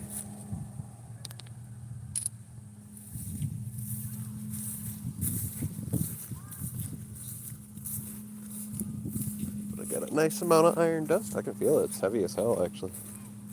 Feels like basically, it feels like I'm holding iron and steel.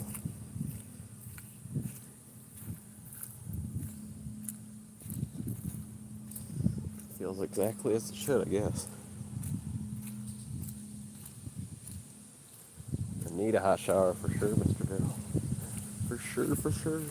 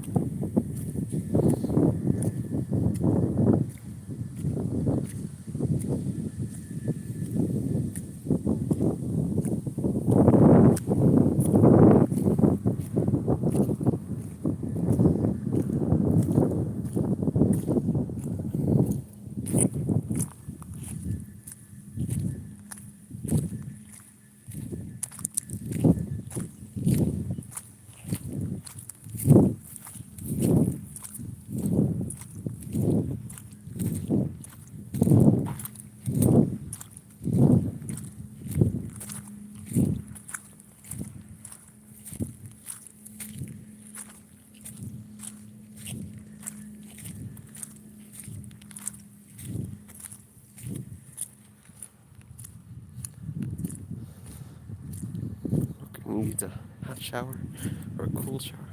Walker, please don't swear at me. Walker, are you mad at me? I'm not mad at Mr. Darrell. I didn't swear at you. Mr. Darrell. Mr. Darrell. Mr. Darrell.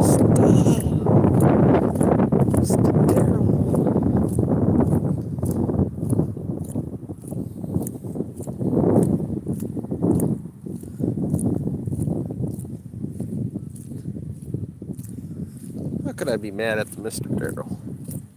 He's the Mr. Daryl.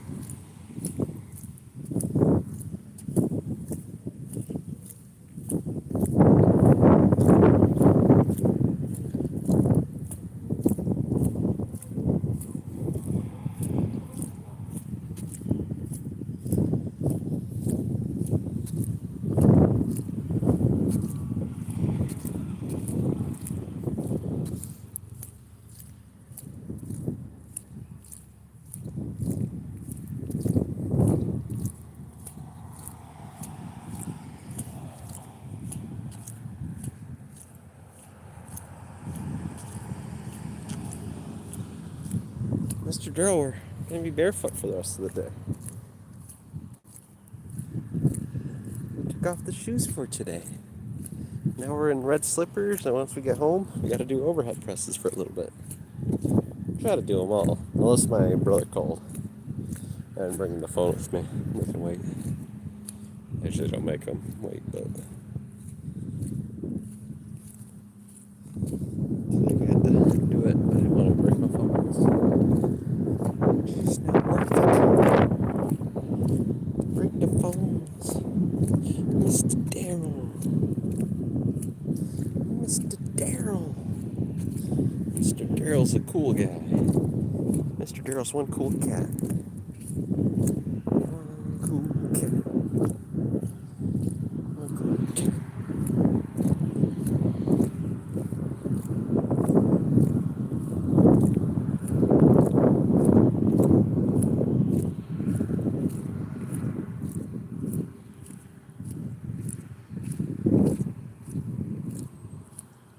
Mr. Daryl, but these don't have. See, these are slippers.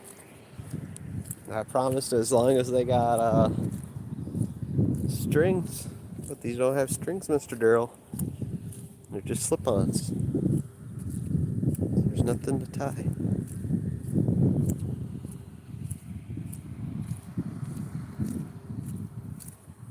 If they had strings, I'd have tied them up. These are just water moccasins, like, not quite water moccasins, but they're close.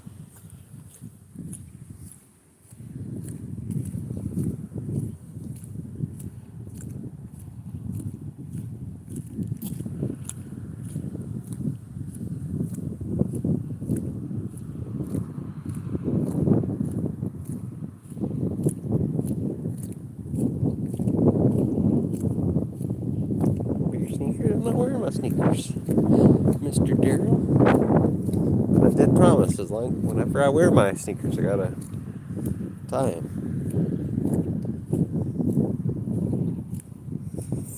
Mr. Daryl, Mr. Daryl, Mister.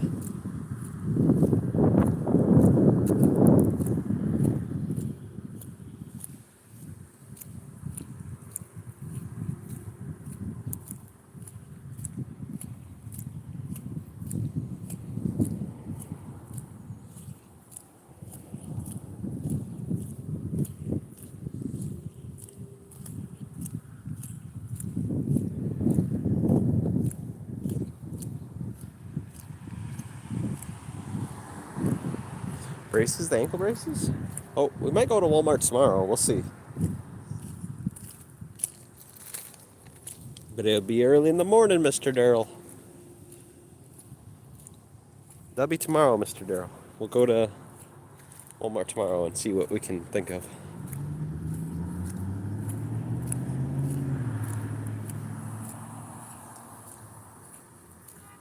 We can't. I promise we can look at them. If we can find them, we'll look at them.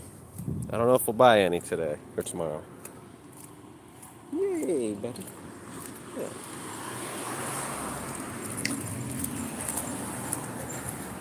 We'll for sure look. You know, if they got any good ones for cheap, we might buy some. Let's see. Let's see how we're feeling.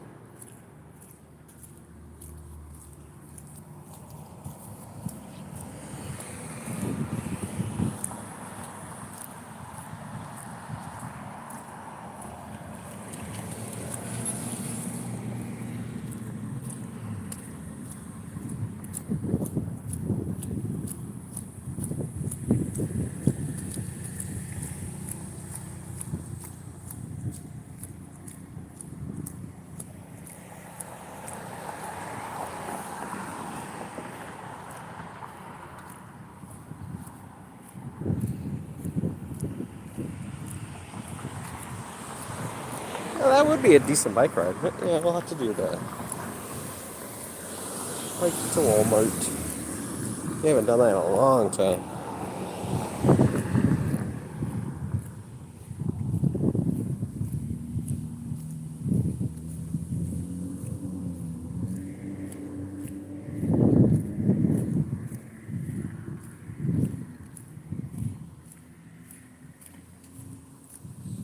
Oh. Have we done it on stream? I don't know. I don't know if I've ever done it on stream. I better find my block and stuff. I'll do that.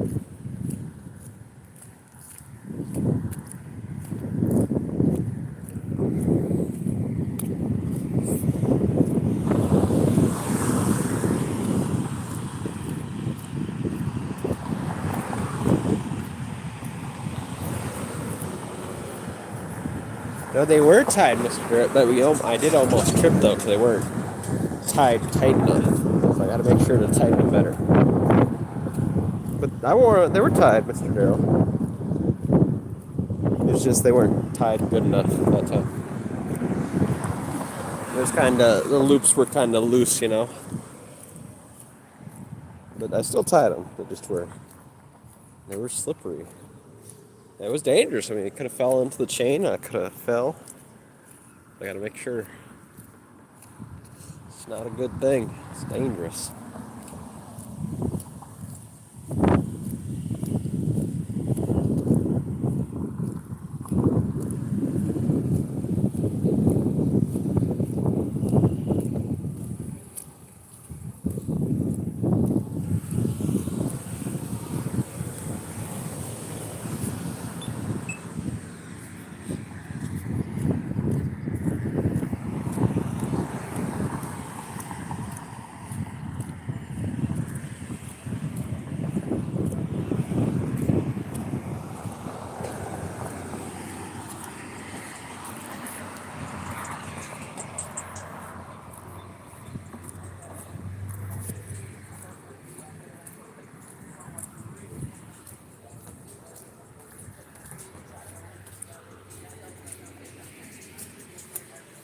Don't cry and worry, buddy.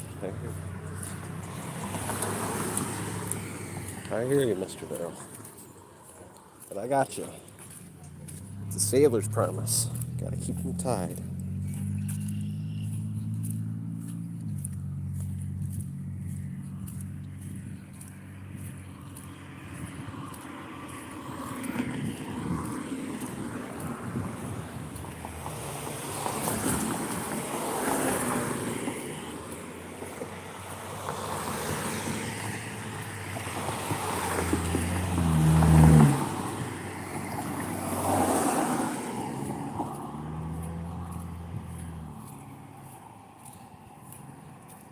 If you find an ankle brace, $15.20. If it's $15 we'll get it. That's a good price. Yeah, we'll wear them. See how they work.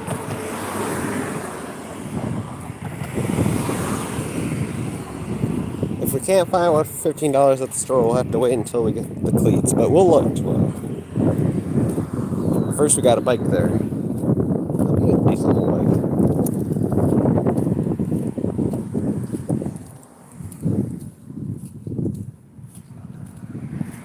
Oh. There's some geese with their little babies. They're so cute.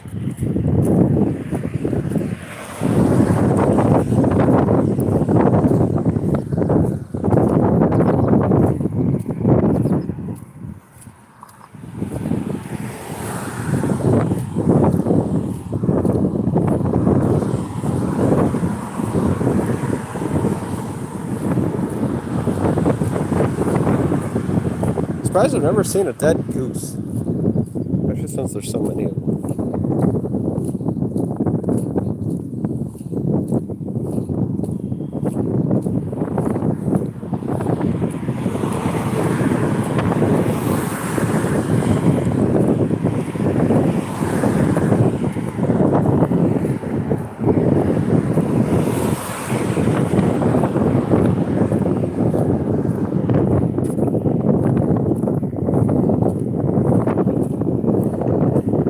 Halloween time. Balloon blowing time. Walker. So how the pools and the water parks are away? Are they open yet? Oh, they might be. Actually, that'd be a lot of fun, wouldn't that be? Outdoor pools. They probably are open by now. I haven't went to one in a long time.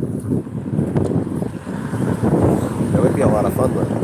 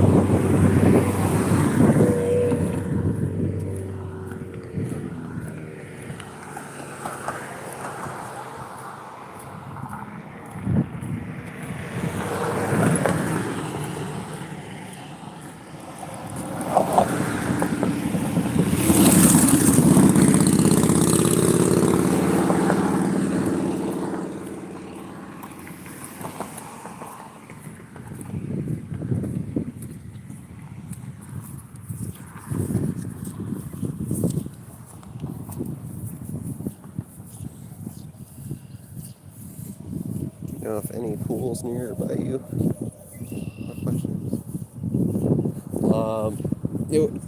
I can think of one, but that one. Actually, I'm not for sure if we have an outdoor. I mean, I'm sure there is, but I haven't been to it in forever, Mr. Darrell. I know there's a YMCA with an indoor pool, and I know there's Chaos Water Park with indoor pools. I don't know. They probably have an outdoor pool. That's the closest one, and I'd have to look it up.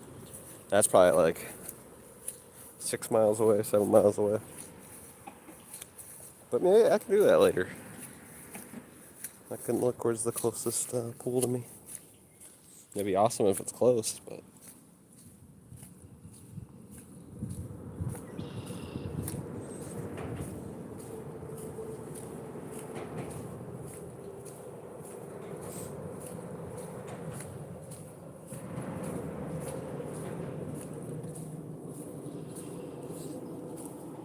maybe, Mister. I don't know about that one. That one's kind of. I'm not for sure. We'd have to see.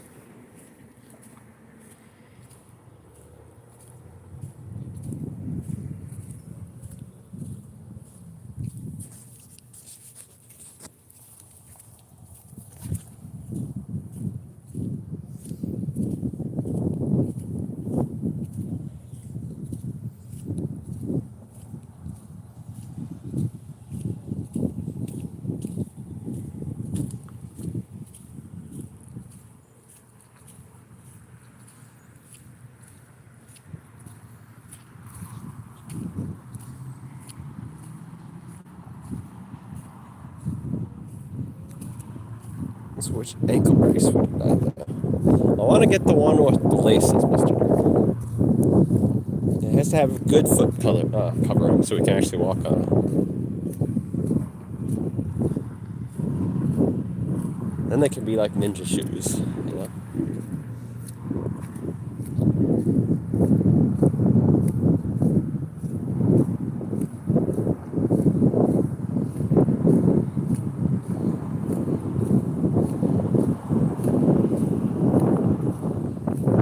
Now, do I gotta wear those with? Do I gotta always make sure those are tied up, Mr. Darrell? Because those aren't officially shoes. So this is a new world, you know.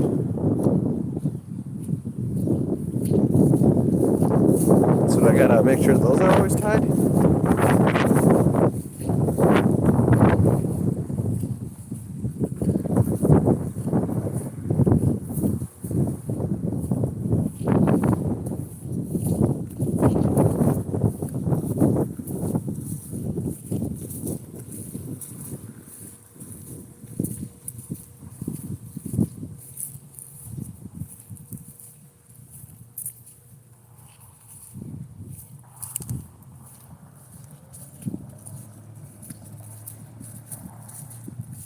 Yeah, I'm not for sure. We'll have to look, Mr. Darrell. You know, that's what we're doing. We got to do that tomorrow. We're gonna look what kind of braces they got.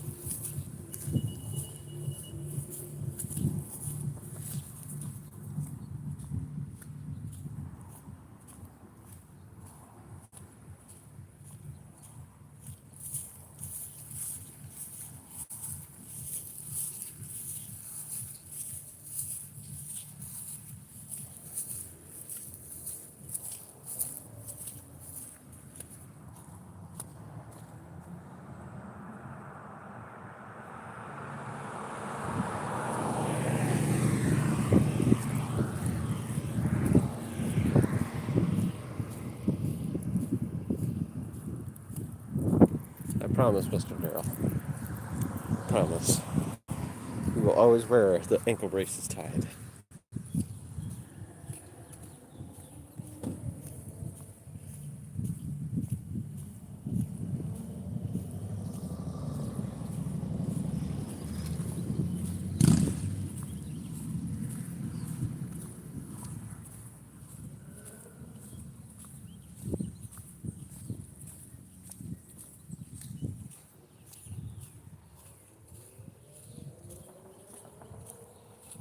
I think I gotta buy some new water moccasins. That's what we really gotta get, Mr. Darrell. I gotta get myself some Crocs or something. I think these bad boys are all she wrote. Might have to throw them away today.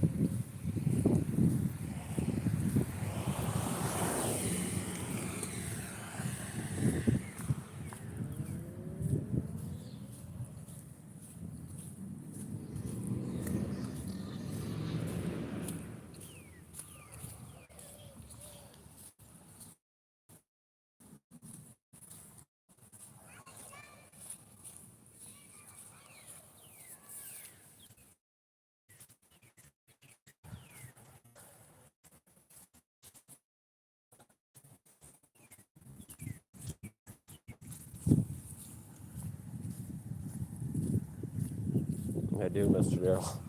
My feet are all dirty. My hands are all dirty. I'm dirty.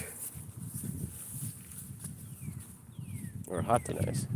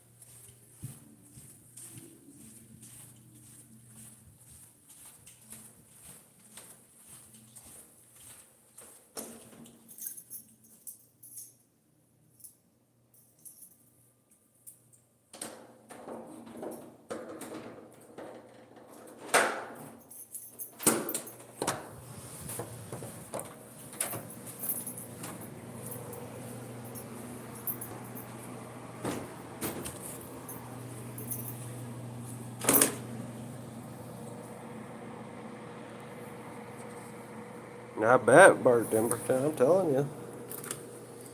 You're telling me. I'm telling you.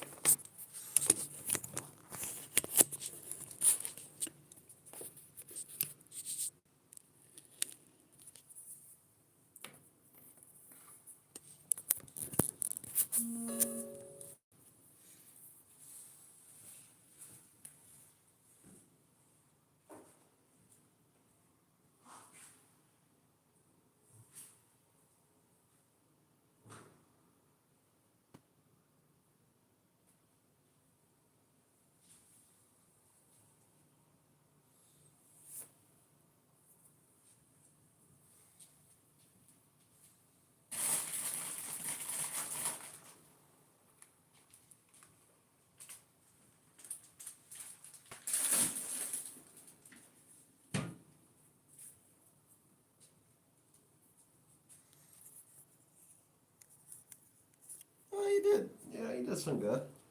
You know, he donated to a homeless woman. You know, in principle, that's pretty good, but she was a drug addict, so. You know, personally, you know, there's probably extra points for some people, or a majority of people, you know.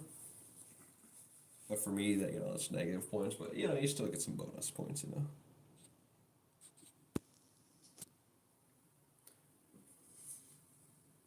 Walker, please, Mr. Darrell. Darrell. Gotta rock.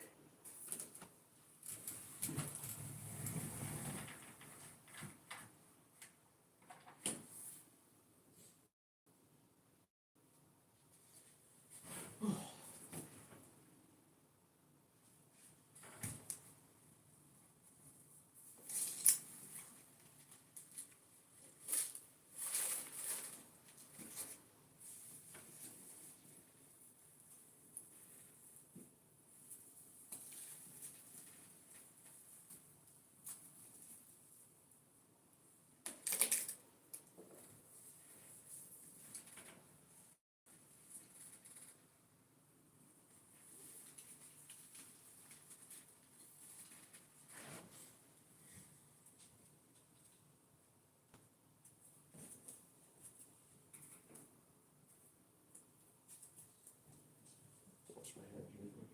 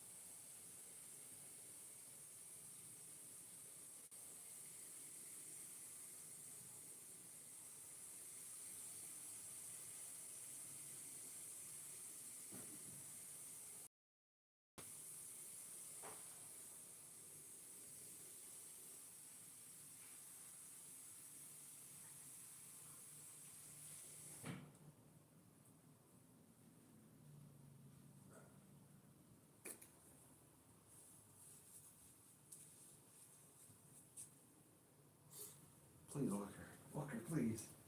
Okay, we're on a mission. We're on a mission.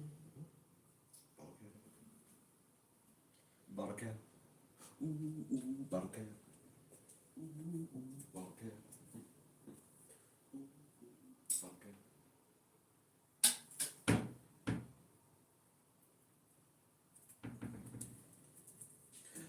Mr.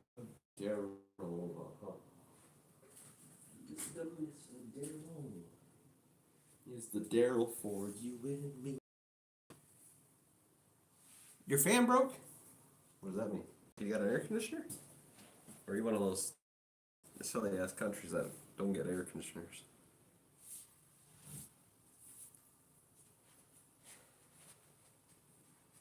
I've got an air conditioner. I've got a fan. Actually, I might have two fans. One's for like smoke, in case you know, I notice my dehydrator smoking a little bit. I want to keep it running. Just turn on the fan so it doesn't set off the fire alarm.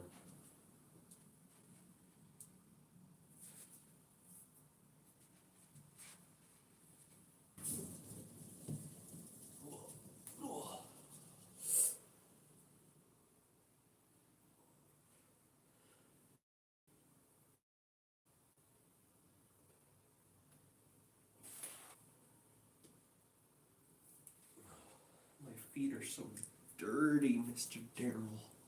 There's sand everywhere. Walker, can you put them on and tie them up, please? Walker, Walker, buddy. I can't, Mr. Darrell. We got exercise to do.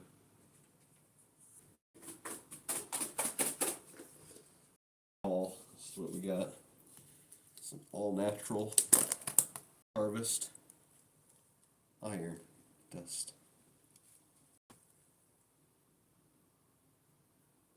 Looks pretty good. Yeah, all things considered. It's got some big pieces, but try to get a sieve.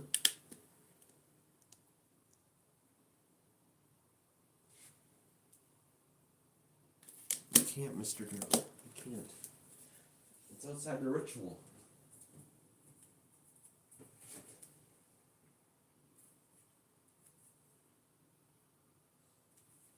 This is now my lucky pencil. I found this pencil in the water. I'm sure it was there for at least a month or longer. At least a week. Had to be longer, 24 hours. Yeah. So, you know, this is my lucky pencil. I found it in this lake. I can't, Mr. Darrell. I can't. I can't, Mr. Darrell. Mr. Darrell.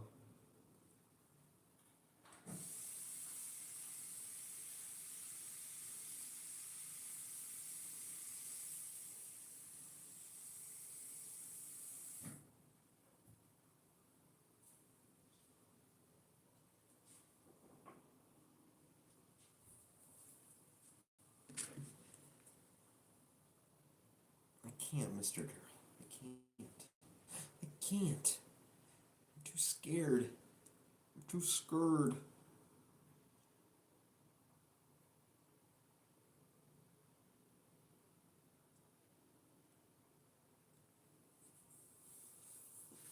Too scared.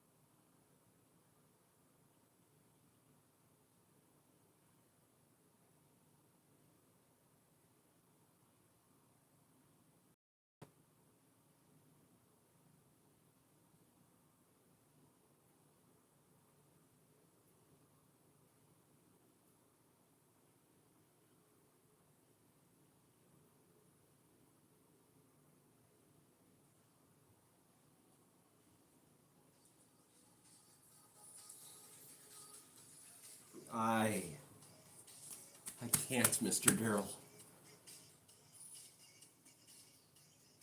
I can't. Israel is watching.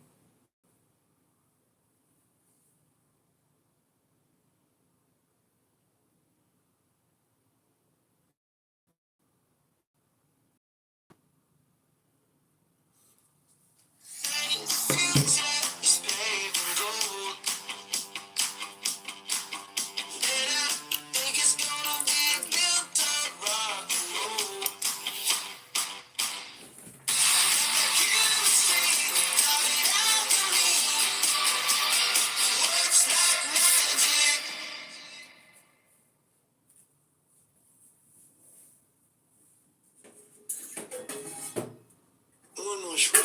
They only get one mush. Don't come back complaining. Do people complain about these because it doesn't work? Or it like ruins their lives? Obsession rated R. Now playing only theaters.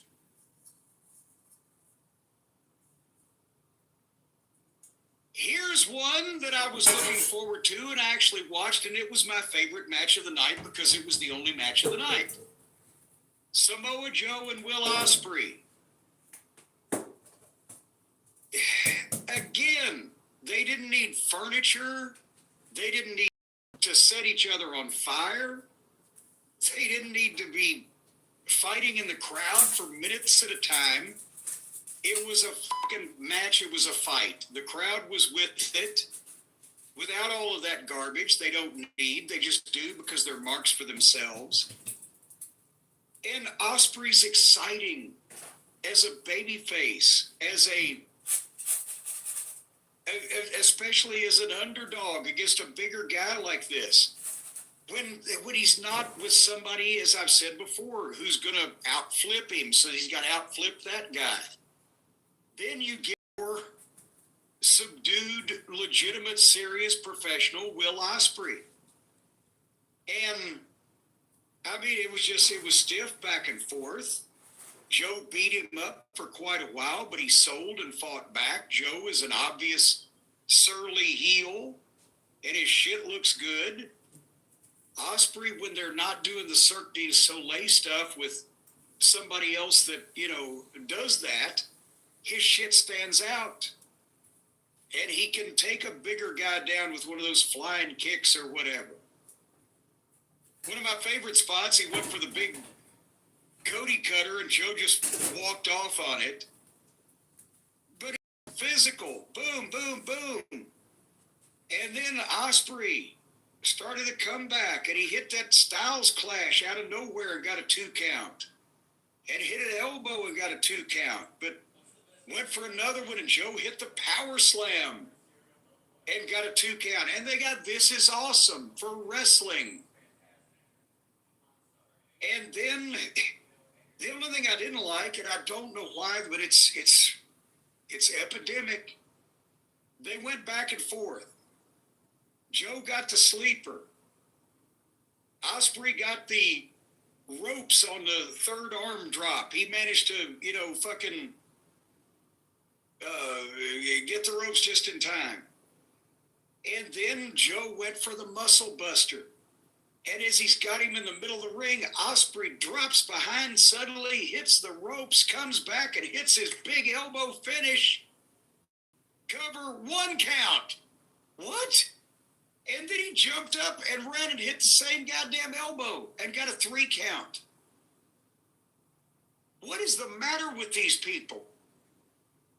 It not only if he'd have hit him with the elbow the first time, foiling the muscle buster, then Joe's off balance. His move was foiled. He got hit with the guy's finish. Boom, 1, 2, 3. It gives Joe an out. And it gets Ospreay on his finish over. But instead, when he kicks out at 1, well, I'll just do the same thing again. Now it's a 3 count. Now you just beat the fucking heel flat. It's not as exciting. And it didn't get your finish over because it took 2 of them. Are they all out of fucking, just completely out of their minds?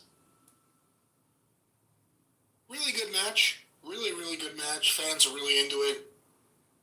A lot of them are out of their minds, yes, but This is the crazy world of wrestling, where minds don't matter at times. I mean, yeah, it's a case of mind over matter.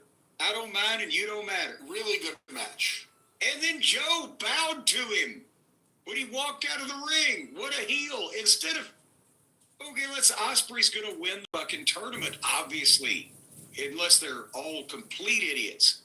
And he'll face MJF in his home country at Wembley Stadium. And he better win the belt there. But then if you had still some animosity between him and Joe, you'd have a rematch that you... So, okay, you're the better guy. What the fuck is the matter with that guy? Really good match. Yeah. But it was a good match. That was the only one they had all night. That was the only match. No, that was the only. Think about this. That was the only wrestling match they had all night where nobody should have been counted out, should have been obviously disqualified. They didn't break any furniture. Nobody got set on fire. 23. And there was a somewhat legitimate finish to the thing. Okada Takeshita, again, I really liked it, and it had all those parameters. And neither guy could speak English to cut promos. See, now I've narrowed it down. They speak the universal language of, angry grimace. Speak the universal language of I'm cashing Tony's check. Everybody in the universe is going to get a check from Tony sooner or later. All right, let's skip the next two, Bandito and Swerve. I didn't watch them because I don't like Bandito because of his stupid, goddamn, phony fucking suplex. And I was afraid if I watched another Swerve Strickland match, he'd be impaled by another needle. Somebody else's house on fire. So sue me. And I did not watch Thekla versus Statlander versus Hayter versus Shida because of the names I just mentioned.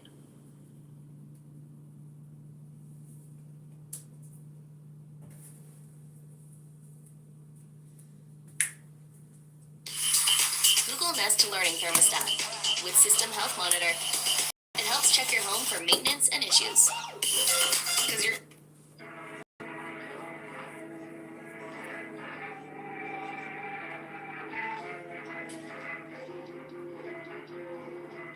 Oh, here we go.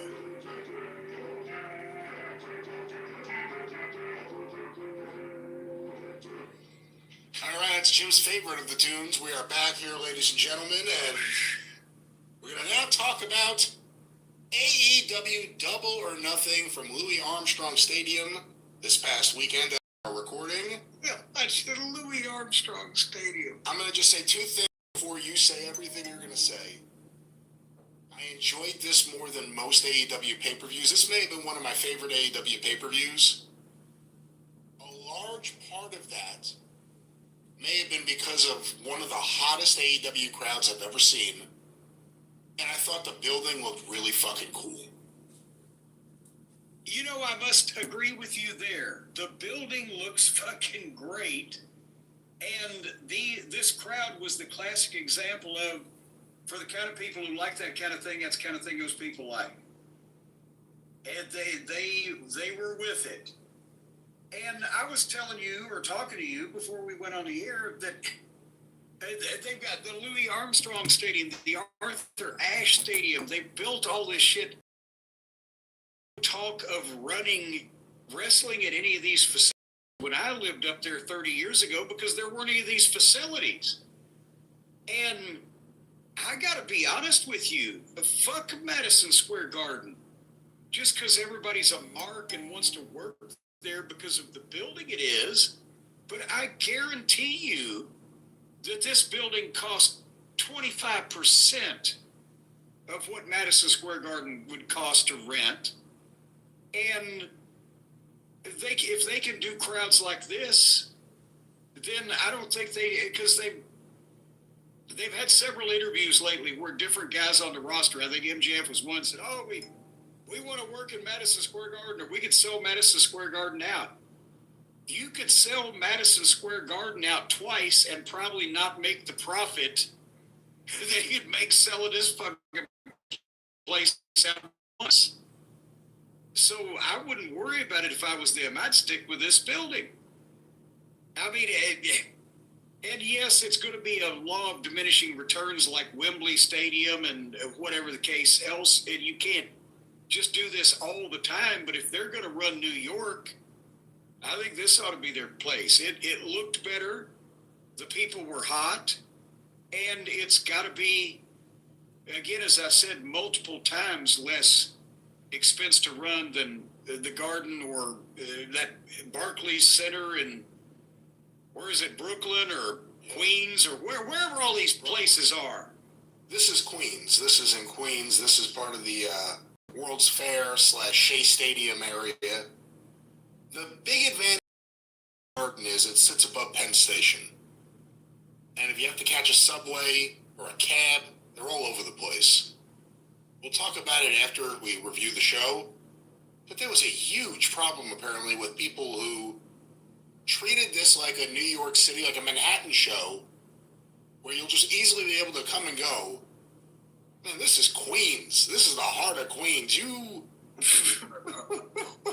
What the coming is easy, but the going is hard. Yeah, well, you know what? This is exactly where Robert Moses... Watch this. I'm going to launch a business in 60 seconds using Shopify's AI Sidekick. No coding, no design skills, just a conversation. Timer starts now. So I'm starting a skincare line. I need a store that looks clean, modern, premium. I'm just going to tell Sidekick that. Theme, layout, the whole look, done. No coding required. Sidekick just built it from a sentence. Now I need to add my products, but I only have phone cakes on my bathroom counter. Guess who can help? Place this on a marble countertop with soft, natural lighting. Phone photo to studio shot. Sidekick, who are you? Okay, so my store is built and it looks great. Now let's get it up and running. Help me connect my domain and set up payments.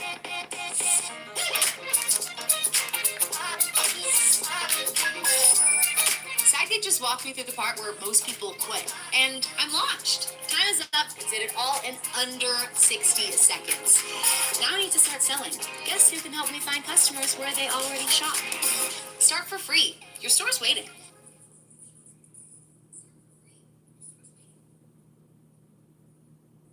Could you use up to $800? Find it at BioLife. Up to $800 is waiting for you. Just donate plasma, get paid for each donation the same day, then treat yourself and treat your friends. Schedule your appointment today.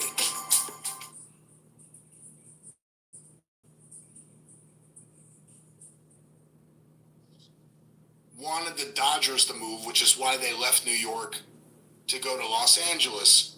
He thought it was just going to be the perfect location for cars, and it is. If you drive and there's no traffic, it's a perfect central location. If you don't drive, you're going to be screwed. And all right, a lot of people got screwed coming out of a show they loved. We'll talk about the transportation because I don't understand that whole thing, but more on that in moments. But first of all, the pre-show, and of course, no, I didn't watch the pre-show, but I'm going to make one matches they had, and then we'll talk about the news that developed. But on the pre-show, they had a girls' tag match. Then they had a men's 6-man tag match. And then they had a men's 10-man tag team match. When they had a 14-man tag team match with on the pay-per-view card with some of their main event baby faces, they have a 10-man tag for no reason on the goddamn pre-show, just so. And what? Shane Taylor, here's one team. Shane Taylor, Anthony Agogo, Sean Dean, Charlie Bravo, and Lee Moriarty. We haven't heard some of those names in 5 years. They're still paying all these people and just puts them on the show. I think they're stars of Ring of Honor. Okay. Anyway, but the big news on the was Mick Mick Foley made his debut, and we just talked about there was speculation, and I was like, why? Mick Foley is way too nice. Mick Foley loves the kids and their silly wrestling. And under normal circumstances, because of Mick has been a star, even if he has way too much tolerance for this fake, phony bullshit. And you would think, as much as he damaged himself in the process of doing wrestling, that he would have some respect for just these fucking idiots just not going and making a goddamn farce of the whole thing. But nevertheless, he negated his argument as to why that he left the WWF. He didn't renew his deal because they were so fucking Trumpy. And he became my favorite person.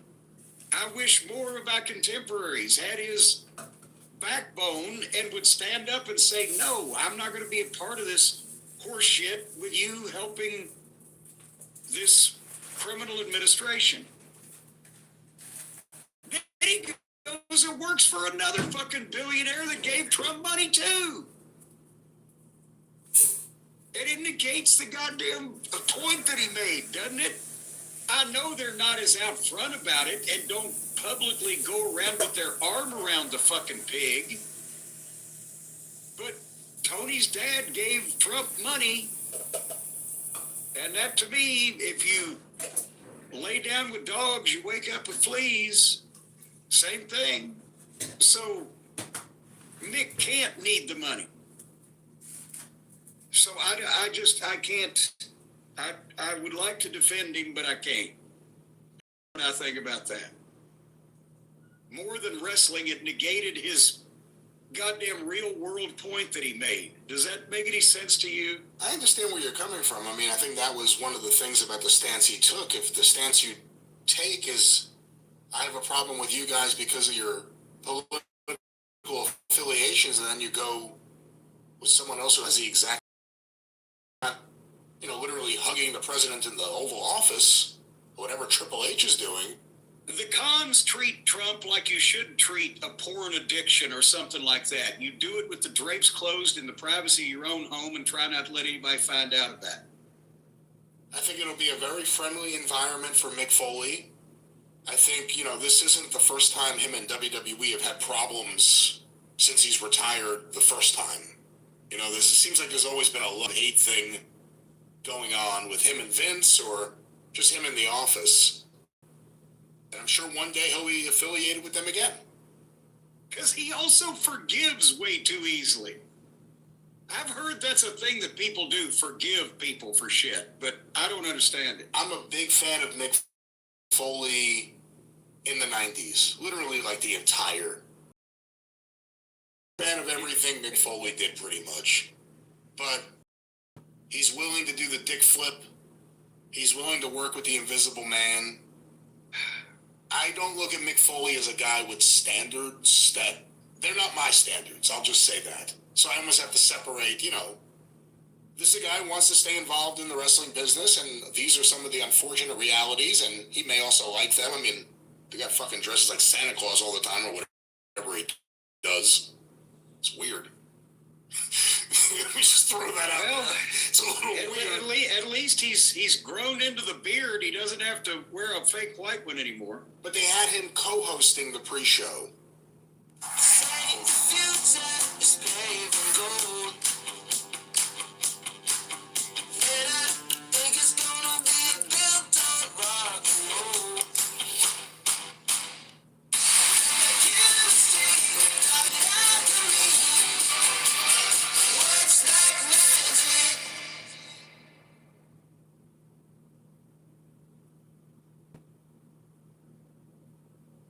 If Nikki means this much to you, you say, I think we should grab a drink sometime. One wish rule. I wish Nikki Freeman loved me more than anyone in the entire world. I love you so much. Is she okay? No. He doesn't have have to wear a fake white one anymore. But they had him co-hosting the pre-show with Renee Paquette. Apparently Tony was very proud of this pairing. It was his idea. And they also did an angle with him and the participants in that night's main event. And that's there was the rumor going about, well, rumor because he confirmed it. Mick was thinking about having his last match with MJF, but then he took like some simple bump and had concussion symptoms and said, well, he rethought it. I hope he's not rethinking it again, because you can only get away with so much, and I think he's pressing it if he goes too much further. Anyhow, the show then started, Brian, the Double or Nothing. They've already had an hour pre-show, so now we've only got 4 hours and 10 minutes to go. Here's what I did. I said, I'm going to just hate life if I try to watch this entire thing. So I'm going to skip 4 or 5 of these things that I know is going to really piss me off and take forever, and try to give some serious attention to the other 4 or 5 that remain. Because there's 13 or so matches to choose from.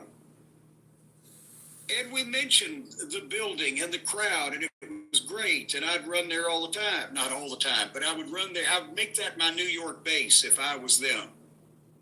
But that's a horrible thought. And they started with what I would have assumed would have been the best tag team match that they probably could field. Edge and Christian against FTR. FTR, the most in-ring accomplished tag team. Their roster, and Edge and Christian are the legends. And I thought, well, they can put together a heck of a match. Maybe they'll go a little too far, like FTR usually does in the finish. I didn't realize we were going to not even make it through the first match, Brian, on this thing before somebody got set on fire. It was a street You're fight. the Turbo Karen, you Karen. Match where and Christian lost, they could never team again. Lost, they'd lose the tag team title. The aforementioned street fight rules make it so that it's no disqualification. And then you've also got to quit rather than getting beat. So this by no means was a hat on a hat on a hat. It's Iron Beam, your go-to place for futures trading. Whoa! Yeah, just hold on. You're about to be swept off your feet. Welcome to Iron Beam, mate. See that? Free real-time data, low day trade margins, hundreds of indicators, and 24-hour live support. Hope you didn't miss their chart trading feature over there. Oh, you got me. I'm in. What was it? IronBeam.com? That's right, kid. You register and trade on any device at ironbeam.com.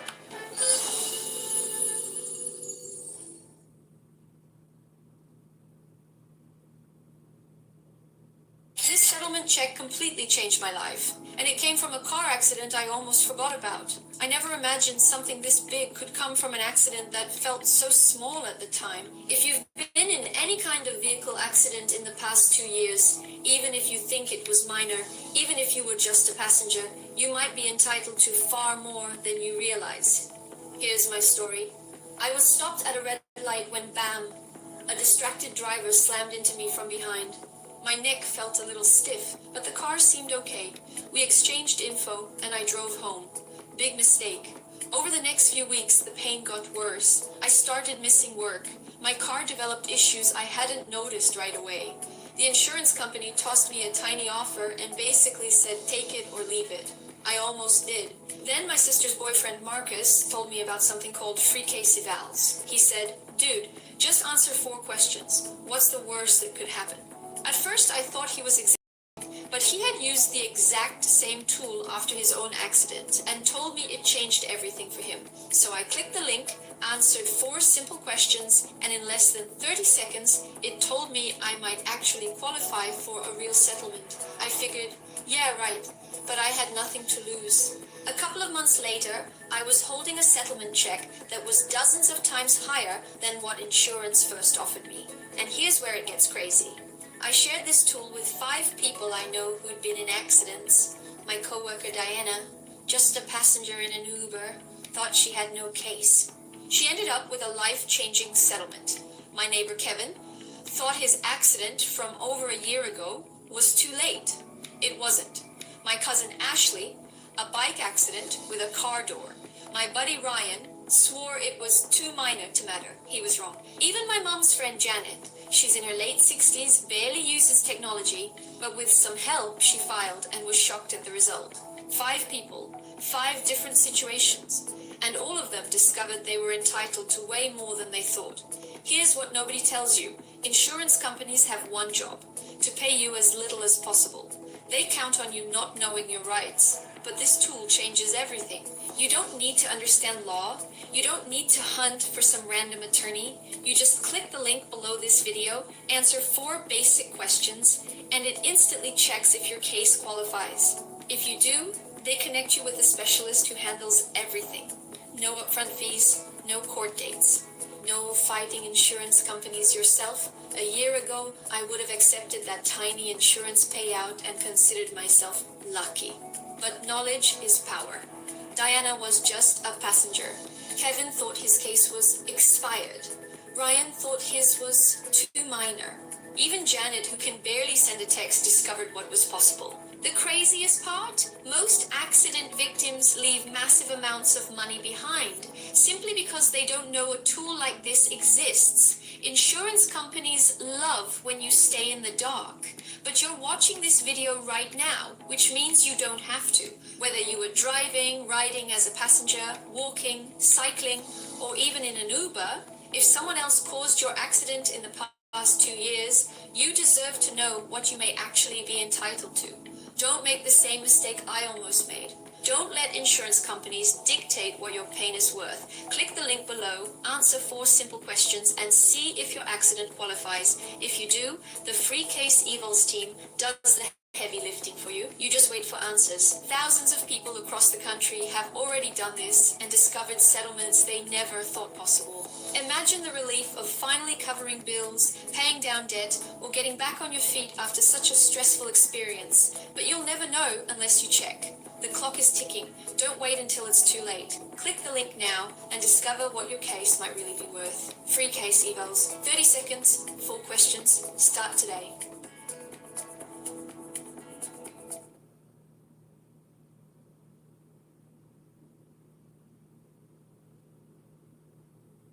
And have you noticed that nobody dresses for a street fight anymore?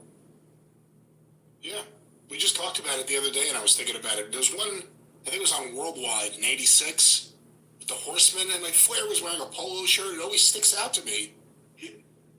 Yeah, no one dresses any different. FDR dressed like it was a regular match. Yeah. They all do. It doesn't matter. Nobody dresses for the stipulation. They just go out because they all do the same thing in every fucking match. So anyway. And also, this was a tornado. 4-way also. There were no... So we got a street fight.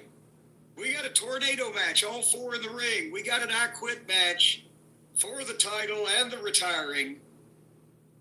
And they had barbed wire in the ring in the first 1 minute. But, of course, it was fake barbed wire. And it was only like 2 or 3 feet where they could act like they were choking each other and, wrapping it around each other's throats. But the problem is, when Cage wrapped the barbed wire around the rope and then dropped toe-holded Dax into it, or they got it wrapped around their face or whatever, nobody bled. So why use fake barbed wire in the first 1 minute? And it set a fucking pattern. Edge pulled out a chair. They whipped each other with the belts. The Edge pulled out the ladder and suplexed Dax on it. And then they got the toolbox. But then they have to squeeze Dax's nose and squeeze Cash's balls. So they can't even be serious about they're supposed to be mad. And It went into every indie phony garbage match. And they spiked Pile Drove Edge on the announce desk. If it had been a hospitalization angle, I would have read weeks because it looked great. Didn't hurt. He was right back up. They're going to win. Did you catch where they tried to... The cinder block. They go to hit Christian's wrist with a cinder block, but of course he moves so it hits the stairs. So they put his wrist in the hole in the cinder block and then would hitting the block with a chair, where obviously it was not coming anywhere close to his hand because it was in a cinder block. Join Google Fi Wireless and get the new Pixel 10a on us. Plus, save $10 per month on your service. With an incredible camera, helpful AI, and a design that's built to last. It's more than you'd expect for less. Get the real deal with Google Pixel 10a.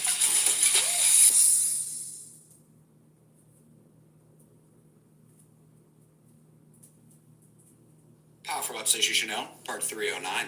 This is how brands track their competitors online. It's called SimilarWeb. All you do is enter a website, and it shows you exactly how the brand grows online. From their traffic, top organic keywords, where their referrals are coming from, and even estimated ad spend all in one dashboard. You can compare competitors side by side and see what channels are actually driving results, where their traffic spikes may have come from, and which partners or affiliates you may be missing. It also breaks down paid and organic keyword traffic so you know what's driving results. Plus, find inspiration from their top performing ads. And here's the big one, AI brand visibility. You can now see how often ChatGPT and Perplexity are recommending your brand. And it even shows you what prompts are coming up with your result. SimilarWeb is the best way to learn anything about your competitors. Comment SimilarWeb for a link to test this out yourself. And if you like that platform and want more, click the link in my bio for my complete powerful website.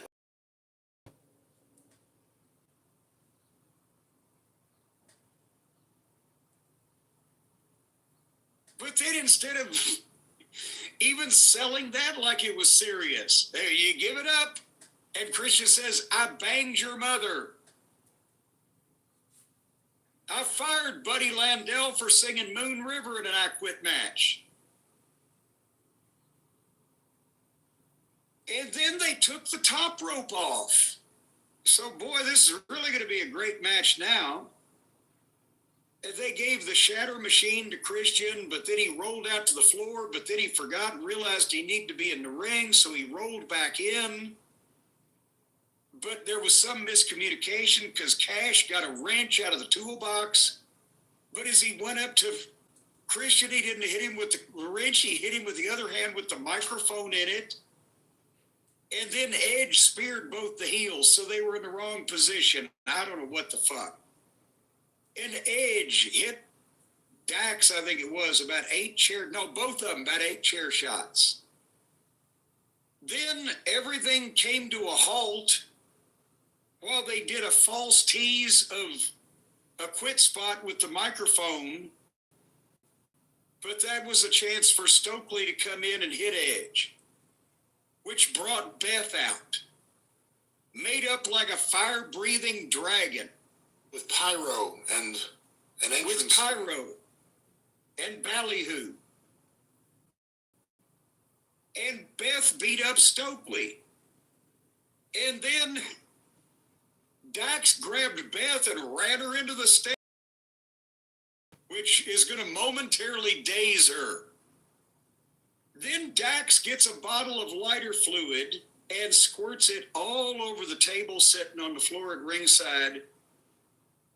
And while Stokely was holding Beth on the apron of the ring and Cash was going to run at her, Dax set the table on fire.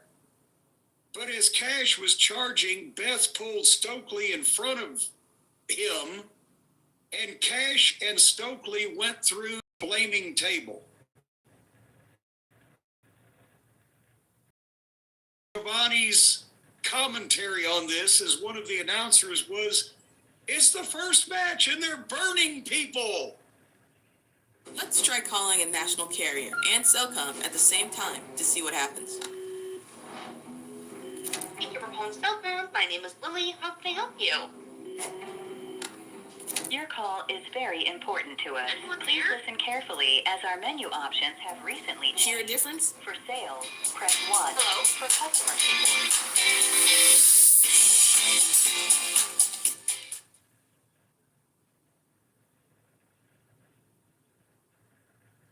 Open a Chime checking account in 2 minutes and we'll spot you up to $200. Apply now. Open a Chime checking account in 2 minutes and we'll spot you up to $200. Apply now. Open a Chime checking account in 2 minutes and we'll spot you up to $200. Apply now. Open a Chime checking account in 2 minutes and we'll spot you up to $200. Apply now.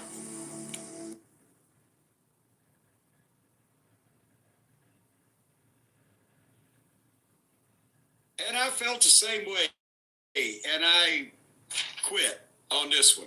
They went on. They did more shit. I heard there was something to do with a baseball bat with nails in it. But after the fucking cremation, I don't care. So, how about that? You know, you highlight the comment by Tony Schiavone. This entire show, Stadium Stampede, which I can imagine it's hard to be serious calling, but that is the job. But even stuff like this, or if Darby takes a crazy bump, there's too much fucking laughing on commentary. They're just laughing at it. Like, oh, look, he opened. I bet he ruptured his spleen. Yeah. And one gets the other one going, and they're just giggling at the serious shit. And then Shivani starts giggling, and he'll just be like, oh, man, this is great. I love this. I love this kind of stuff. It's not helping. If you're going to do this kind of match, and I understand they probably... We know it's a joke already without... Look, it's a defective product, but the salesman is supposed to try to con you into buying it. Well, they're already there, but that was that match. And again, I was going to say... I think there may have been some issues with the New York State Athletic Commission, just because they're so strict, so that may have... Hold on. Yeah, the New York Athletic Commission is so fucking strict. Blow me, blow. They couldn't have self-inflicted blood, so there's always hard-way blood in AEW because they fucking kill each other. They don't know what they're doing. So several people bled. But don't tell me about a strict athletic commission when they've got people not only setting shit on fire at ringside, but taking bumps through it, and the tables and the fucking furniture and the gimmicks and all that stuff. Kentucky was a strict commission. I had to get permission from the commissioner for a goddamn fireball one time, a flash paper fireball that was going to miss. These idiots are setting shit on fire for real. Blow me, New York Athletic Commission. If you were serious, you'd shut this whole shit down. And with Beth Phoenix's return, I'll say what I said when AJ Lee returned. I think it would have been a lot better if you just had her in the crowd pop up and she's angry and she takes a swipe at someone or comes out without music, in her gear, in full makeup, like you said, pyro, her name's on the screen. A lot of How did they know that Stokely was going to interfere right at that moment?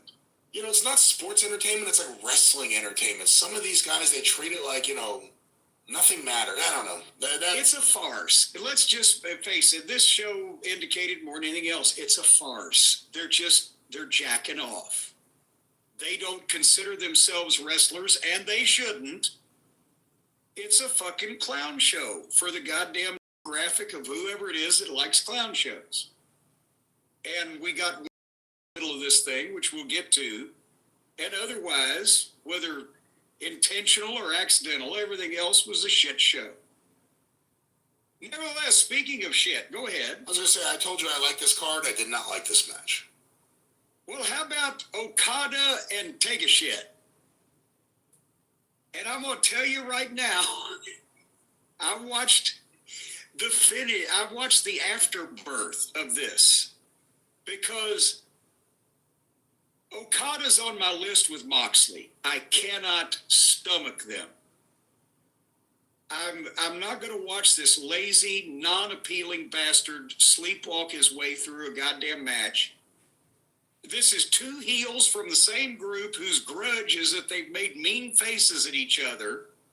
There's been no promos, there's been no turn, there's been no angle. They just make mean faces at each other.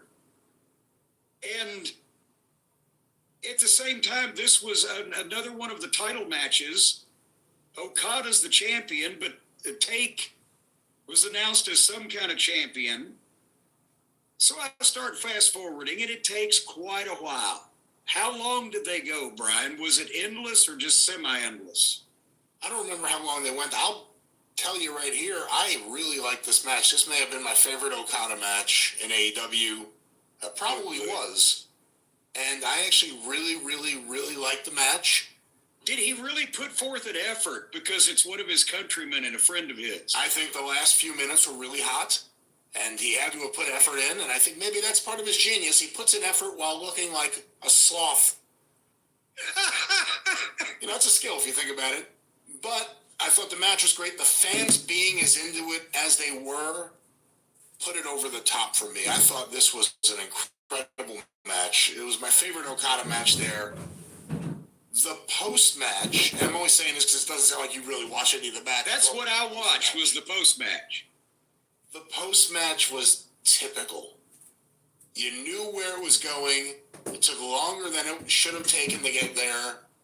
Raises a lot of questions, but, you know, I personally thought they should have. I mean, I don't know. I didn't see the reason. A moment? Yeah, I didn't see. Great match. Well, I thought it was a great match. He won the title, so at least Okada did a job. I'm in favor of that. I think he should do a job for the popcorn guy on his way out of the building as thanks for being given a fucking gift of goddamn being paid in this business.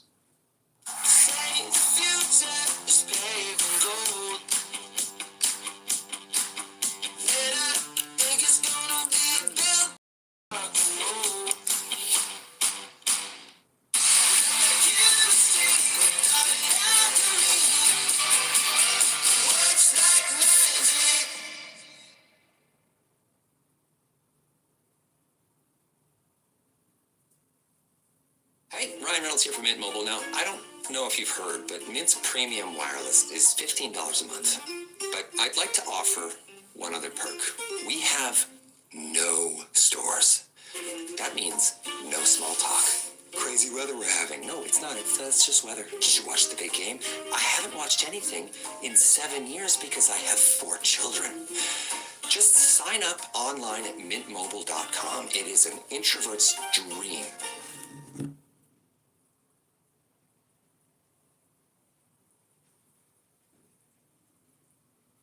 And then Callis went in, congratulates him, and he goes to help Okada up. And here comes Davis and Romero.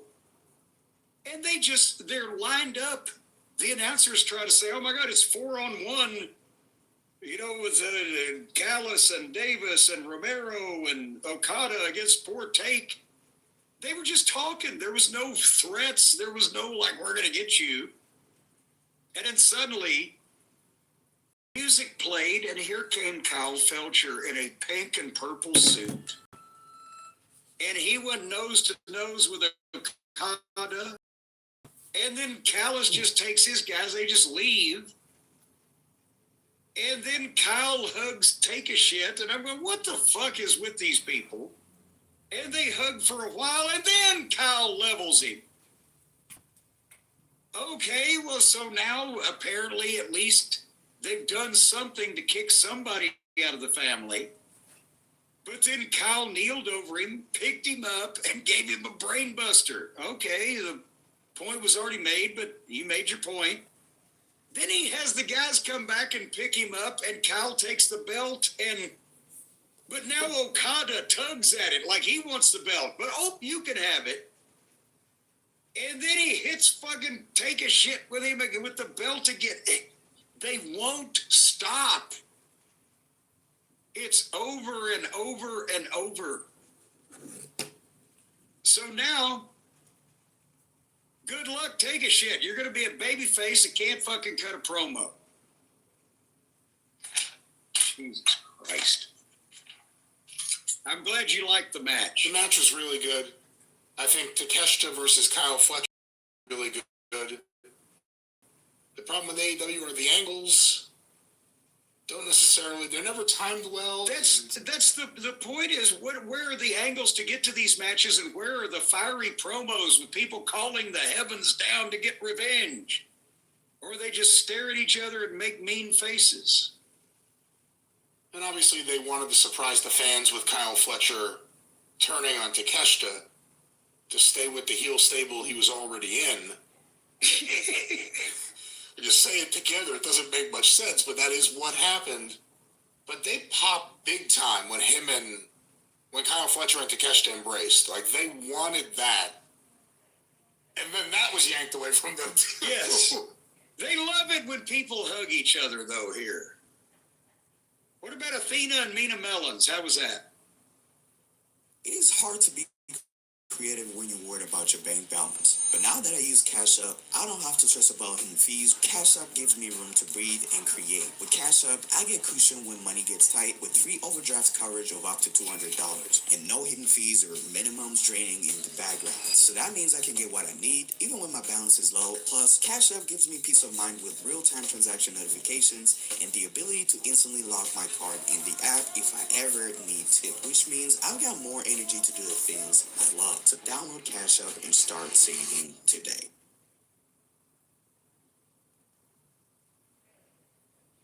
I can't keep track of all my subscriptions, but my BFF Experian can and could help me easily cancel the ones I don't need. Get the Experian app now. Experian.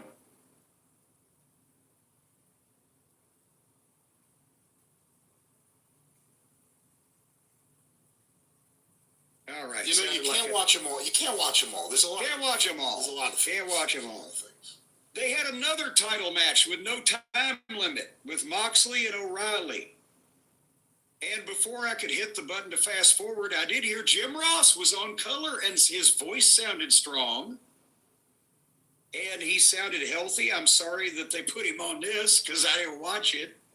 I can't suffer Moxley pretend to be a Gracie. So they went about 20 minutes. And then they were in the middle of the ring for 1 minute straight. O'Reilly got an ankle lock. And Moxley gingerly got his ankle. And then O'Reilly let go of his ankle lock so he could try to do something else, but he couldn't get the ropes then. And Moxley just kept him in the goddamn ankle lock until he tapped out. So the heel beat the babyface clean in the middle by tap out after being in the middle of the ring, practically motionless for an entire full minute. I'd like to take whoever does their finishes, line them up against a wall, and target practice with a bazooka. Now tell me what I missed on this one. I'm not a fan of Jon Moxley's matches, and you know what? I knew it was going to go a while. I knew eventually they would start trading blows back and forth, doing yay boo. In the middle of the match, towards the end of the match, I knew what would happen, and it did. They killed the crowd in the middle of the match. This hot crowd all night, the most silent it got, I think, the whole show, was in the middle of this long-winded match where Moxley got to beat Kyle O'Reilly with his move that he had beaten Moxley with, and then shake his hand. Because that's all it took. That's right. That's again, they shook it. So Moxley wanted to kill Bryan Danielson. And then he wanted to kill or tried to kill Will Ospreay, although that was just so that he could bring him into his group and retrain him. And train him. For reasons I don't understand exactly.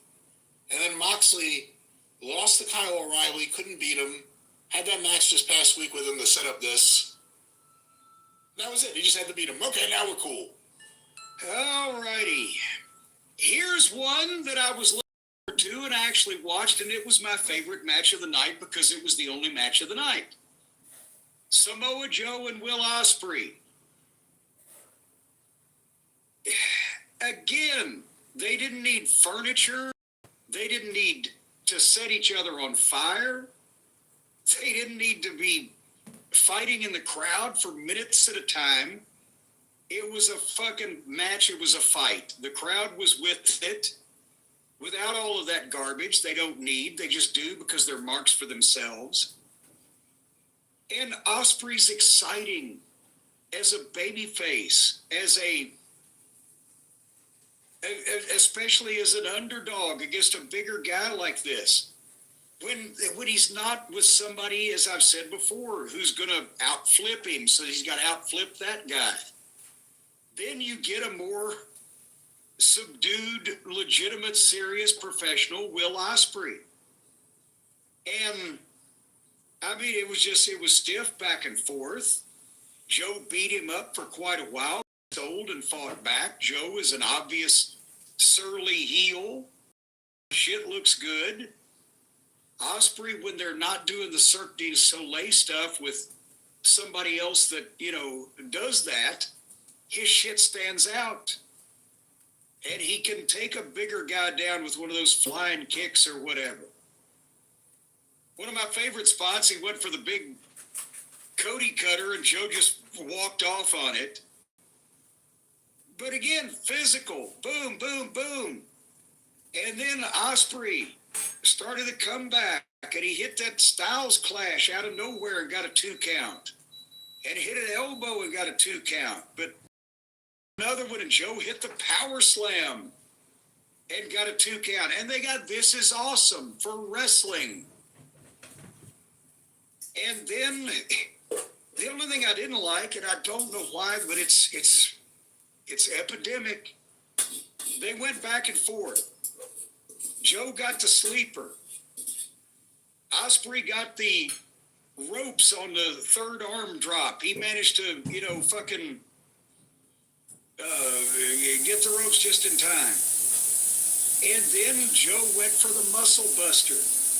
And as he's got him in the middle of the ring, Ospreay drops behind, suddenly hits the ropes, comes back and hits his big elbow finish. Cover, 1 count. What? And then he jumped up and ran and hit the same goddamn elbow and got a 3 count.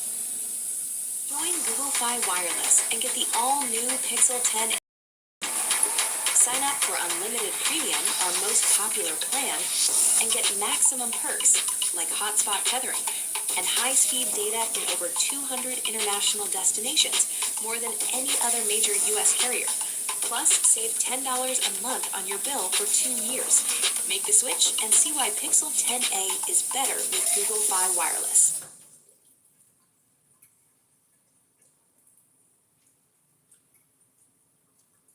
Open a Chime checking account in 2 minutes and we'll spot you up to $200. Apply now. Open a Chime checking account in 2 minutes and we'll spot you up to $200. Apply now.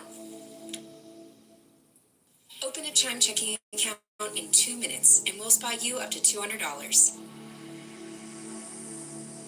Apply now. Open a Chime checking account in 2 minutes and we'll spot you up to $200. Apply now.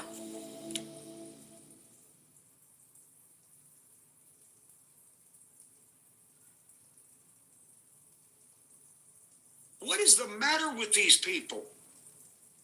It not only if he'd have hit him with the elbow the first time, foiling the muscle buster, then Joe's off balance. His move was foiled. He got hit with the guy's finish. Boom, 1, 2, 3. It gives Joe an out.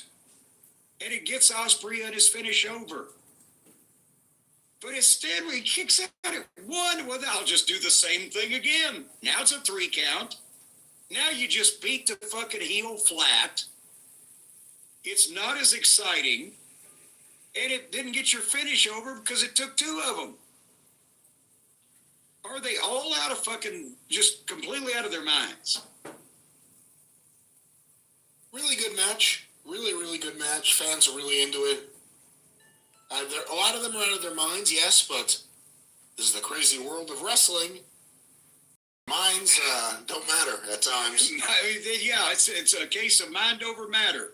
I don't mind and you don't matter. Really good match. And then Joe bowed to him when he walked out of the ring. What a heel. Instead of Okay, Osprey's going to win the fucking tournament, obviously, unless they're complete idiots. And he'll face MJF in his home country at Wimbledon Stadium. And he better win the belt there. But then if you had still some animosity between him and Joe, you'd have a rematch that one of his first challengers. Here, Joe's, okay, you're the better guy. I'll leave now. What the fuck is the matter with anybody? Really good match. Yeah. But it was a good match. That was the only one they had all night. That was the only match. No, that was the only. Think about this. That was the only wrestling match they had all night where nobody should have been counted out, should have been obviously disqualified. They didn't break any furniture. Nobody got set on fire. And there was a somewhat legitimate finish to the thing. Okada Takeshita, again, I really liked it, and it had all those parameters. And neither guy could speak English to cut promos. See, now I've narrowed it down. They speak the universal language of, angry grimace. Speak the universal language of I'm cashing Tony's check. Everybody in the universe is going to get a check from Tony sooner or later. All right, let's skip the next two, Bandito and Swerve. I didn't watch them because I don't like Bandito because of his stupid, goddamn, phony fucking suplex. And I was afraid if I watched another Swerve Strickland match, he'd be impaled by another needle or set somebody else's house on fire. So sue me. And I did not watch Thekla versus Statlander versus Hayter versus Shida because of the names I just mentioned. The Takis.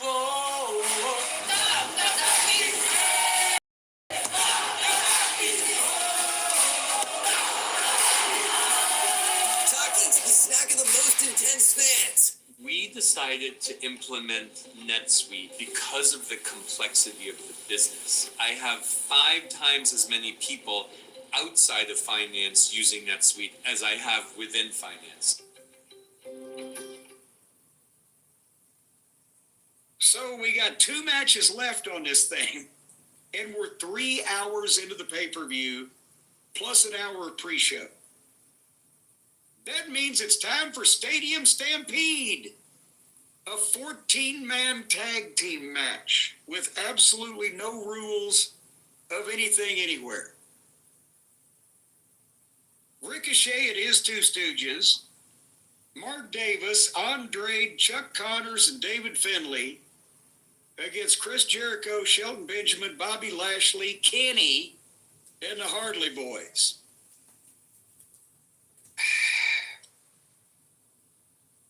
You want to start? Again, this is the comedy portion of the show. It helps when you know that. It helps when you know that you don't have to take the match or the people in it seriously. This is, you said the word farce earlier, this is kind of, AEW's annual Benny Hill performance. Endless farce. Imagine if Benny Hill had just run around with yakety sax playing for 30 solid fucking minutes. But they didn't do that this year. I give them credit, because in the past, especially with Jericho, we've seen them just play music through large portions of these matches. They didn't do that here, so you got the rhythm. No, I mean, the whole thing was just a Benny Hill sketch for 30 minutes. It's just that nobody laughed at this. With all that action and all those wrestlers, I did like when they had on the screen 4 different camera angles of the same thing. It wasn't like here's 4 different areas of the building where people are fighting. It was 4 different angles of the same thing in the ring. They were trying it out and realized that it looked like shit. I got an 82-inch screen. I couldn't watch 4 different fucking. So they do a dramatic video for the baby faces, the babyface team, where they all look like it's a movie trailer and they're in suits and it's in slow-mo.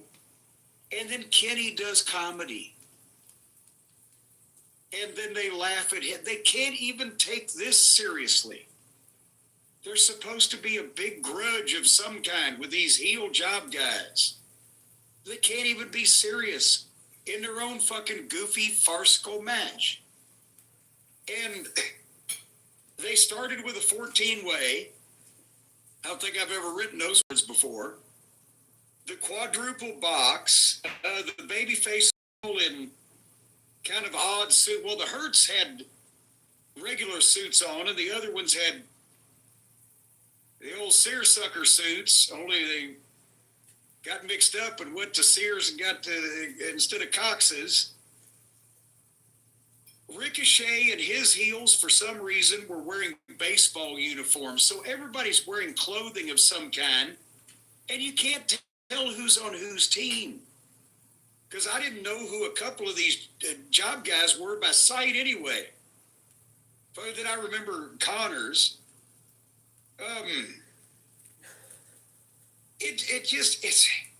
It's a shame that they're somehow revolutionary when they come up with all this. They go to the back and they fight in the odd locations, and then they'll cut to another scene or another odd object. Jungle Jackoff hit one of the heels with a vacuum cleaner tank full of powder. And there was no on-screen fast forward on this streaming service, so I just let this go in the background and kind of jotted odd notes down. Leo Rush was a gremlin in the back and helped Lashley for some reason. Oh, no, there's a reason. That's his new gimmick, and he's been kind of a little monster who hops around, and it's a really disturbing sight. This is his new thing now, but remember, he managed Lashley in WWE like 10 years ago. Remember you saw him and you're like, I've seen the next great manager. And well, yes, but so they're making it because, oh, Christ, they're marks. They're all, we've been arguing for years, everybody, about what is the definition of a mark. Tony Khan and everybody that works for him are marks. That's the definition. If it ain't been on AEW television or it wasn't a goddamn WrestleMania main event, what the fuck? Point is, just people start appearing in this thing. The Buckaroos fought by the merch table and knocked a guy onto the escalator. Luchasaurus was sitting in the front row with a blonde wig on so he could scare Andre. Jericho and Ricochet took bumps on tennis balls.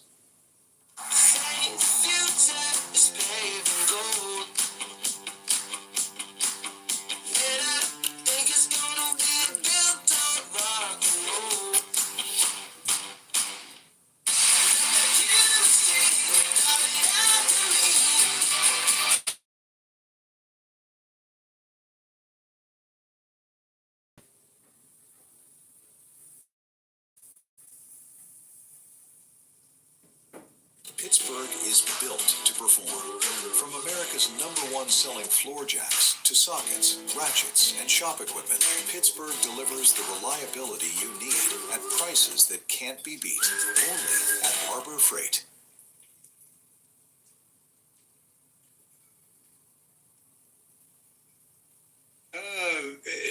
Davis beat up some job guy in catering that bowed up at him, but then somehow Kenny and Andre knocked Satnam Singh. That guy's still around. They're still paying him.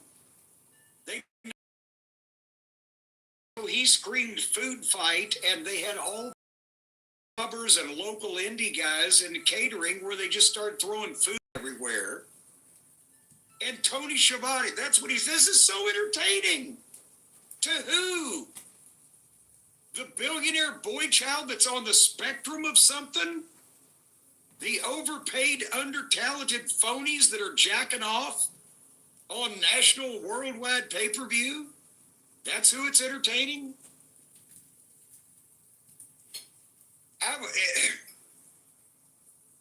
can understand Excalibur has no choice. He's not ever going to get a job as an announcer for any other wrestling program.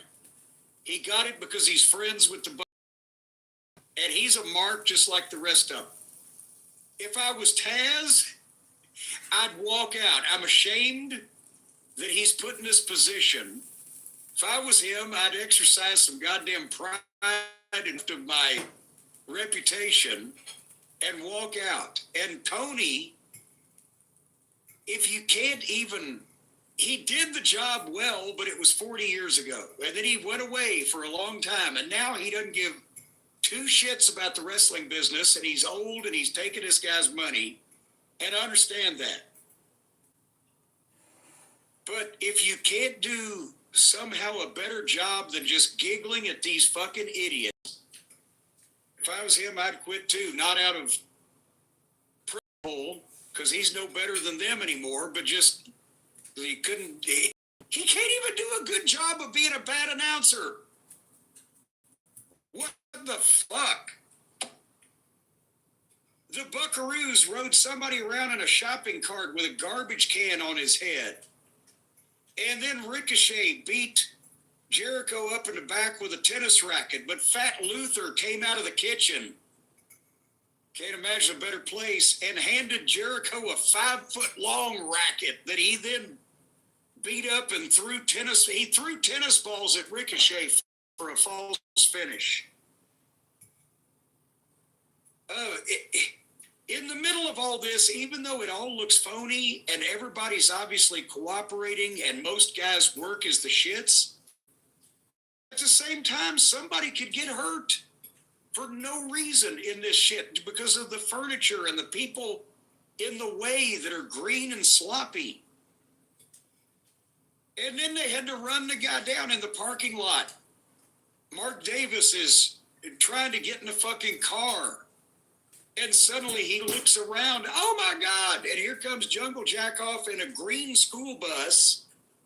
And then they cut the camera, but they try to give you the impression that he tried to and possibly succeeded in running Davis over in between the bus and a bunch of cars that he smashed into.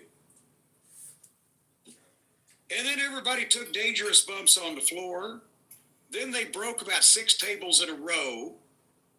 Then the baby faces gave Ricochet 4 or 5 finishes in a row that he kept getting up from so the next one could. And then they gave one of the Stooges a 7-way super kick. And Jericho pinned him 1, 2, 3. This was 30-something minutes of just masturbation from these asswipes. Watching this match made me wish that I worked there so I could walk out over it. So, I'm open to your thoughts, but unless somebody involved in this is family member is in dire health and needs money for an operation, I'm ashamed of anybody that took part in this. And that includes Shelton and Lashley and MVP who, God damn it, I know they hate H. And I know they tried for a while to be professional here and got overdoing it, but I'd have to quit unless, like I said, unless I was in dire straits before I would be involved in this in public. Do you like it? I wouldn't say I liked it. I didn't think it was just the all-time most embarrassing thing ever. I just watched fan footage. Apparently they shot that Jack Perry car crash thing live. It wasn't a pre-tape, right? Not that I guess I really thought about it. I just saw fan footage where the fan was filming everything and he just turned around and it was right behind him. Yeah, I mean, this is what AEW does. I mean, certainly it'll be a 5-star match in the Observer. I'd be shocked if it's not 5 stars considering the star power in it alone. A stacked babyface lineup and heels, we're told, not necessarily stars. Some of them were there also. It's exactly what I expected it to be. It's the guys who enjoy their own... The guys who enjoy jerking off all over themselves, specifically Jericho and the Bucks, and all their ideas unleashed. And Omega, all their ideas unleashed. And I think Lashley and Benjamin, maybe they realize, hey, Let's go with the flow. We're here. We're getting paid fantastically. We can have a good time. You know, we don't have to take this too seriously.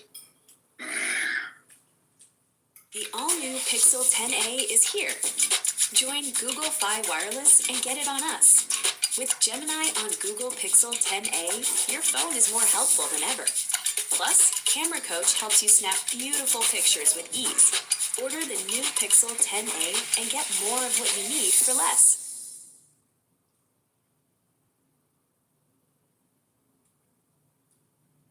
Find it at BioLife. Up to $800 is waiting for you. Just donate plasma, get paid for each donation the same day, then treat yourself and treat your friends. Schedule your appointment today.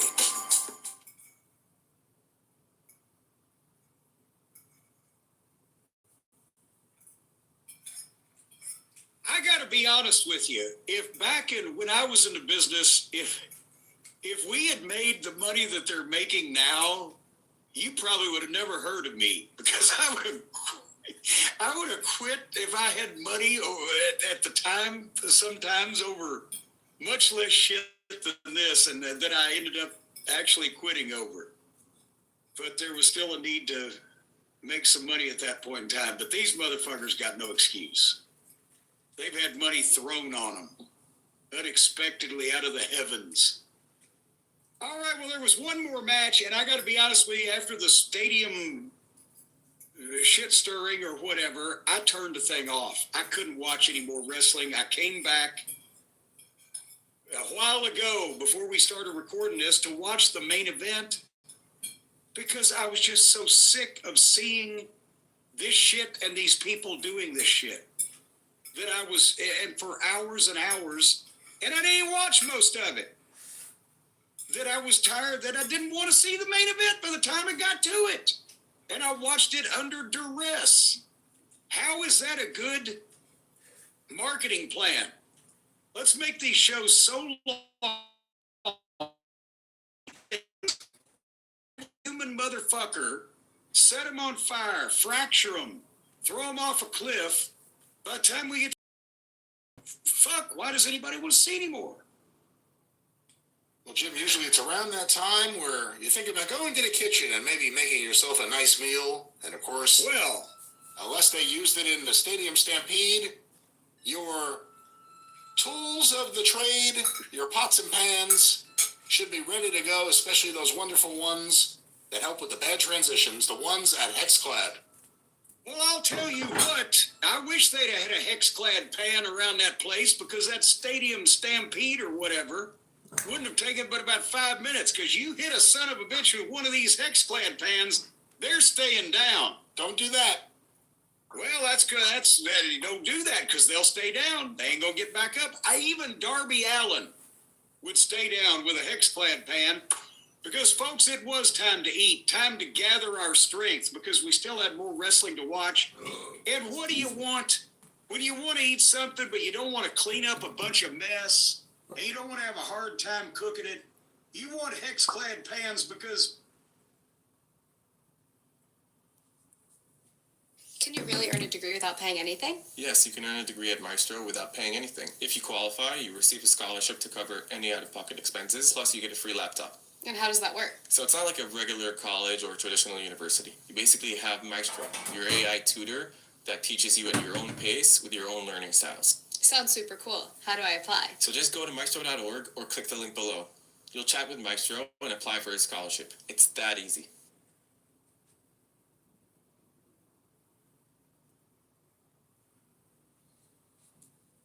Watch the FIFA World Cup live on Fox and FS1, June 11th through July 19th.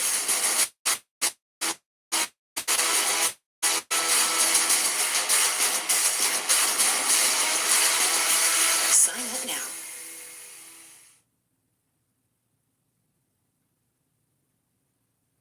Wrestling is cyclical, and we're not just talking about waves of popularity here either. No, this can also apply to the performers in the ring, as whether it be through blood, inspiration, or any other number of factors, younger workers will occasionally serve as modern-day counterparts to older workers. But what are some of the biggest examples of this in the modern day?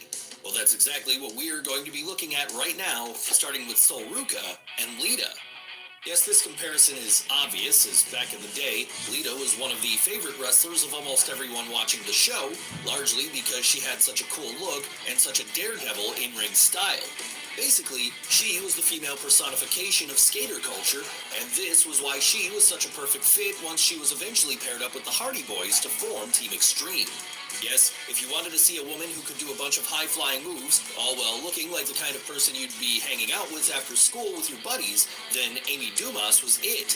And this allowed her to gain much in the way of success over the course of her career, with that including 4 runs as world champion. Obviously, though, in 2026, Lita is all but retired. And that means the mantle of cool alternative extreme sportswoman has passed on to someone else, namely Sol Ruca. How did Sol get this spot? Well, by doing a lot of what her counterpart did to get over back in the day. And that includes not only pulling off some spectacular moves like the Soul Snatcher, but also by very much having that skater culture vibe to her, or at very least, the surfer vibe.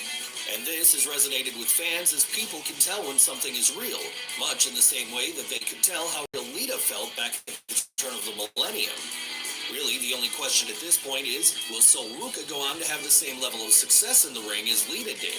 She's already had a run as Women's North American Champion, so we expect some more gold to eventually come her way. And now that she's been called up to Monday Night Raw, that gold will have to be either the Women's Intercontinental title or the WWE Women's title.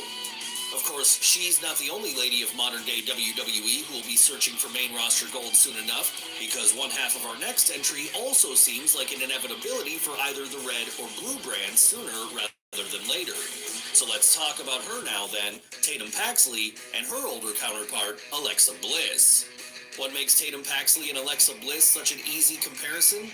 Well, while both might have started out with more generic gimmicks down on the NXT brand, with the former being a member of the Diamond Mind and the latter being a glitter-loving cheerleader, eventually each discovered a spookier aspect of their personality, and this saw them go to even greater levels of success. Obviously then, in Alexa's case, that change occurred when she was courted by The Fiend back in 2020. It was here that after weeks and months of being tormented by the masked heel, she eventually transformed into his Herald, a character who now started showing more supernatural aspects in her own.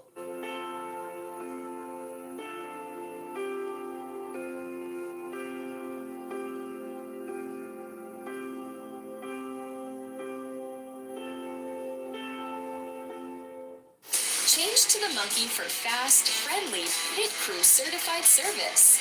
And for a limited time, get $25 off any oil change.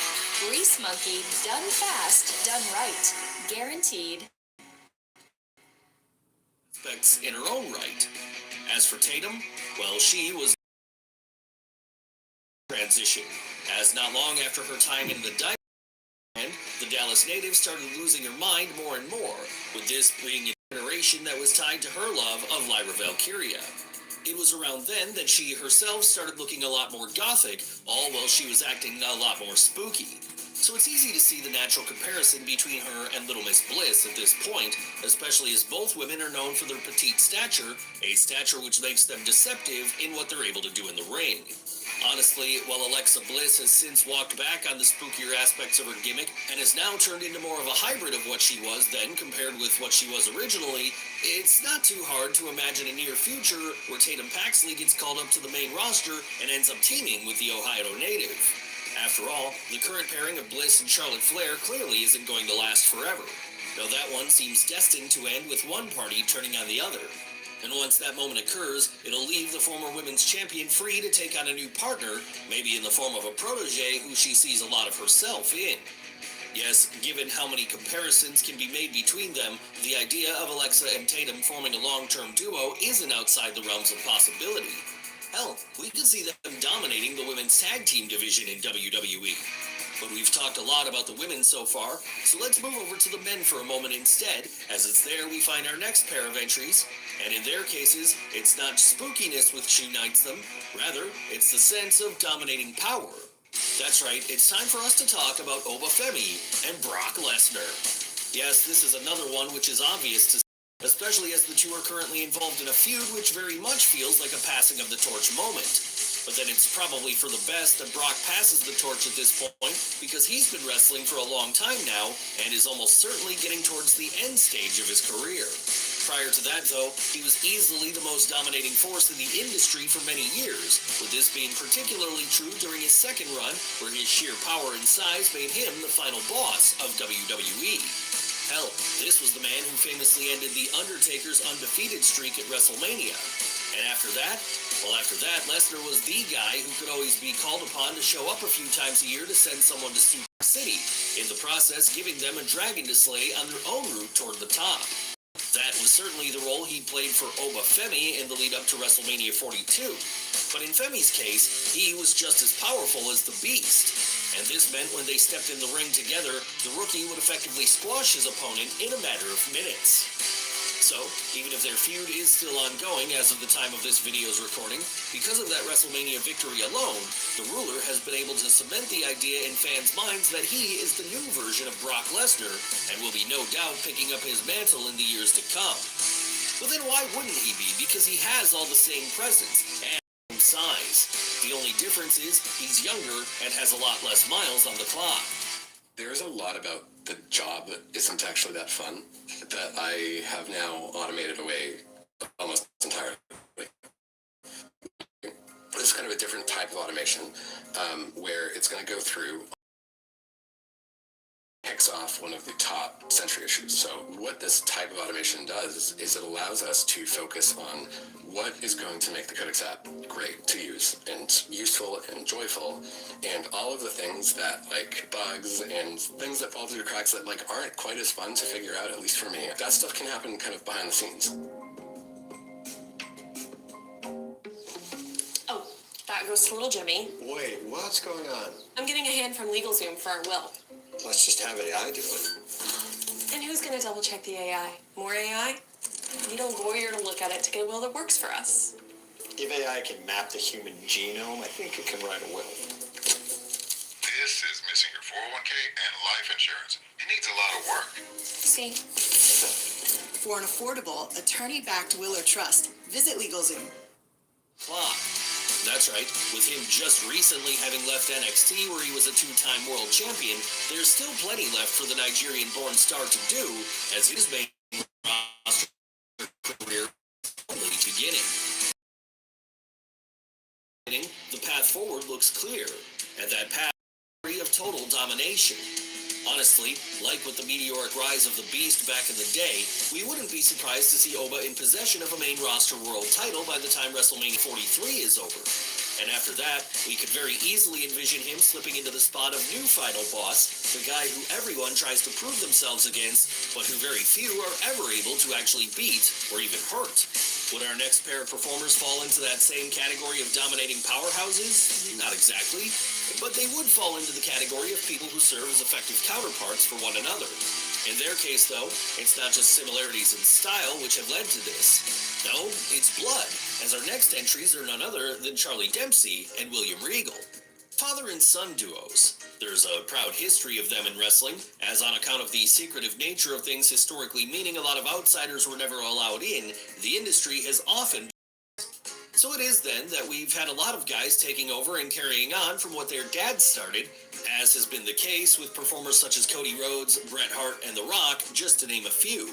And that's also happening on NXT today, as it's down there that Charlie Dempsey is currently plying his craft as a member of Birthright, with this allowing him to work under the behind-the-scenes tutelage of his old man, William Regal. How has Regal taught his son over the years? Well, by imparting all the same methods he himself once learned back in the famous Wigan Snake Pit in England. And that's led to a situation where the pair, unsurprisingly, have a very similar style of working. Come on now, in Charlie Dempsey, you can see a lot of the same old European catch wrestling that his father had been such a master of back in the day when he was at his peak.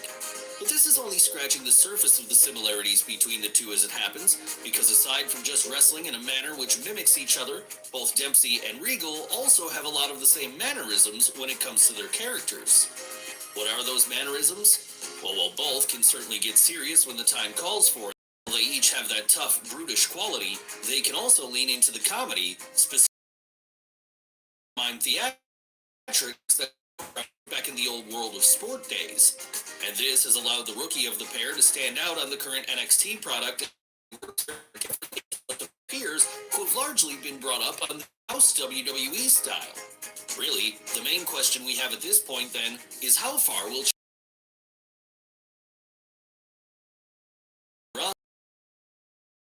a level that his dad was never able to fully ascend to in WWE? Maybe, or maybe it'll instead see him remain at that wrestler's wrestler level, turning him into the kind of person who inspires the next generation again. Whatever happens, with William Regal serving as an excellent basis for him to build on, we're pretty confident the son of the OG villain will have a bright future ahead of him regardless, and he's not the only son of a legend who's currently a member of that birthright stable. No, the exact same thing could be said about our next entry, Lexus King, and his older counterpart, Brian Pillman. That's right, it's another father-son duo, as in truth, the real name of Lexus King is Brian Pillman Jr., with that being the name he worked under in his prior role as part of the AEW roster. So for reasons which are obvious then, this is another perfect example of a legend and a modern-day counterpart. After all, King can't help but share some similarities with his dad, in physical appearance if nothing else. But it's not just about the look. No, there are also comparisons to be made in the other aspects of their work as well, with the young rookie from Cincinnati currently trying to build a character which will ideally gain him the same level of notoriety that the Loose Cannon created back in the day. Now, if you weren't watching at the time,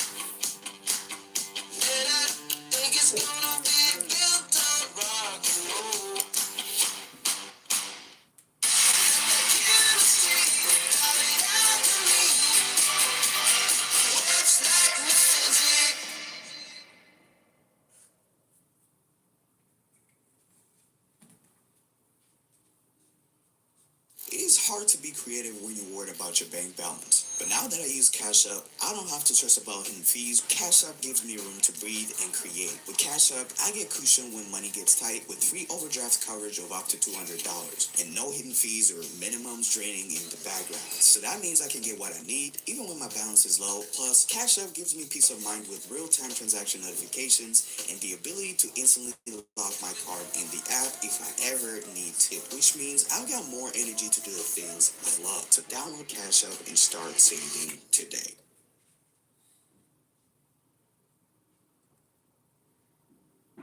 at the time, the Loose Cannon was a gimmick developed by Brian Pillman back in the 90s which sought to blur the lines between reality and fiction to a point where no one knew quite what was real anymore, even his co-workers.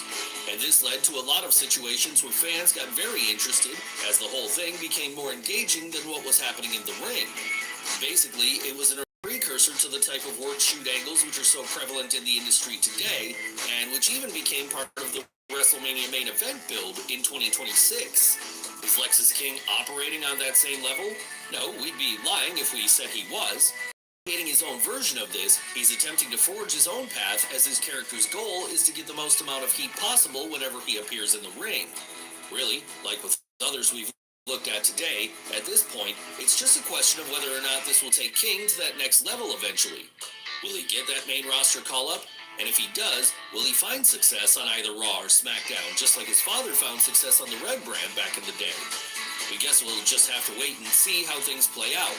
And while we're waiting on that, we'll be watching the continued career progression of one half of our next entries, someone who isn't a counterpart to his real-life father as such, or his kayfabe father. Who are we talking about here? Why, Dominic Mysterio and Eddie Guerrero, of course. Sure, there are comparisons to be made between Dominic Mysterio and his real-life dad, Rey Mysterio. After all, they both like to bust out some high-flying moves from time to time, and they both have similarities in their size and the way they use this size. But really, the character of Dirty Dom is very clearly built on what had already been set by Eddie Guerrero and his Latino Heat incarnation back in the day. After all, each man is defined by their sleazy charms, with both using these charms to often lie, cheat, and steal their way towards victory whether fans chose to cheer them or boo them. What else makes the Dom-Eddie comparison so great as a legend modern-day counterpart kind of situation? Well, there's the other obvious factor that both seem to have a weakness for muscular goth women, with Guerrero famously spending a lot of his WWE run courting his Mamacita Chyna. And in a very similar manner, Mysterio carried on down the same path with his own mommy, Rhea Ripley, to the point that both relationships even ended up finishing the same way once the men involved got caught cheating. Still not enough of a comparison? Well, just look at the fact that Dirty Dom has taken so many moves from his kayfabe dad, including the frog splash. And add to that the look of the skeezy mustache and 80s style mullet, which seems tailor-made to draw heat.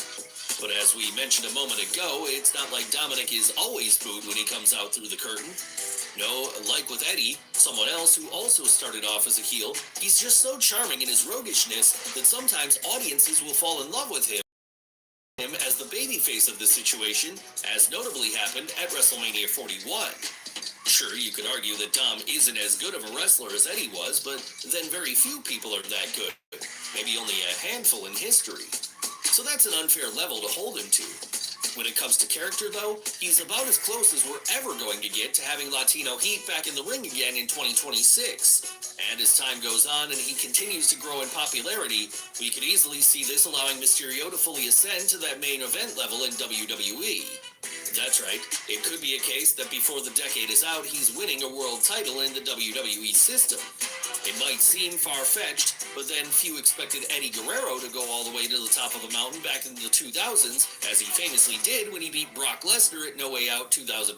But let's move away from the men I can't do a super chat, Lucas. You know it. for now and back over to the women again, as there are plenty of other comparison points between the present day and the past from that division, which we've yet to talk about today. In fact, one of the most noteworthy of these counterparts can be found in our next entry, as it's in this entry that we see the dual stories of both Lyra Valkyria and Bayley playing themselves out. Now, while it's somewhat gone forgotten today, given how many character shifts she's undergone during the intervening years, back when Bayley first arrived in WWE as part of the NXT roster during the mid-2010s, she was pretty much the purest version of a babyface you could get. So it comes as no surprise to learn that this got her very over with fans, particularly with young girls who were watching. And while she has evolved things since that point, a lot of those same girls still idolize the role model, with this eventually leading to some of those performers deciding to lace up their own boots too. Enter Lyra Valkyria. You see, while she was first learning the ropes back in her native Ireland, the woman who goes by the real name of Aoife Cusack had a lot of inspirations. And one of the biggest of those inspirations was hell. This was why, once she eventually made it to WWE herself, she'd already developed a very similar in-ring style to the Bay Area native. And that wasn't the only similarity she had either. No, in keeping with the idea that Lyra is a younger counterpart to Pamela Martinez, she's also got a lot of comparison points in her character too, with this being very much in the pure babyface mold, the underdog who is often underestimated, but who always fights for the fans and usually overcomes whatever is placed in front of her. That's what led to the Irish woman winning the NXT Women's title during her run on the developmental brand, just as Bayley did when she was there. And it's also what's led to gold on the main roster too, again, just like Bayley. Hell, so similar are they, they've even found a friendship which has led to them recently being paired up together on screen. And in that partnership, you can fully see the master-Padawan relationship on display, as the older of the two helps to mentor the younger into eventually turning into her final form, a woman who can ultimately win a world title on either Raw or SmackDown before all is said and done. When it comes to our next pair of entries, though, well, neither of them need to rise to the level of winning world titles anymore, as they're both already there. Even then, in the case of the younger counterpart, she still has a lot left to achieve in so it's just as well she has an excellent template to work from in the form of the legend she resembles most. Who are we talking about this time? Who else but Jade Cargill and Chyna? Yes, in both Jade Cargill and Chyna, what you have is a very obvious comparison, as each woman was and is a complete physical specimen, with the former being one of the most athletes on the current WWE roster, and the latter more than worthy of the moniker the ninth wonder of the world. But while their muscles on top of muscles is certainly a way they serve as it's not the only thing which makes the Florida native and the Rochester native alike. No, on top of that, there's also the presence that each woman had and has, that undeniable star quality which you just can't teach. Look, we know it's easy to compare every powerhouse lady in modern day wrestling to Chyna, as she was in many ways the benchmark for such a thing. So we could say similar things about the Rhea Ripleys, Jordan Graces, and Raquel Rodriguez's of the world. That said, Jade Cargill feels like a more apt pick if we're picking a current-day ninth wonder of the world, in part because she's presented as someone who few in her division have any chance when going up against. Don't compromise quality insurance for savings or your time for this ad. Hit that skip button. Or don't, and watch me skip.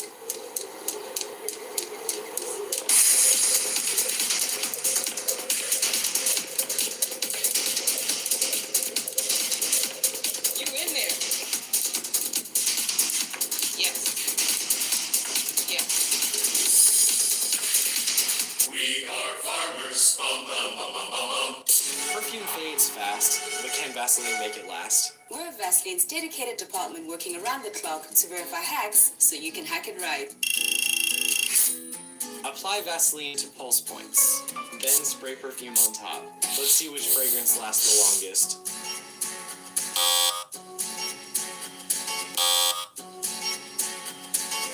Time for a second smell test. Can you still smell it? That means this hack is a success. Congrats, you hacked it right. Now you're officially verified. Tag us on the next Vaseline hack you want us to verify. Going up against. Hell, that was true of her time in both AEW and WWE, as in the former, she was the TBS champion for 508 days, and in the latter, she's a former WWE Women's Champion. Obviously then, like with her older counterpart, Jade has been a problem which most have been unable to solve thus far. And that's likely to be the case for a long time going forward, as she doesn't appear to be going anywhere soon. No, the Storm is most likely going to keep dominating WWE for several years yet. And if she carries on that same trajectory that was initially started by China, this might eventually even see her start hitting it up with the men. And if she does that, maybe she even ends up winning the men's Intercontinental title, much in the same way her precursor so famously did during the late 90s. But even if this never happens, the comparison between Jade and China remains strong, as there really is no one better placed in the current WWE system to serve as the modern-day counterpart to the most dominating woman of the turn of the millennium period. Of course, big powerhouse acts and their modern-day counterparts isn't just a phenomenon that's limited to the ladies, though. No, WWE have plenty of examples of this happening too. And if you're looking for one of the best examples of this phenomenon in that division, you need only look toward our next entry, Hank and Tank, and their inspirations, Heavy Machinery. Now, the powerhouse tag team is most certainly nothing new in wrestling. Hell, if you go back to the territory days, then you'll find acts like the Road Warriors or Power and Glory making entire careers out of this shtick. All of this is to say then, it's a gimmick which works, and that's why it keeps coming back. And back at the end of the 2010s, the duo making use of it was Heavy Machinery. Who were Heavy Machinery? Well, they were the collective of Otis and Tucker, two big, burly men who looked like the natural disasters brought into the new decade. And with the sheer power they had, they were able to make short work of most of their opponents at the time. Sadly, though, the run of this team would be relatively short-lived, as it would be in 2020 that Tucker turned on his partner and sent both men on different paths forever thereafter. But that wouldn't be the end of such teams in WWE for good. Now, as things stand today, there is another down in NXT who has picked up that mantle, one which goes by the name of Hank and Tank. Unsurprisingly then, this is the pairing made up of Walker and Tank, similar powerhouses who have made NXT their stomping grounds in recent years. And like how Heavy Machinery once dominated that scene, they've been doing similar work by annihilating pretty much everyone in their path. So much has this been the case, in fact, they're already one-time NXT Tag Team Champions. Hell, again, like with their precursors, they've been doing this which shows off their deceptivism, all in their blue-collar energy. Really then, the only question left at this point is will Hank and Tank eventually make it up to the main roster as a tag team? And if they do, will they last longer together there than Heavy Machinery did? If they can do this, they'll likely be able to win more tag team gold either on Raw or SmackDown. Yes, we could be looking at the start of a very lengthy run for this duo, as the most all-consuming force the WWE Tag Team division has seen in a long time. And while they're doing that in duos action, over on the singles side, it'll be another present-day NXT star who will be looking to stake his claim as a top guy by aping his older counterpart even further. So let's look at them now then, Miles Bourne and Randy Orton. Yes,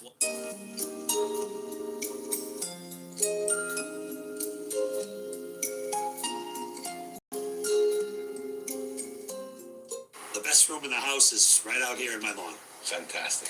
Ready? I know what's going on in my yard. It's safe for the kids. 4 times a year I use it. I don't have to worry about anything. How many times a year do you feed the lawn? I feed it 4 times a year. And it's safe for pets and people, so that's good. You know that. Well, it's because it's easy. Try and find a space here where the lawn is not thick. This is thick grass. Once is never enough. 1, 2, 3, 4 times a year. Bingo. yes, one look at Miles Bourne will tell you exactly why he's received so many comparisons to Randy Orton already. After all, the two look pretty similar, to put it mildly, as they have the exact same physique and the exact same shaved head. But of course, if it was just looks that joined them together, then this wouldn't be enough to have Miles and Randy be considered true counterparts. No, it has to be more than that. And more it is most certainly in this case, as in the younger act what we have is someone who also exhibits a lot of the same in-ring style as the 14-time world champion. Yes, in each of these performers, you have someone who has a very methodical style and pace, with them eschewing much of the high-flying theatrics you'd find elsewhere. And with both being deceptively strong too, they have that ace card to pull out whenever necessary. Honestly, were it not for the fact that Randy was almost 20 years older, we wouldn't be entirely convinced they weren't the same person. But they absolutely aren't the same person. Rather, in Miles Bourne and Randy Orton, it's just one of the better examples of the next generation taking a lot from the prior one and hopefully building upon it as time goes on to make something even better. Come on now, the rookie has already won the North American Championship once, so he's no stranger to having gold around his waist. If he can make it up to the main roster soon, he might be able to get some world title gold before too much time. And this could put him in good standing to start chasing that milestone of 14 go-arounds on top himself. But even if that doesn't happen, the idea that each of these performers are almost perfect counterparts to one another still stands. And as Bourne's career continues, that comparison is only going to look more and more apt as he rises higher and higher up the ladder. And if he keeps progressing the way he is, it's going to be a very good thing for WWE. But then the same could be said about everyone we've looked at today, because, in being the modern counterparts to so many other legendary figures, they're showing that the future of the WWE is going to be secure from a talent perspective for decades to come.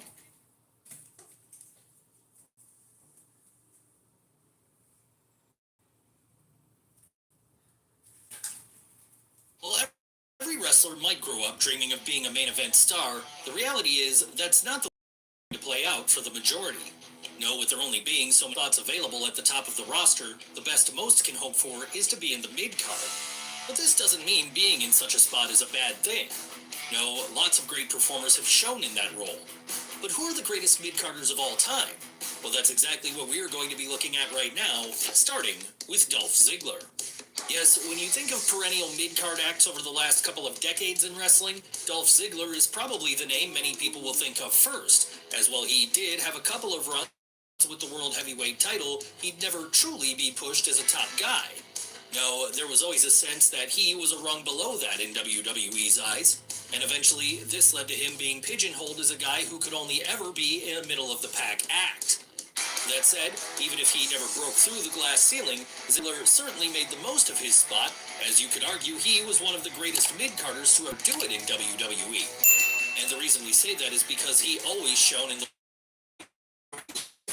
the shoulder. Hell, while he was never going to achieve the star power of a Roman Reigns or a John Cena, he might very well have been a better wrestler than both of them, with his list of quiet hits in the ring being very impressive. Obviously then, being such an excellent utility player, someone who could be put up against any heel or babyface on like $1 million by the time he was done, well, that made the Cleveland native very valuable in WWE from 2004 all the way up until 2023, an incredible run if there ever was one. And during that time, he'd be able to elevate just about everyone he worked with. But it wasn't all about putting others over for Dolph Ziggler. Now, he had his own successes too. Successes like those two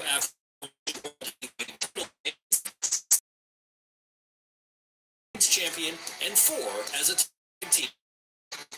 He's not part of the WWE roster today. He's still plying his craft in TNA.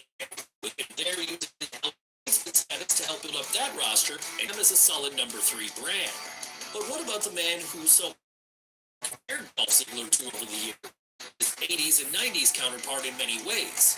Given his spot in WWE, he has to be considered one of the best mid-carders ever too. And that's why he's our next subject, the man who went by the name of Mr. Perfect.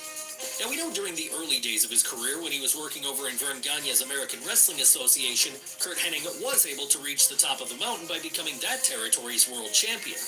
But to be honest, by this point, AWA was in such a bad state, his big victory didn't mean anywhere near as much as it would have a few years prior.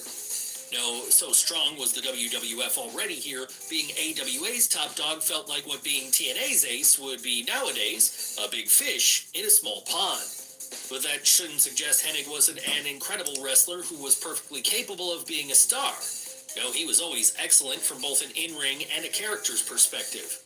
Hell, so true was this, when he eventually joined Vince McMahon's company in 1988, he'd be given the gimmick of Mr. Perfect, a guy who was great at everything he tried.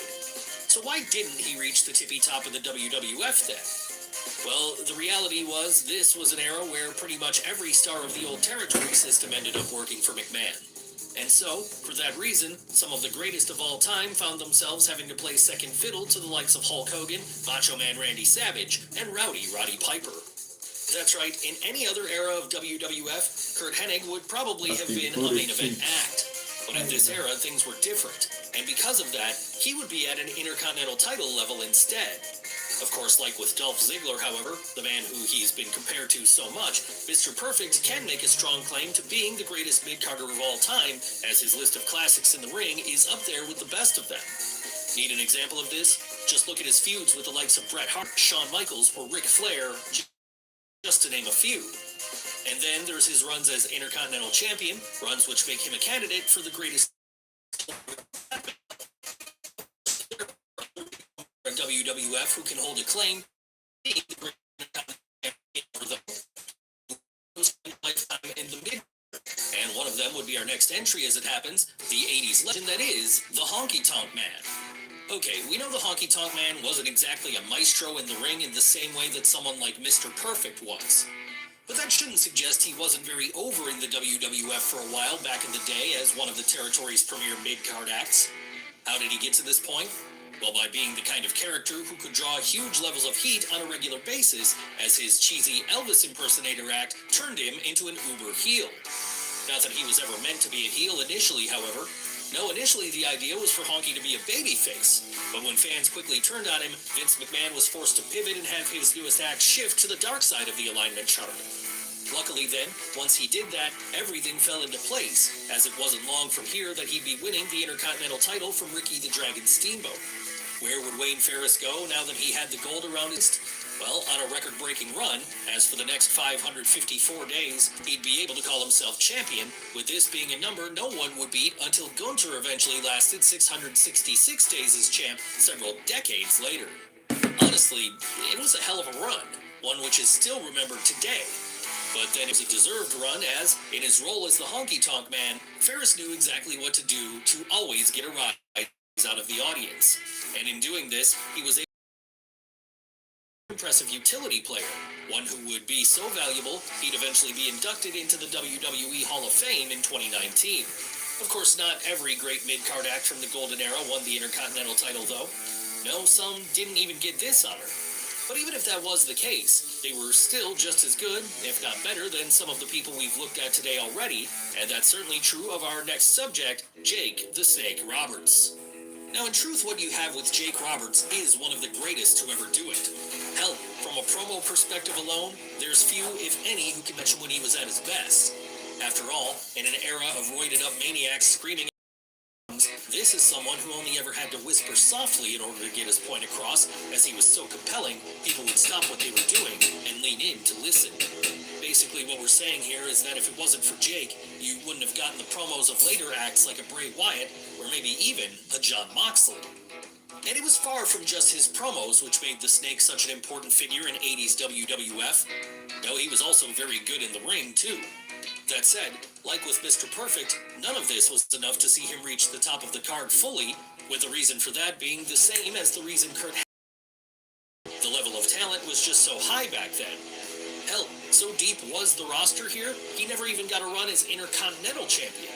But in truth, Jake was someone who never needed any belts to prove how good he was. Rather, all he needed was a microphone and 5 minutes of airtime.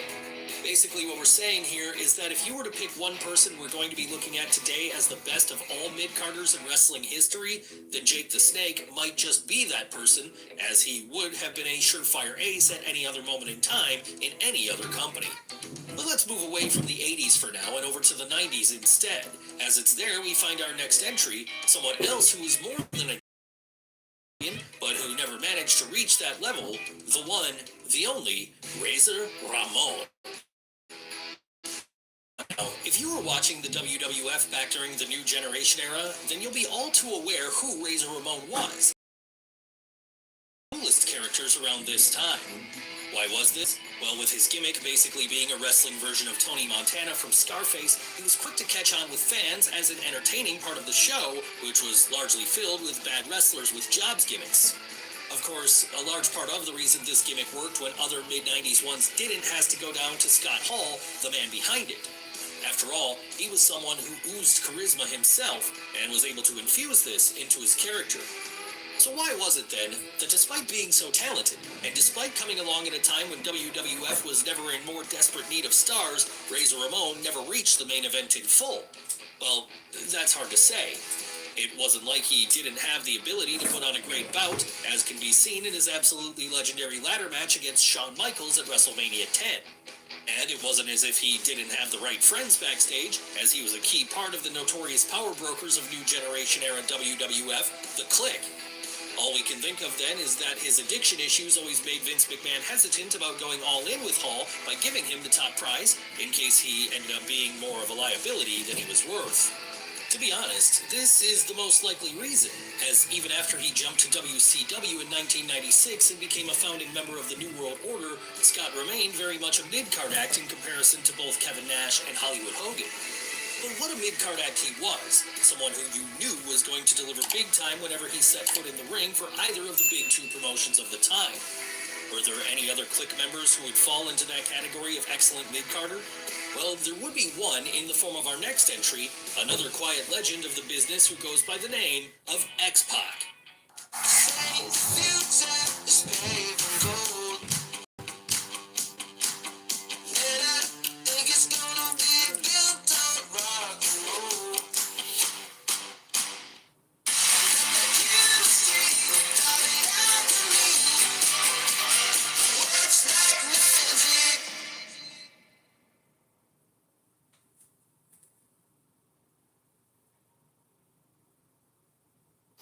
You should feel good about where you take your car. At Grease Monkey, we fast, friendly service and clear communication from the moment you pull in. It's Pit Crew certified care, done right, with no monkey business. And right now, get $25 off any oil change. Fast service, friendly people, certified care. Change to the monkey, done fast, done right, guaranteed. Yes, well, there was a period of his career where Sean Waltman was so hated by the audience, the term X-Pac heat had to be created to describe the go-away reactions he would get every time he came out through the curtain. The truth is, the Minnesotan was always one of the better wrestlers on the roster. Come on now, this was evident as far back as his early days in the WWF during the New Generation era. Why else would he be given the informal spot of measuring stick by Vince McMahon here? A spot which saw him be the one who any new additions to the roster were often put into the ring with first in order to see if they could go. That's right, back then, Sean Waltman was very much the guy you had to prove yourself to if you wanted to prove yourself to the boss in turn. And this made him a hugely valuable part of the roster. But even then, it wasn't enough to see him ascend to the same level of stablemates of his like Triple H. Why was that? Well, the reality was always that, for as good as X-Pac, or as he was then known, the 1-2-3 Kid, was as a wrestler, he was just too small for Vince McMahon to take him seriously as a world title contender. But while this might have stopped Waltman from reaching the top of the mountain, it never stopped him from tearing it up in the ring, as he so memorably did with people like Razor Ramon and Owen Hart back then.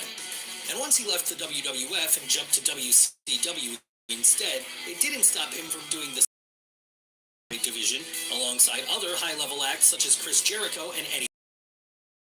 Even when he rejoined the WWF roster in 1998, he'd done some excellent work, with his most famous angle here probably being his odd couple relationship with Kane.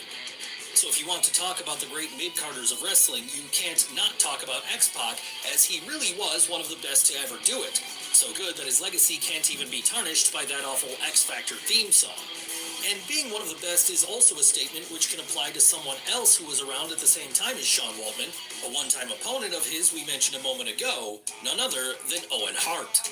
Come on now, with Owen Hart, what you had was a guy who was so good, there are many to this day who consider him to be their favorite wrestler of all time. In fact, some of the people at the top of the industry right now, names like Chris Jericho and Kevin Owens, were largely inspired to lace up their own boots for the first time as a result of watching The King of Hearts. How did Owen gain such a reputation? Well, by being an absolutely incredible wrestler, easily one who was just as good as his older brother Bret. And that was true no matter what part of his career we're talking about. Unfortunately though, like with Sean Waltman, this was not enough to see the runt of the Hart litter make it to the main event scene in WWF full-time, with that largely being on account of the fact that, despite being a groundbreaker in high-flying wrestling, he was on the smaller side. So for this reason then, his boss was never going to push him all the way to the top. But that didn't stop Owen from going about as high as anyone could without smashing through that glass ceiling, as over the course of his run, he'd become a 2-time Intercontinental Champion, 4-time Tag Team Champion, 1-time European Champion, and 1-time King of the Ring. Of course, there was his legendary feud with his brother Bret, the one which carried on throughout the majority of 1994 and saw the pair have 2 back-to-back 5-star classics at WrestleMania 10 and SummerSlam. So good was the former, there are those who consider it to be now, and so good was the latter, it's regularly put up there in lists of all-time top cage showdowns. All this is to say that Owen Hart was fantastic at every aspect of his craft, and has to rank as one of the all-time mid-carders in wrestling history. But let's move away from the 90s for now by jumping ahead again, as our next subject comes from a more modern-day time period, with him also being someone who's made a strong career for himself as a mid-card force in WWE. That's right, it's time for us to talk about The Miz. Yes, The Miz has been invaluable to WWE over the years as someone who can be slotted in the mid-card in any role asked of him, that be as a serious or comedic act, and singles or tag. This shouldn't suggest Mike Mizanin hasn't found main event success at times. No, on 2 separate occasions he's been WWE Champion, with one of those runs seeing him main event WrestleMania against John Cena. But even then, the consensus today is that the Ohio native is a mid-card act, something he is a true great at. Why is that? Well, in filling in this role, Mizanin has pretty much made himself an indispensable territory. A man who, unless TKO gets too crazy with the budget cutting, will likely have a job for life. After all, he can do it all, whether that be working in the ring, on the mic, or as an ambassador at charity events and fan signings. Really, he's about as model of an employee as you're going to get. But what about a former tag team partner of his? He's been another great mid-card presence in wrestling over the years. So let's look at him next then, someone who's shown up in pretty much every company out there, John Morrison. Yes, whether he's going by John Morrison, Johnny Nitro, Johnny Mundo, Johnny Impact, Johnny TV, or any other number of names, this Los Angeles native has long been a staple of mid-card wrestling over the past couple of decades. And the reason for that is because while he never quite had that it factor which would take him all the way to the top, he was reliable enough and a good enough wrestler that promoters were always too happy to book him. Obviously then, if you know of him today, you're probably most familiar with his various WWE runs over the years, as it was there he became not only a multiple-time tag team champion with partners such as The Miz and Joey Mercury, but also a 3-time Intercontinental Champion and a 1-time WWE CW Champion. That said, as we alluded to a moment ago, WWE isn't the only company John Morrison has shown up to work in and help elevate other talent with his parkour-based style. No, he's also had notable runs in TNA, AAA, CMLL, Lucha Underground, and more recently, AEW. Hell, it's been while under the All Elite banner that John has largely stuck to the Ring of Honor brand, with him there forming a stable XM collection and his real-life wife, Taya Valkyrie, which has offered a nice bit of lighthearted fun to those shows. Will he ever get that proper go-around on top? At this stage in the game, it feels unlikely, but that doesn't mean he can't further solidify his status as one of the industry's greatest mid-carders. Really, all he has to do if he wants to do this is keep on the track he's on, a track which still allows him to put on some very entertaining matches, such as his recent Hair vs. Hout bout against Angel de Oro down in CMLL. And while he's doing this, he can continue working alongside another classic mid-carder who's also on the present-day AEW roster. Who are we talking about here? Why, Billy Gunn, of course. Now, Billy Gunn is one of those guys who, like The Miz, has made a case for being an all-time great mid-carder in part because of his longevity.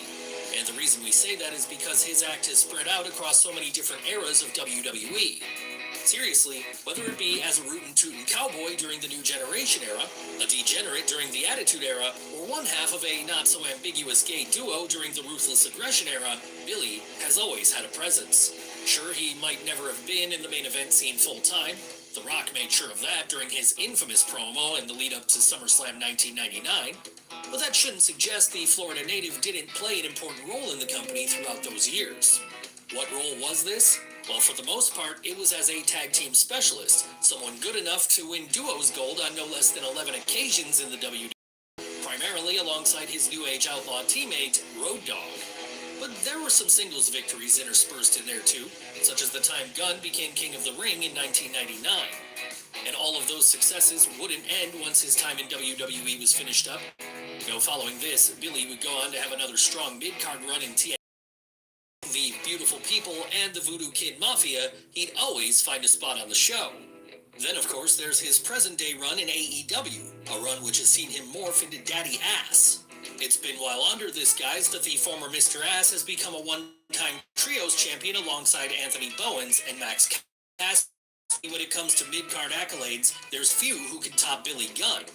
But what Attitude Era star who currently works for Tony Khan? Doesn't he deserve a spot in today's video? Why, yes he does, and that's why he's our next subject, Dustin Rhodes. Of course, most Attitude Era fans will be familiar with Dustin Rhodes as Goldust, a character which some have gone as far as to suggest represented the initial sparks of WWE's second great boom period.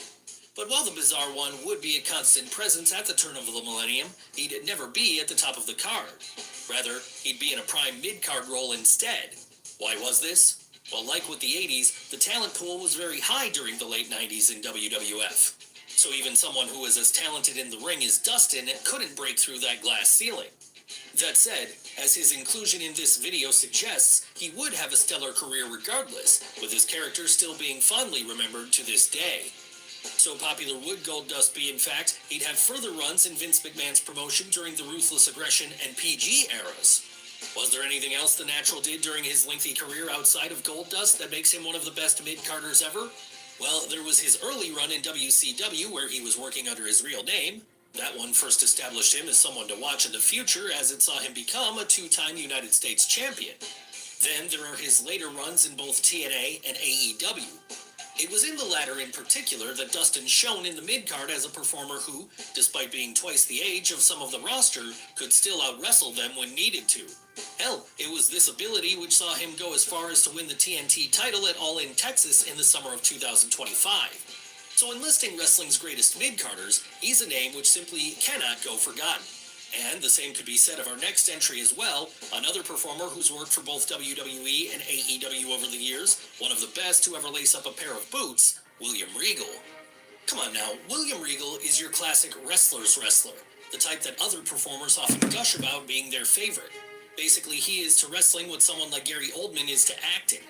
But for as great as the Englishman is, one thing he's never been able to do is break out into that full-blown main event role. As to why this is, well, that's hard to say. He certainly had the talent to do so. Of course, like with everyone else we've looked at in this video though, it wasn't as if being stuck in the mid-card meant the OG villain didn't have a memorable career.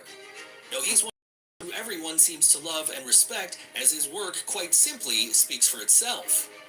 Basically, with his focus on old European-style stiff grappling, in a middle-of-the-pack role everywhere he went, be that in WCW, where he was a 4-time television champion, or in WWE, where he was a 4-time European champion, 4-time tag team champion, 3-time hardcore champion, 2-time intercontinental champion, and 1-time King of the Ring.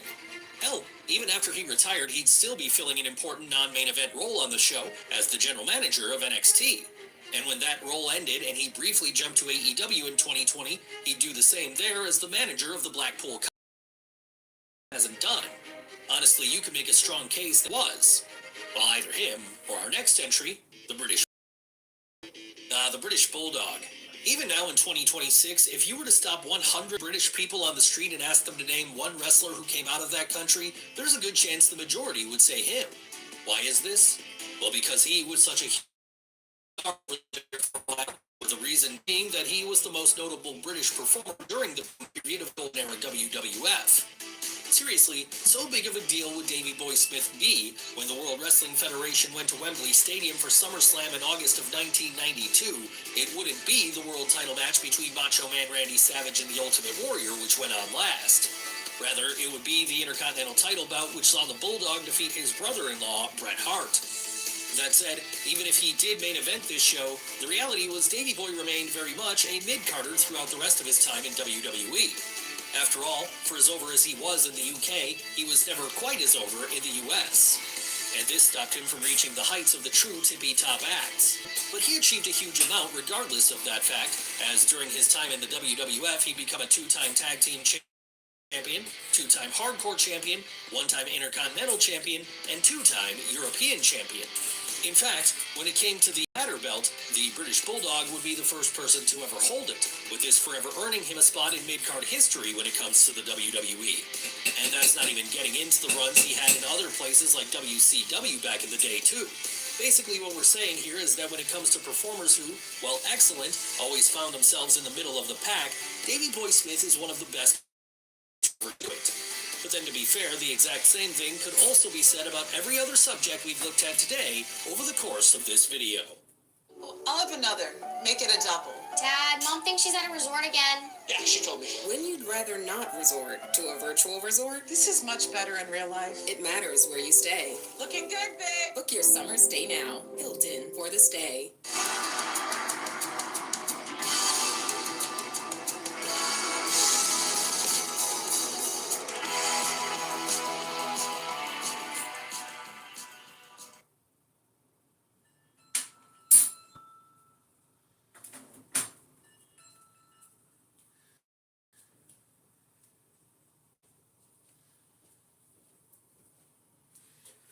The way he would talk about, say, a race car driver, say he's a great driver, but he's a piece of crap. And you can say that, and the people will believe that. So what he's saying is how he would really talk, and I think a lot of people would read a lot into that. There's something else as well. So he also goes on to talk about certain people in the AEW locker room that kind of didn't belong there, in his opinion. So he's talking about Aleister Black, or Aleister Black, as you call him. Yeah. How do I say that word? Aleister. I understand why he spells it weird. How do you supposed to say it? Aleister. Oh, okay, I didn't get to. I'll say Aleister. You did insert an extra syllable in that one. He's not there anymore, right? No, that's the point, actually, because there were rumours going around that maybe Aleister Black might end up going back to a... I attribute... actually, I'll do AEW's current morale. Apparently the AEW morale is good at the moment, and MJF says that there are certain wrestlers who were ruining the locker room morale for reasons, and this is the quote: "I attribute that to the fact that there are no longer people in the locker room who look at my company as a stepping stone," MJF said. "They look at it as a legitimate company." And then when pressed on it, he said that he felt that Aleister Black was one of those wrestlers who was kind of using AEW as a platform to get back to WWE, and that Aleister Black, or Malachi Black, was quote, "I think it's pretty obvious that Malachi Black was the biggest offender of that. Did you get that impression? Oh, I did. Well, they do that. I mean, I don't necessarily get the impression, but it was probably true. Happened in TNA a lot, I remember you telling me. Oh, yeah. Because they would go, if their WWE thing had ran its course, and they wanted him to take a break, which is something that you have to do because of the life of your character or for your career.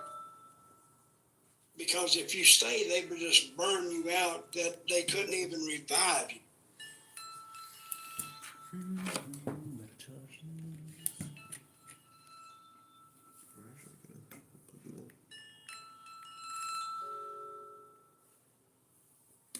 Because if you stay, they would just burn you out that they couldn't even revive you.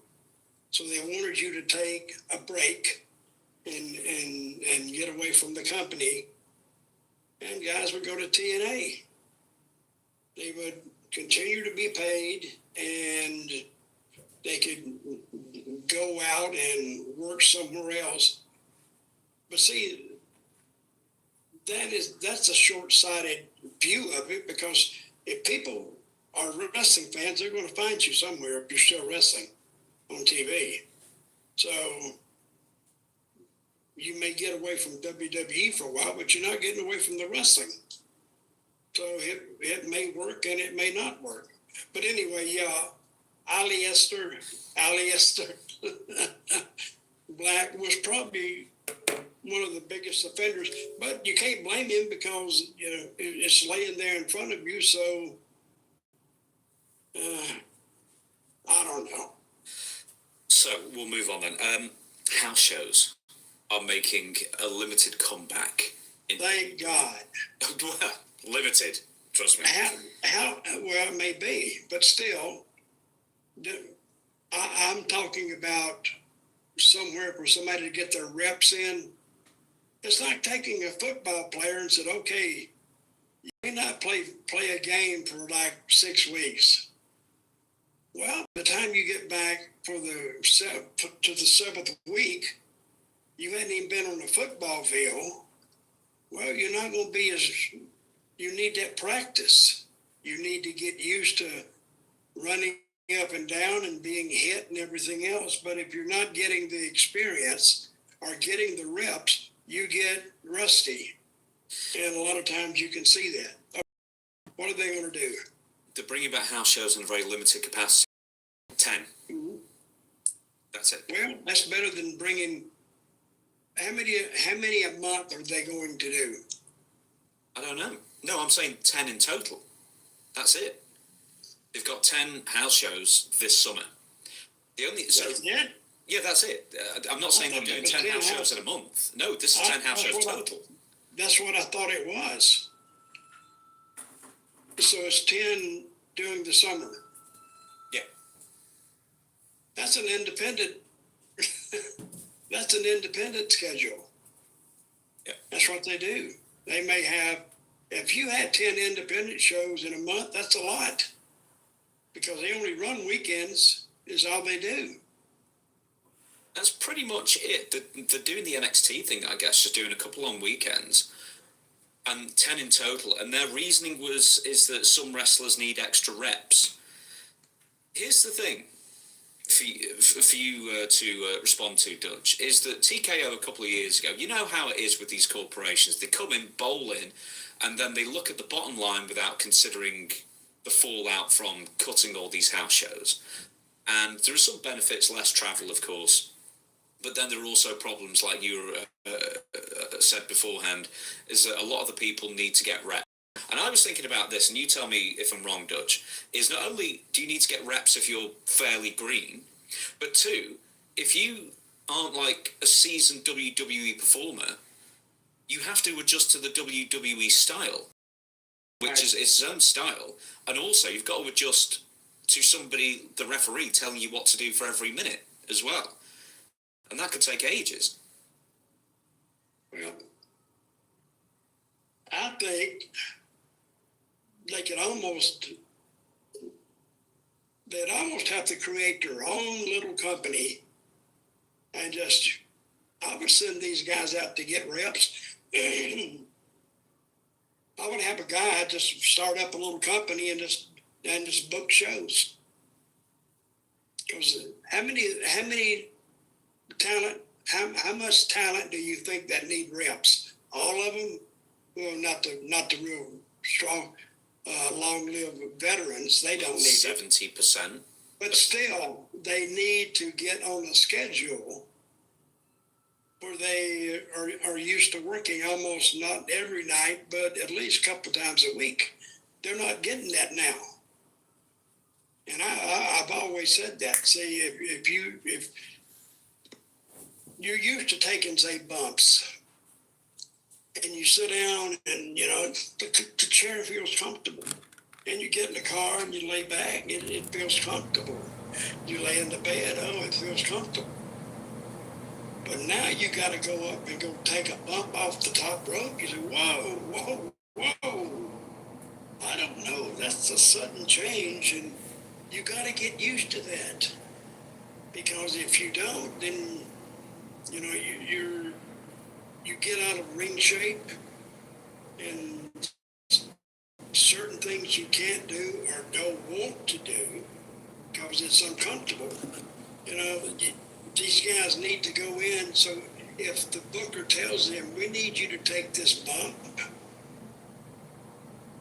he says, he may not even concentrate on the match because he's too worried about taking the bump and thinking he's going to get hurt or how uncomfortable it feels or he's going to land hard. And that's what you need the reps for. You build up to that bump. He takes a little bump here, and then the next match he takes another one, and he has to get his body in shape to take these heavy events that put a lot of stress on the body. So now, and also they need it for timing. And if they don't get it, TV is the wrong time to train. Because everybody is looking at you, but if you go ahead and do it in a live setting, rhythm back and everything else. With the lack of house shows and the lack of matches in general, I kind of think it's like everybody goes out there trying to do everything they can, and everything ends up being a WrestleMania main event style match with finisher kickouts and all that kind of thing. And the injury rate is higher than it was when there was like 200 house shows a year. And you know why it's higher? Yeah, it's because they're not in ring shape. Or they're out of shape. Yeah. They're out of ring shape. That's why they get hurt. And they're taking extra risks because they have so few matches that they can, I guess they don't have to worry about being too healthy the next day. Right. They've got a week or two to recover. That's right. You hit it right on the head. Now, why do you think it took TKO so long to realize that? Because they don't know what they're doing.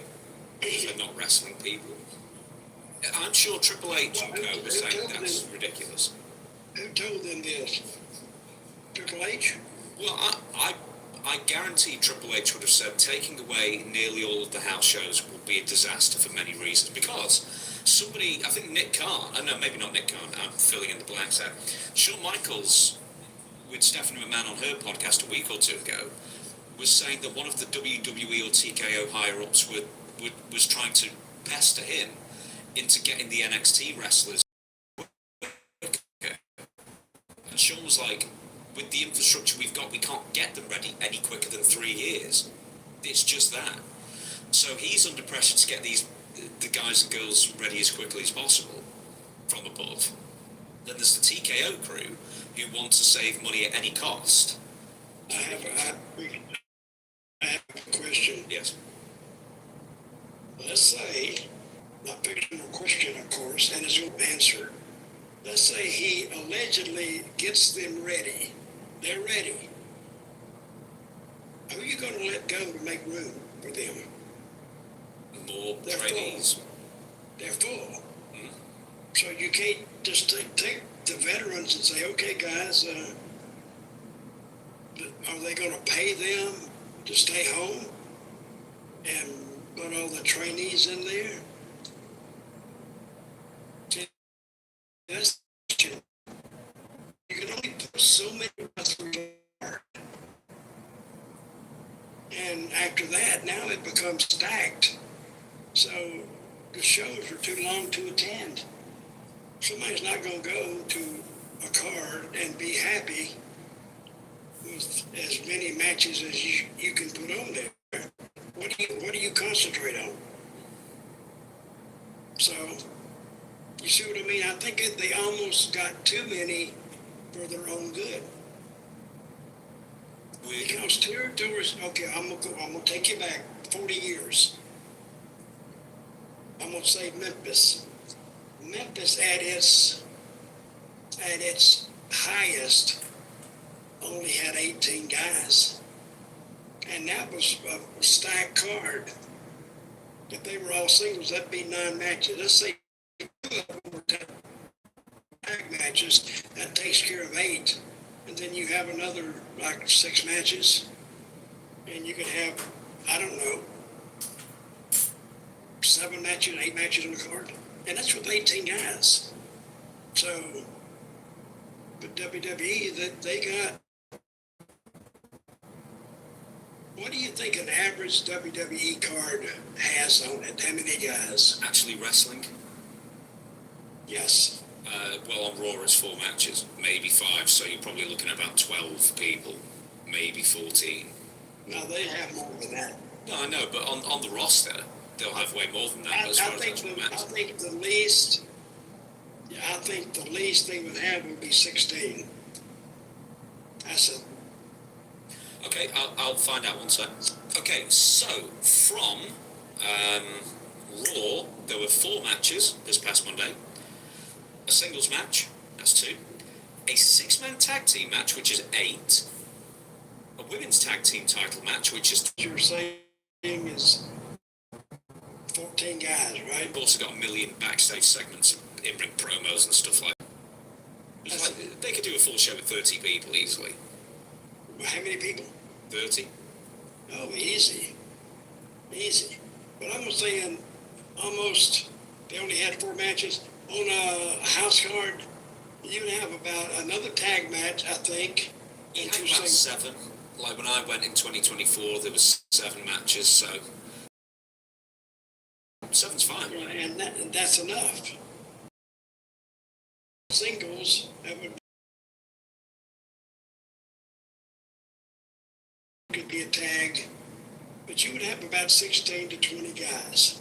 I've been on some cards, they'd have like 30 people on it for some reason. I don't know why, but that's crazy. But, and the point you're trying to make is, my point was, they have the numbers. They could put 50 guys on the card if they wanted to. So, taking and getting on to Shawn Michaels about getting these guys ready, good. I'm all for that. But how are they going to get them ready? And then, actually, when their training is over, one didn't exist a year ago. Move on, TKO. They created a problem. Moving WrestleMania from New Orleans back to Las Vegas. He did an interview before WrestleMania, but it was only released this past Monday, where he said he took responsibility for moving WrestleMania 42 from New Orleans, which was the original site, to Vegas. Quote, "Maybe it's a mistake I made, because Vegas was so huge last year, and such a winner for our fans, and that the product that I said to Nick Khan, we've got to get back to Vegas next year. We have to move to New Orleans down the road, and we got to come back to Vegas." Shapiro refused to apologise for the move, saying absolutely Vegas, but the only reason you're hearing some of the, hey, it's not what it was last year, is because we're not benefiting from the first mover experience. So, 1, he's conceding it's a mistake, and 2, he's kind of blaming it on reasons that are only partially true. Well, I think he crossed a big bridge there because he's admitting he made a mistake. And that's how you learn. These guys are learning by doing. And Triple H can tell them this, and somebody else can tell them that. But where they're really going to learn is by doing it. And that's how they learn what works and what doesn't work. So let's say the TKA group, they have a lot of money, but yet they're in a business that they don't really know, and they can surround them with all the Triple H's they want. But now they got to go and figure out a strategy that actually works. So what do you say they're going to do here? They're going to Saudi Arabia next year, but essentially he's almost like lying by omissions, because half of the reason why they didn't sell as many tickets is because the prices were twice as expensive, the tickets were twice as expensive, and the creative wasn't very good going into it. And it was really a lackluster build, so it's kind of just blaming it on, we didn't sell as many tickets because we were in Vegas the year before, which is partially the issue. But the bigger issue going in was that the creative wasn't as good as the year before, and they're kind of ignoring that. Well, I would write one of those off that they were in Vegas last year. You can write that off. If you have a good card, it's a good card. I don't care if you're going there every week. If it's a good card, it's going to sell out. Because, first of all, if you have some good ideas, it's going to do well. I don't care if you were there last week. If last week sold out, and you did the right thing, it's going to sell out again. Now, I've taken prices completely out of that equation. Now, the prices do figure in, because if it's just too much, it's too much.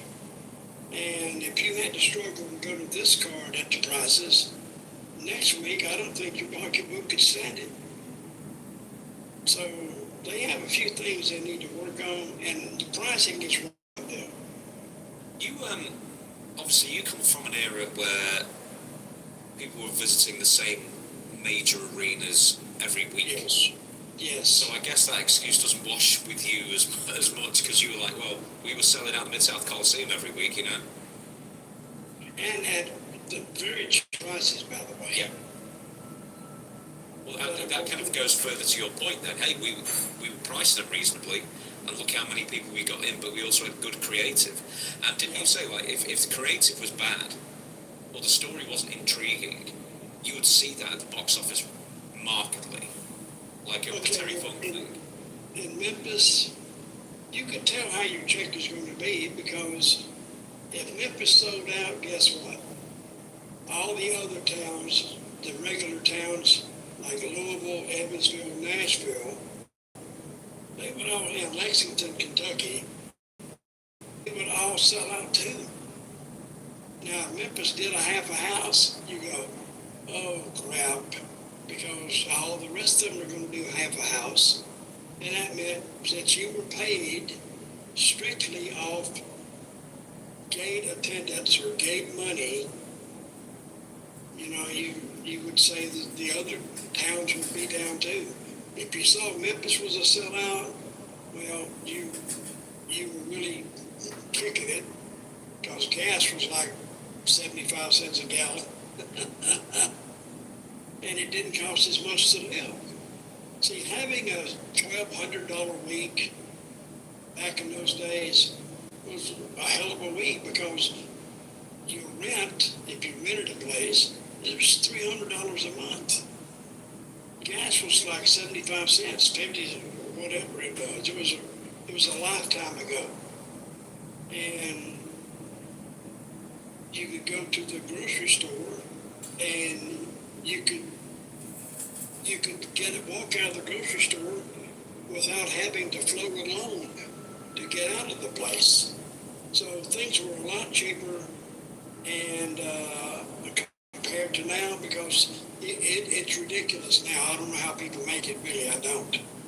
But you could, back to what I was saying, you could almost figure out your paycheck for the next month just off one Monday night in Memphis. Next up is some more TKO stuff in a sense, because they had a response to it, but they are related. Did you watch Gina Carano and Ronda Rousey? What, all 17 seconds of it? The old 17 seconds of it. Brother, when I heard that, I went, there's something up here. There's something. They took the money and ran. It told me if it was I don't even think it was a work. You know why? They would have gone more than 17 seconds even in a work.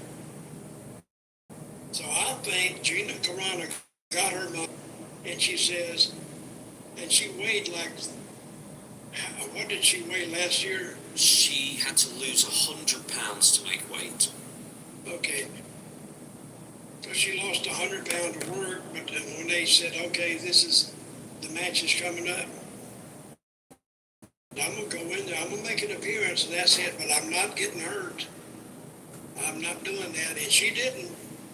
So, and remember one thing about a work.